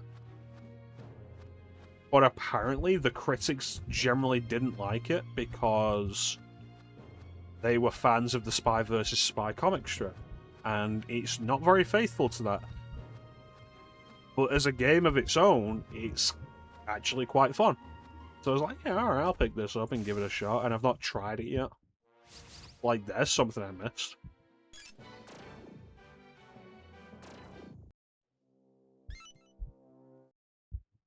Still haven't played Drakengard.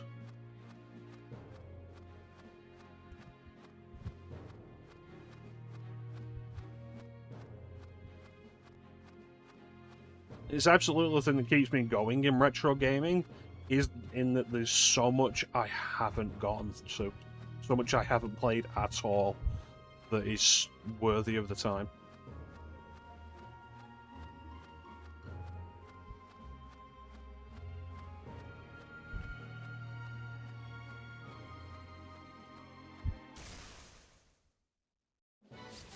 I mean, hell, look at the Crash games and the Spyro games. We saw about that yesterday, where it's like, okay, I've never played Crash Twinsanity, and I'd like to. I've heard very good things about it, and I'm quite interested. I've never played Spyro Hero's Tale. I'd like to give it a shot and see what I think of it. I'm quite curious about the Legend of Spyro games. And, like, stuff like that. Like, stuff that completely passed me by for the most part as I grew up.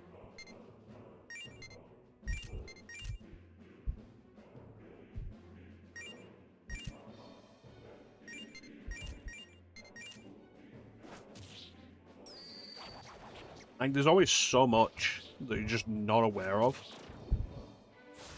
from these older systems, and it makes it really easy, as somebody who is still into retro gaming and never really left it, to just keep going back to the area.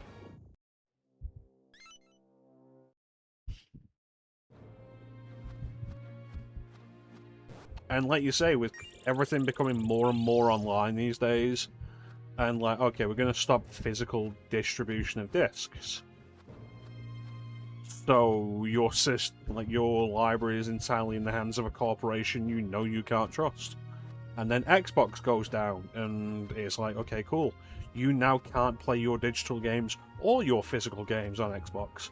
And it highlights how you are not in control of your library. And then you go back to the GameCube, the PS2, the PS1, the fucking Sega Saturn if you want it, the N64, and you put the game in the system and play.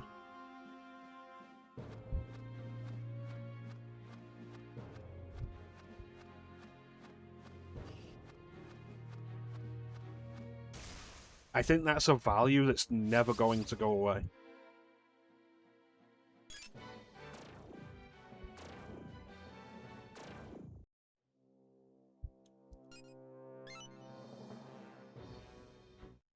I just need that one more level.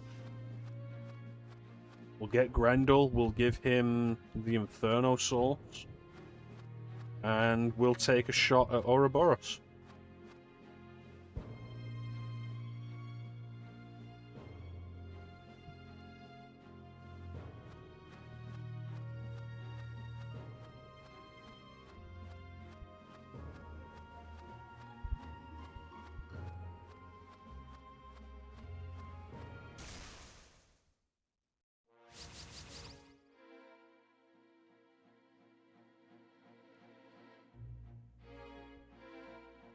It's the same thing with this, though. Like, I talk about the joy that existed in just playing the DS. And, like, while I prefer playing on emulators for the sake of start-stop, that's an attention span thing, mostly.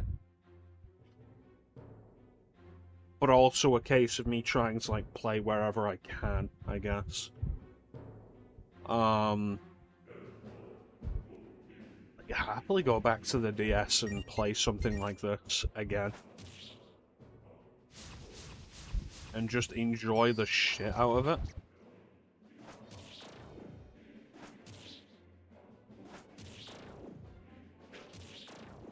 Because, like, I feel like good games don't stop being good just because they get old.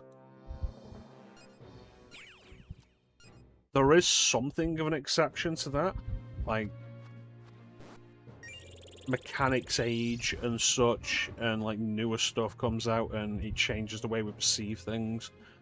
But I think in a broad sense, like, old stuff doesn't stop being good because it's old.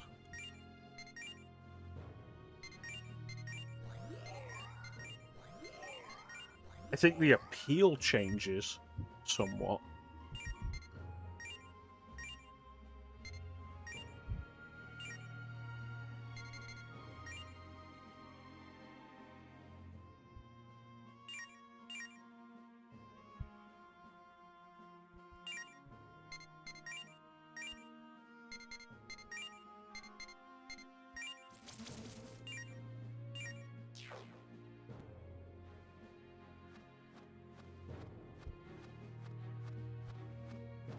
But, like, even in that regard, there's so much old stuff you can go back to where, like, the mechanics are surprisingly forward-thinking, or the mechanics have aged surprisingly well. Like, this isn't going to be for everybody, but you can look at PS2-era RPGs that have similar vibes to the gameplay systems of this. And because none of it relies on control, I think, like, is the point where it still works.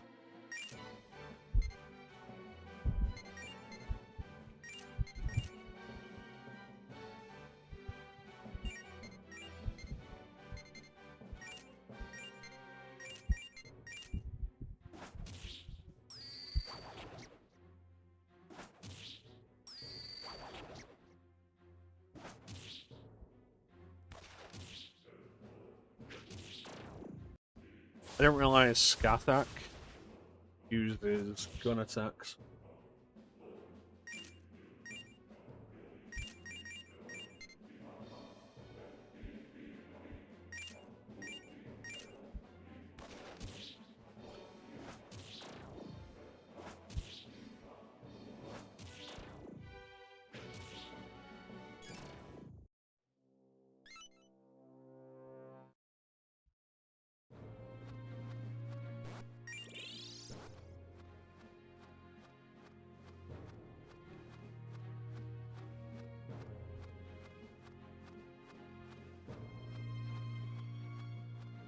can't believe that quote came from me playing Metal Gear Solid 4. I feel like that quote should be older than that.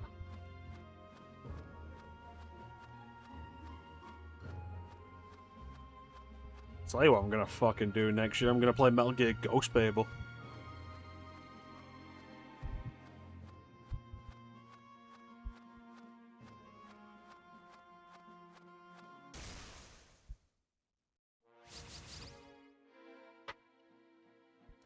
That's right, next year is the year we get some real appreciation out of the Game Boy Color. Play Metal Gear Ghost Babel. We're gonna play Mario Tennis. We're gonna play... I don't want to say Shantae.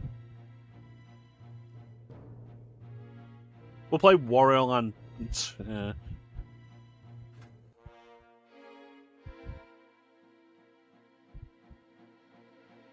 We're gonna play Wario Land.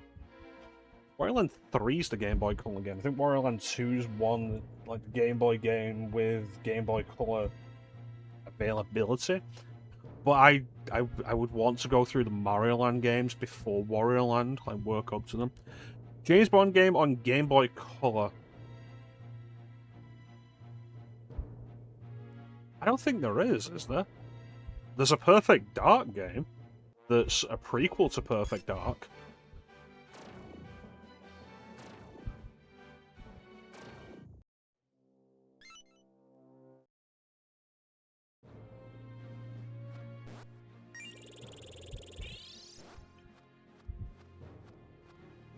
Kind of an interesting game.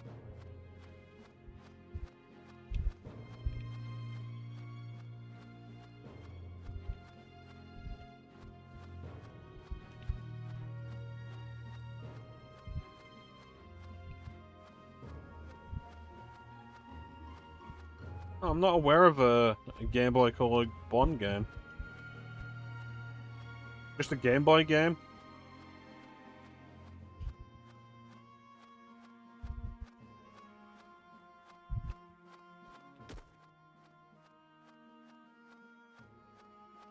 Was there a Game Boy version of the Duel? Like, this isn't me being picky, I'm like... I could believe there was a Bond game on Game Boy. I'm not aware of it off the top of my head. Like, was there a Game Boy version of the Duel? I thought that was just a Master System game.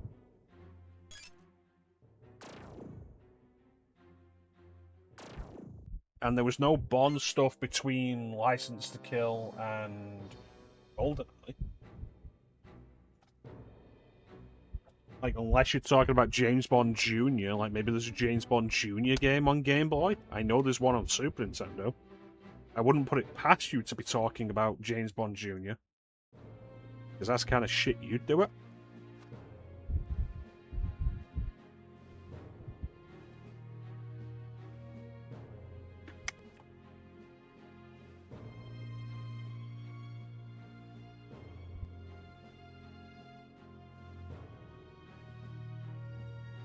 Yeah, I'm looking at the Discord. You've not posted anything, Ben.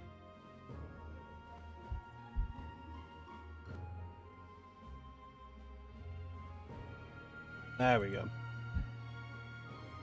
Oh, James Bond 007. Fuck, you're right. I do know this. Christ, I'd forgotten that existed.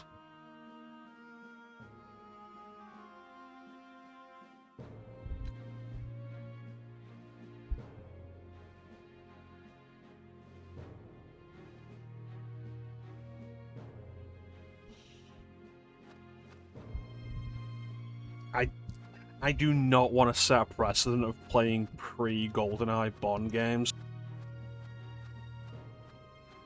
I'll take a look. Like, I will take a look at it. I don't have it in my ROM set. Because my Game Boy ROM set is very curated because, as I've stated in the past, I believe that like 90 to 95% of the Game Boy's library is shit.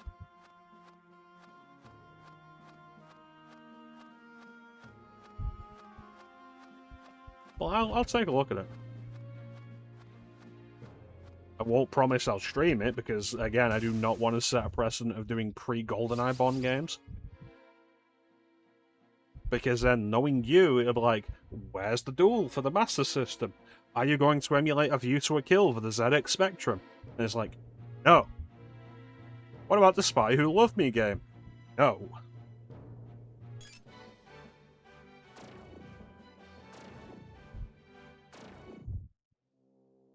What about 007 Racing, maybe?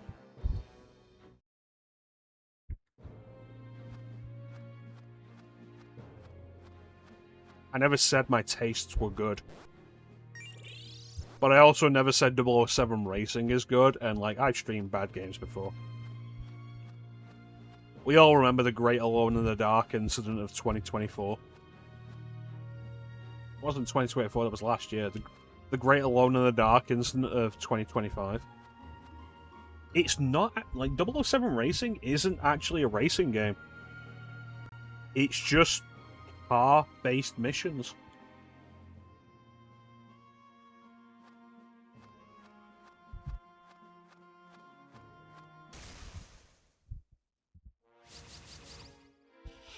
I feel like I did show it off at one point on stream.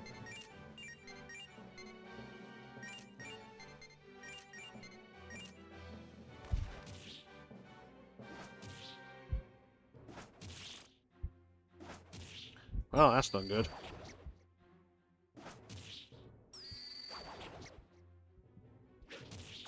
Yeah, it's not a racing game, it's just missions in cars. Driving around doing stuff.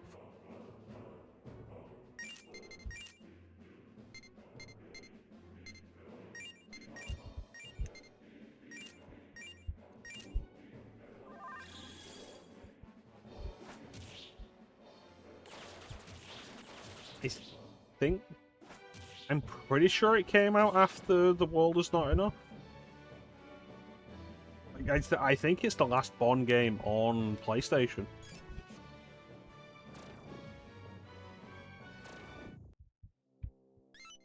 It's not particularly good.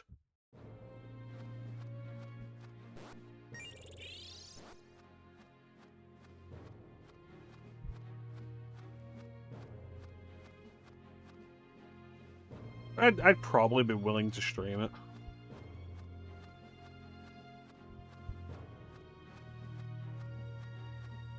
I'd be more willing to stream that than Tomorrow Never Dies. Like, I'll say that.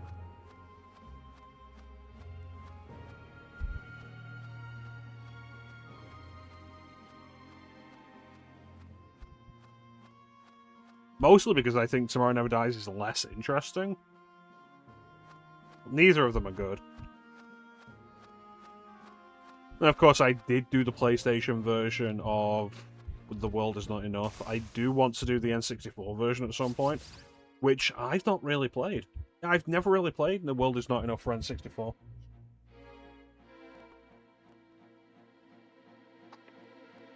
Like, Bond game-wise, the ones that are a definite, yeah, we're absolutely going to stream this. The World Is Not Enough for N64, Nightfire, and Everything or Nothing. The ones that are a maybe would be Tomorrow Never Dies, 007 Racing, From Russia with Love, GoldenEye Rogue Agent would be a maybe, and the Activision Bond games. Like a solid maybe. Like, Quantum of Solace, I think, holds some interesting appeal on the PS2. I think it's an interesting little experience. Eurocom put together a pretty solid game, but it's such a step away from the previous Bond games, which... Like, there was a time when I loved first-person shooters, and the Bond games were a big part of that.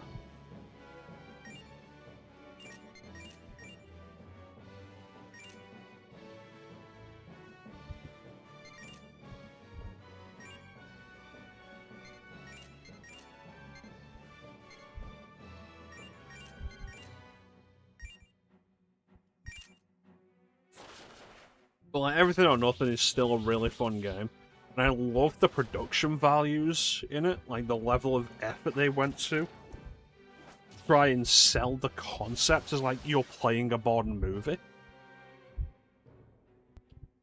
Like they paid to Pierce Brosnan to actually come in and record, like not just his likeness. Judi Dench. John Cleese, I'm never gonna say like having John Cleese in your project is a big get. The new one, yeah, I'm pretty interested. Mostly because like I really enjoyed the new Hitman stuff. For the most part, I'm less interested in Bond as a character, and you're giving me like, oh, a James Bond origin story. It's like the trailer for the new Bond game made me realize what my problem with the Daniel Craig Bond movies was.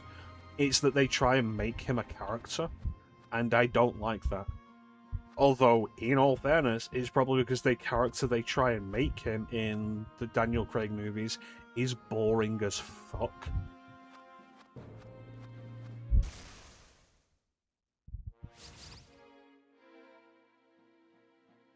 Like, I'll absolutely give the new James Bond game a chance. It's on my wish list for PS5.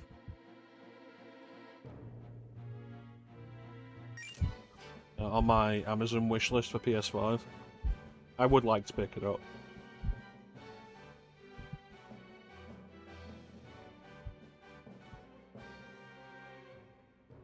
Especially given that it's very likely it's the only one we'll get. Like, I think it came out, and like, IO had the license. IO Interactive had the license for years while they were developing it. But in the time that it took to develop it, Amazon had bought MGM, obtained the rights to the Bond franchise, and after several years of negotiations, Barbara Broccoli and Michael G. Wilson, just gave up trying to deal with them and gave them complete control of the Bond franchise.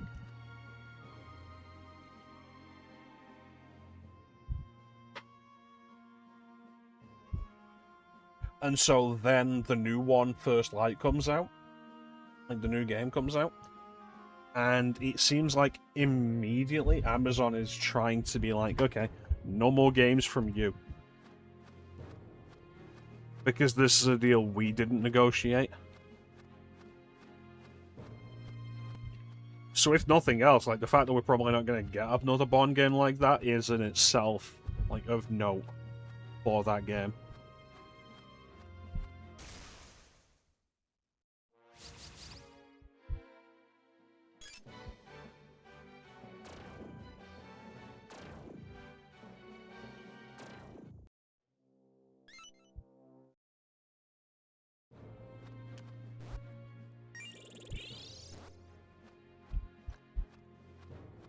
Um, 007 Legends, I would like to do that. I did pick it up, I got it on PS3, and I made sure to grab the Skyfall DLC. Because, like, if you don't remember the whole thing with 007 Legends, it was like, we're going to celebrate the 5th... Was it the 50th? Yeah, it was the 50th, because Die Another Day was the 40th. We're going to celebrate the 50th anniversary of Bond. And we're going to have the Daniel Craig Bond go through scenarios from one movie from each of the previous Bonds. So it's like Goldfinger on Her Majesty's Secret Service.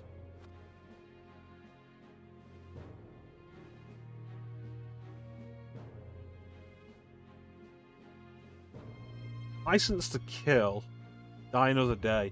I don't remember which Roger Moore Bond movie it is.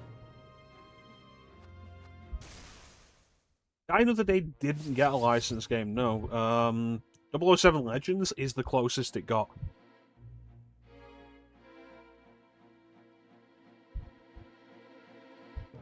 What?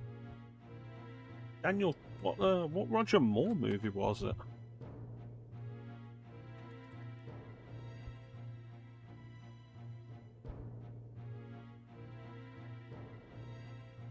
I think it was also the last... It was Moonraker. It was Moonraker. I think it was the last game Eurocon developed before they were shut down. Yeah, shut down in December 2012, which was 2 months after this game came out. Yeah, last game Eurocon developed before the company ceased operations. And, like, there's mildly interesting stuff about it. Some of the original actors, like, return to reprise the roles.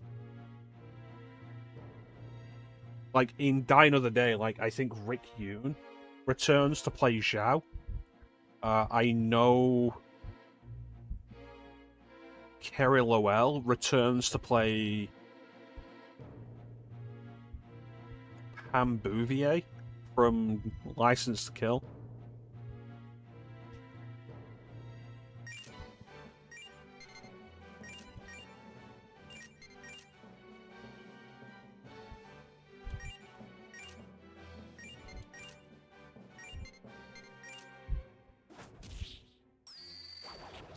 So yeah, I think they specifically choose Die Another Day for Pierce Brosnan because it was the only Bond movie he did that didn't get a video game.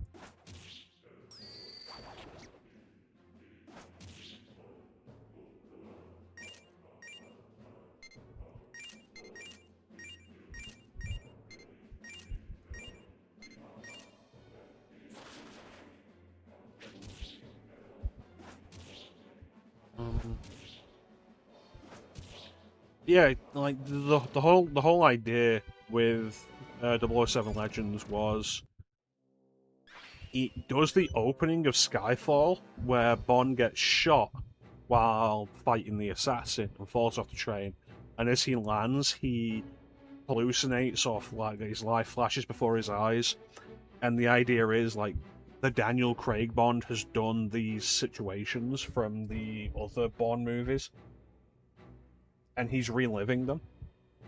And there's a bunch of problems. Why would I want... I get 3 skill points per level. Why would I want them all going into luck?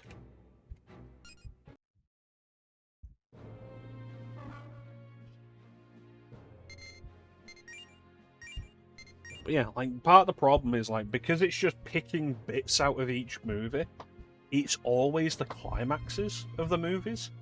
Like, there's no real overarching story or whatnot. And, like, you go through it, deal with all that, and the game came out pre-Skyfall. So when Skyfall came out, they released the Skyfall level that finishes the game as free DLC. So I made sure I got that.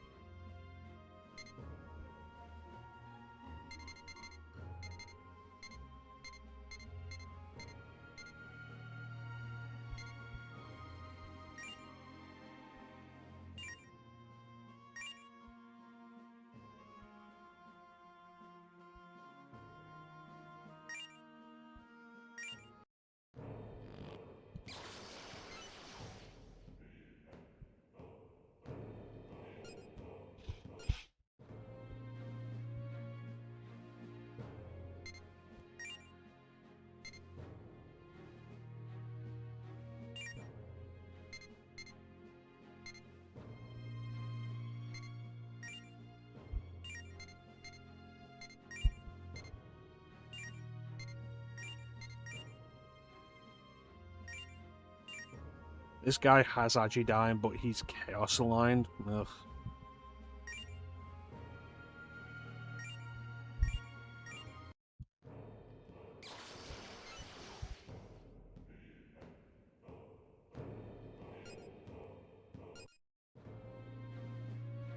Alright, so Black Frost, Grendel, and I definitely want another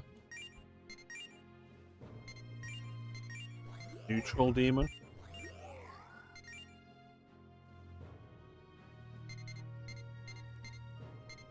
Do I have anything else that had Agidine?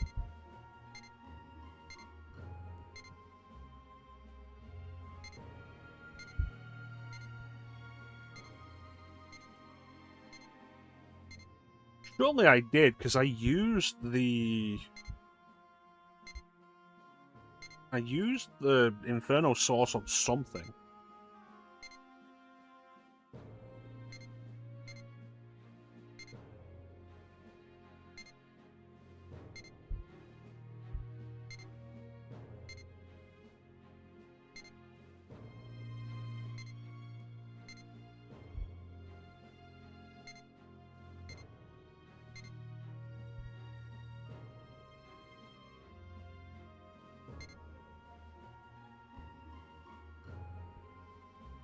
Man, if Raiju was a higher level...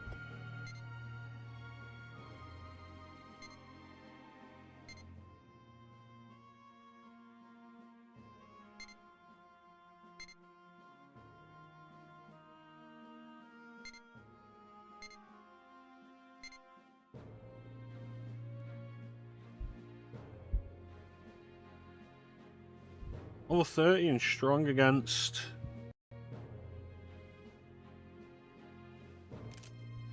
Electricity. Comes with Diorama and Agilao. So Mothman's a consideration. So where the fuck did Agidine go?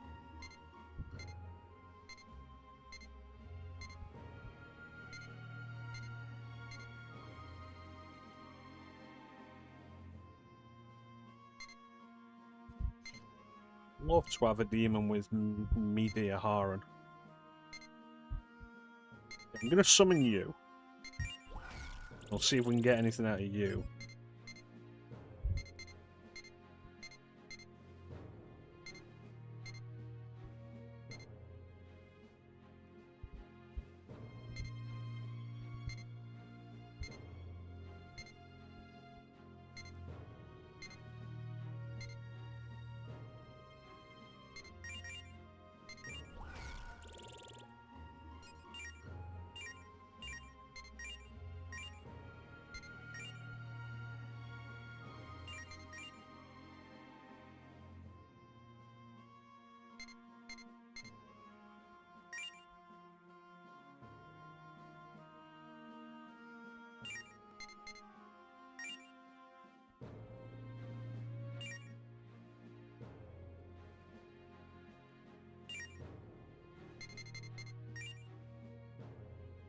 Sedna. Never got Sedna. Real shame that it's a Chaos Aligned demon. Undyne. Not weak to lightning. Meteorama is... It's weak is the problem for where we're at. Like, I could use it entirely as a healer, but it would burn through its MP cost. 20 MP, that would be 5, 7 casts. And I would then have to start restoring its MP.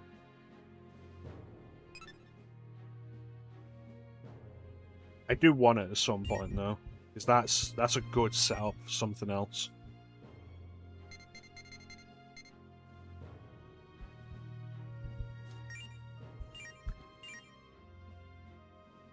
Alright, let me grab a neutral demon.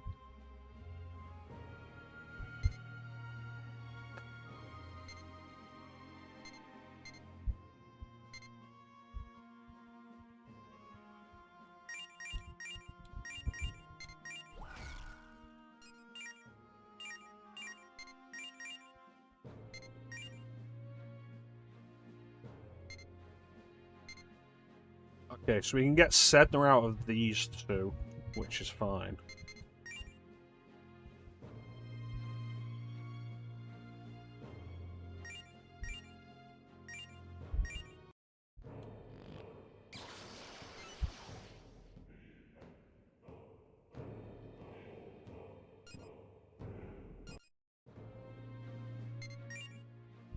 Then from Sedna, I can get Thoth.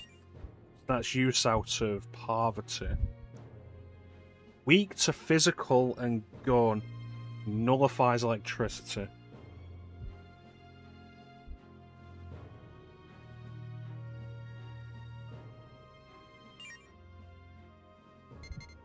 What are you?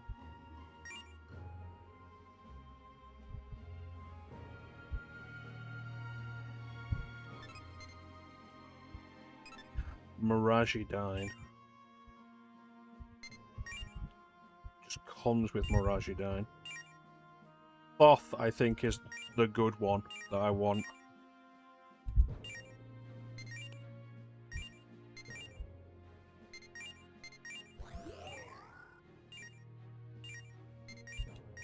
Where are we at? I have one more space.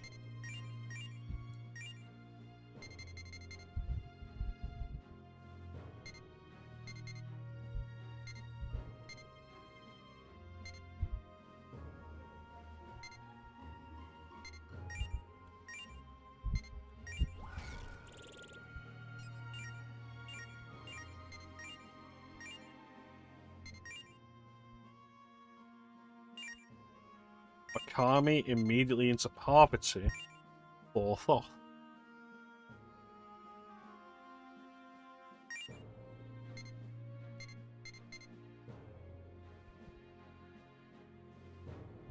The Asura Source gets us Fizz Boost, Fire Boost, Agidine.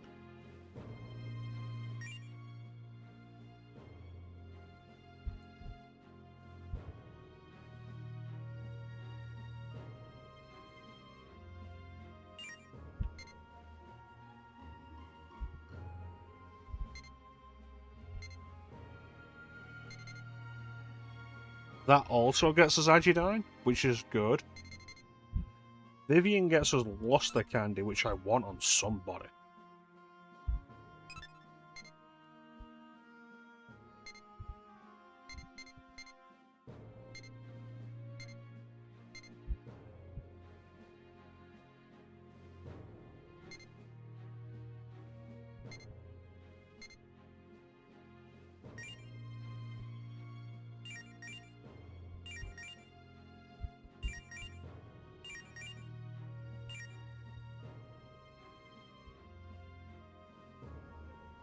Okay, so like Agilau, decent, not perfect but decent. Resist Fizz, resist Gun, deals with the weaknesses that Thoth has.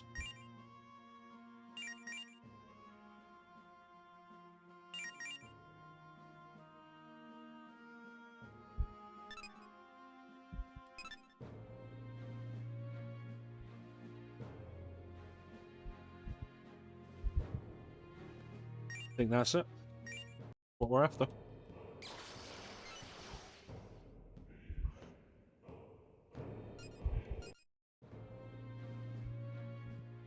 And there's my three. Agidine, Agilau, Agidine. The trouble is no healer.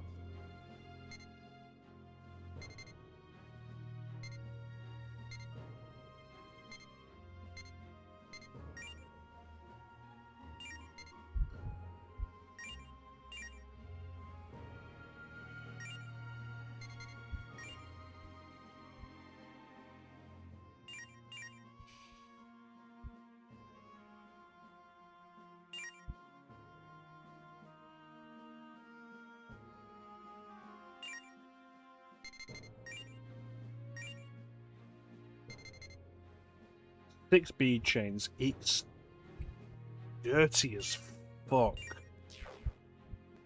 But I'm like, do I try this?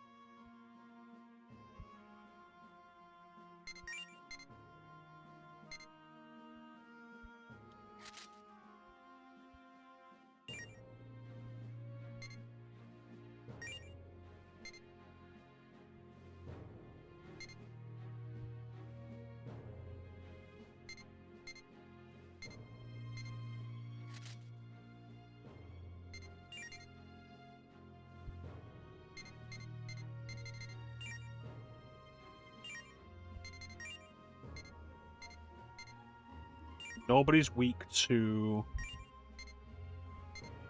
anything it does. This could work.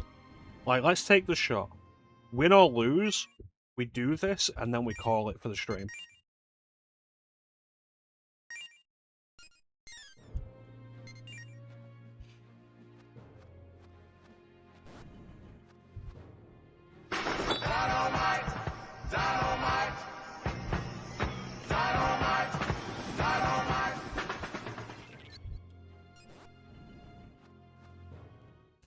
Go.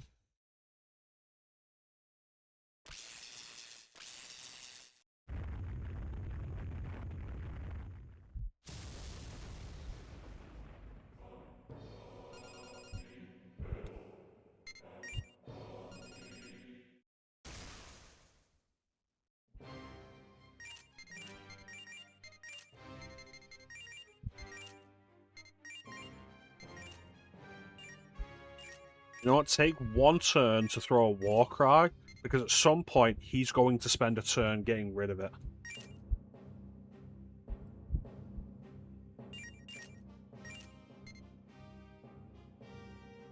No. Do Ajidan, you do Tarunda, and then we'll keep going.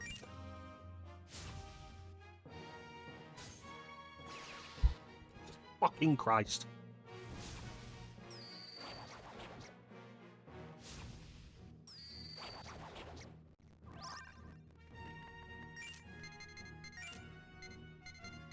First turn, really?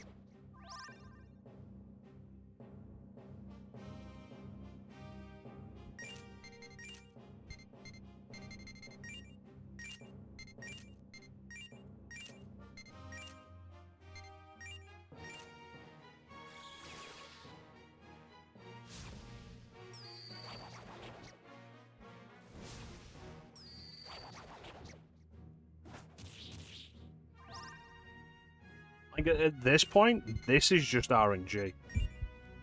I think we can work this, we just need good RNG.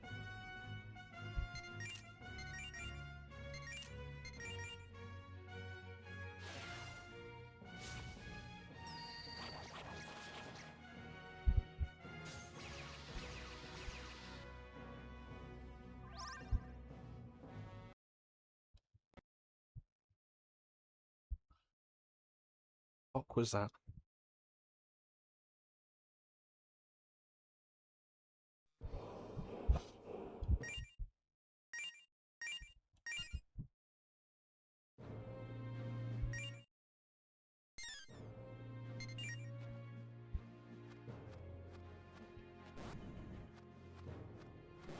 Like, ideally, stop fucking spamming my hammer. Piece of shit.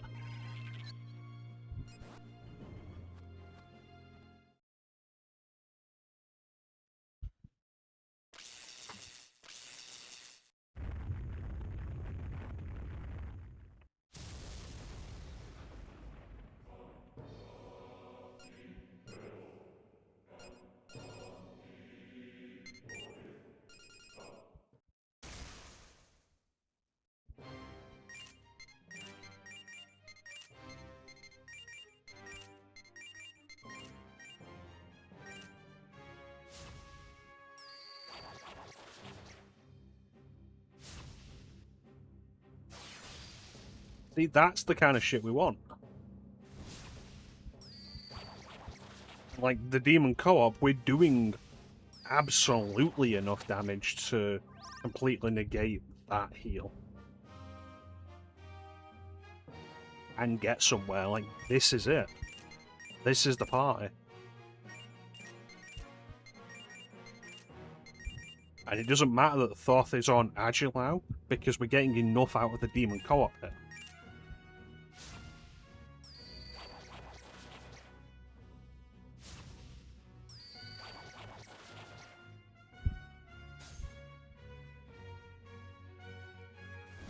You see what I mean? It's RNG.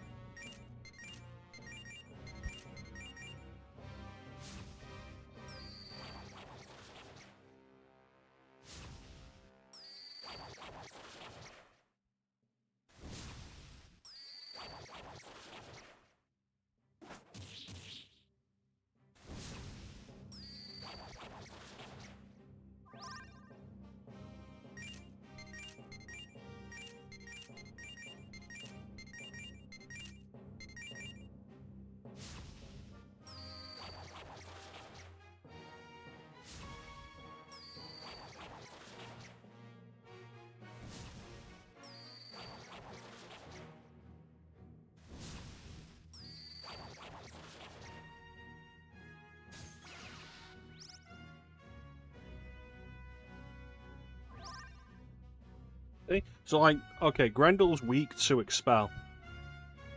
Died every time he got hit with it last time. This time, hit twice, not done anything. That's the problem with Hammer and Mudo. Both being when you use them and when they're used against you. It's a complete crapshoot.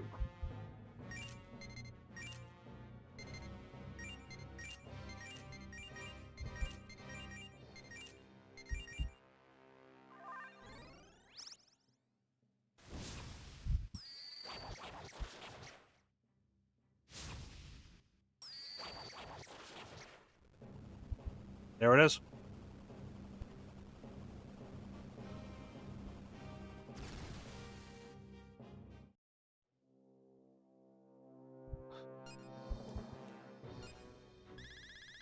Didn't even come close that time.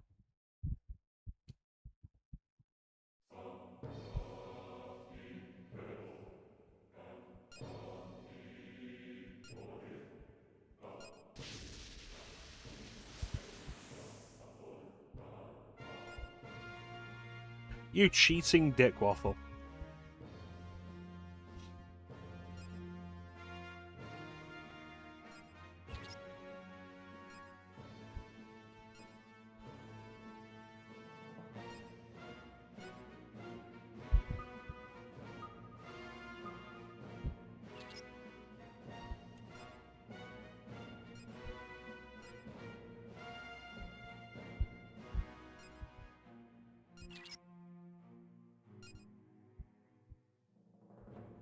Go.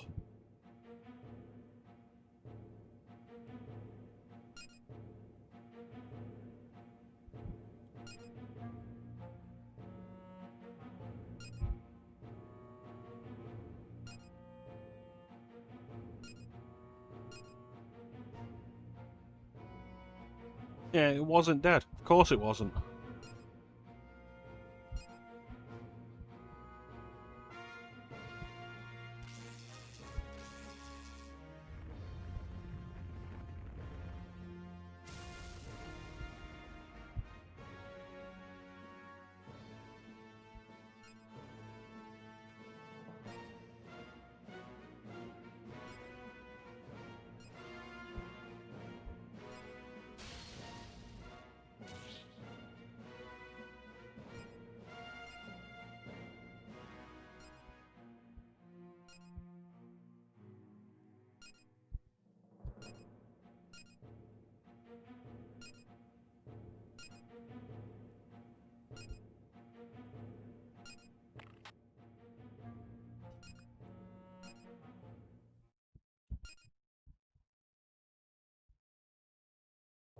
Cheating bastard.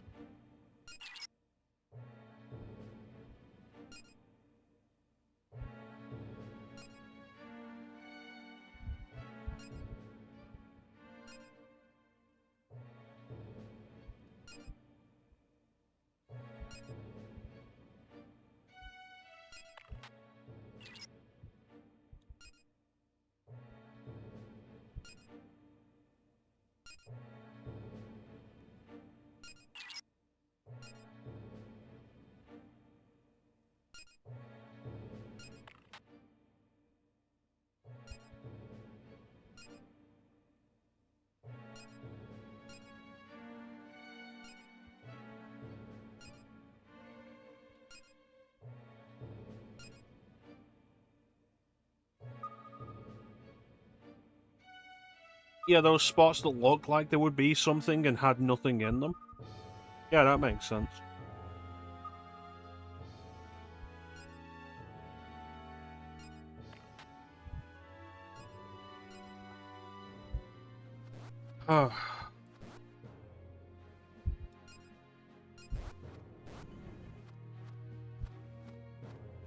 All that work, and it's like, yeah, but my everything-proof shield.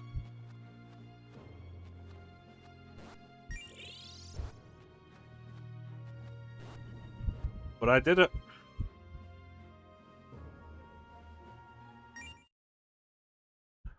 My preparations worked, which is always nice. It's always nice to be, always nice to be vindicated with these things. But yeah, no, you are actually Success! Yeah, thank you, mate. You are actually kind of good at this. You are capable of strategizing and building on these things. Still absolutely fucking infuriated that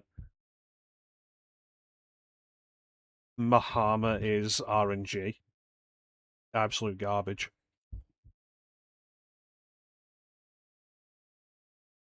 But that's a series-wide issue that I hate. So yeah, progress. It took 5 hours. We've made progress.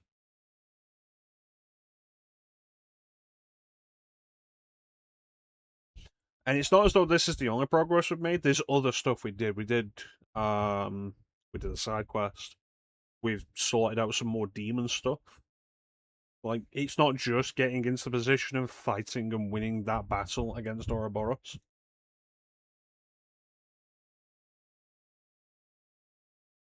We're in just generally a better position going forward anyway.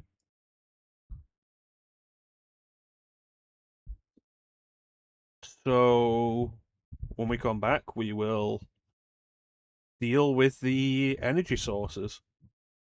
And then go back and kick the shit out of Ouroboros again. And she'll be all like, but I'll come back again. It'd be like, no. Nothing is infinite. Everything ends. Embrace eternity.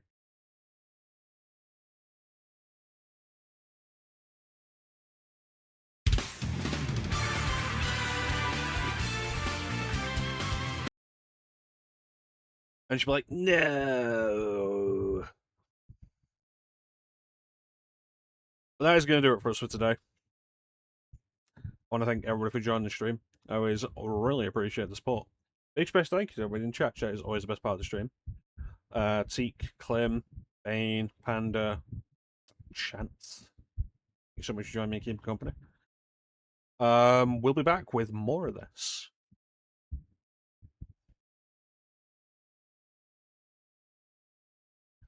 Like I say, on Sunday, Skyward Sword.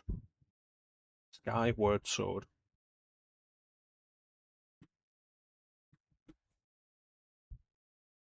How many different scenes do I have set up for this? I have too many. I could trim a lot of these down.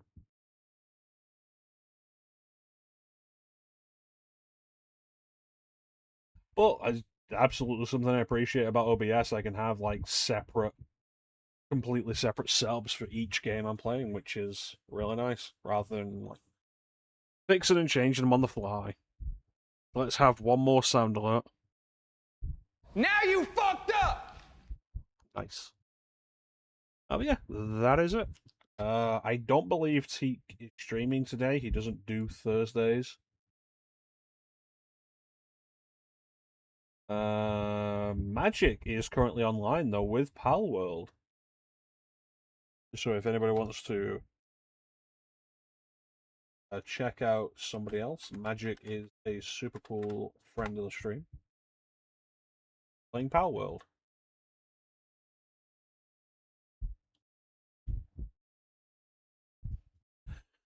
But yeah, that is it for today. 5 hours of, and while it's not a huge amount of progress, it is progress. 5 hours of work, not wasted, which is great. Always appreciate that. But anyway, there's not really anything else to say, except thank you all for watching. Have yourselves a fantastic time of day. And take care. We'll catch you next time, guys. Bye.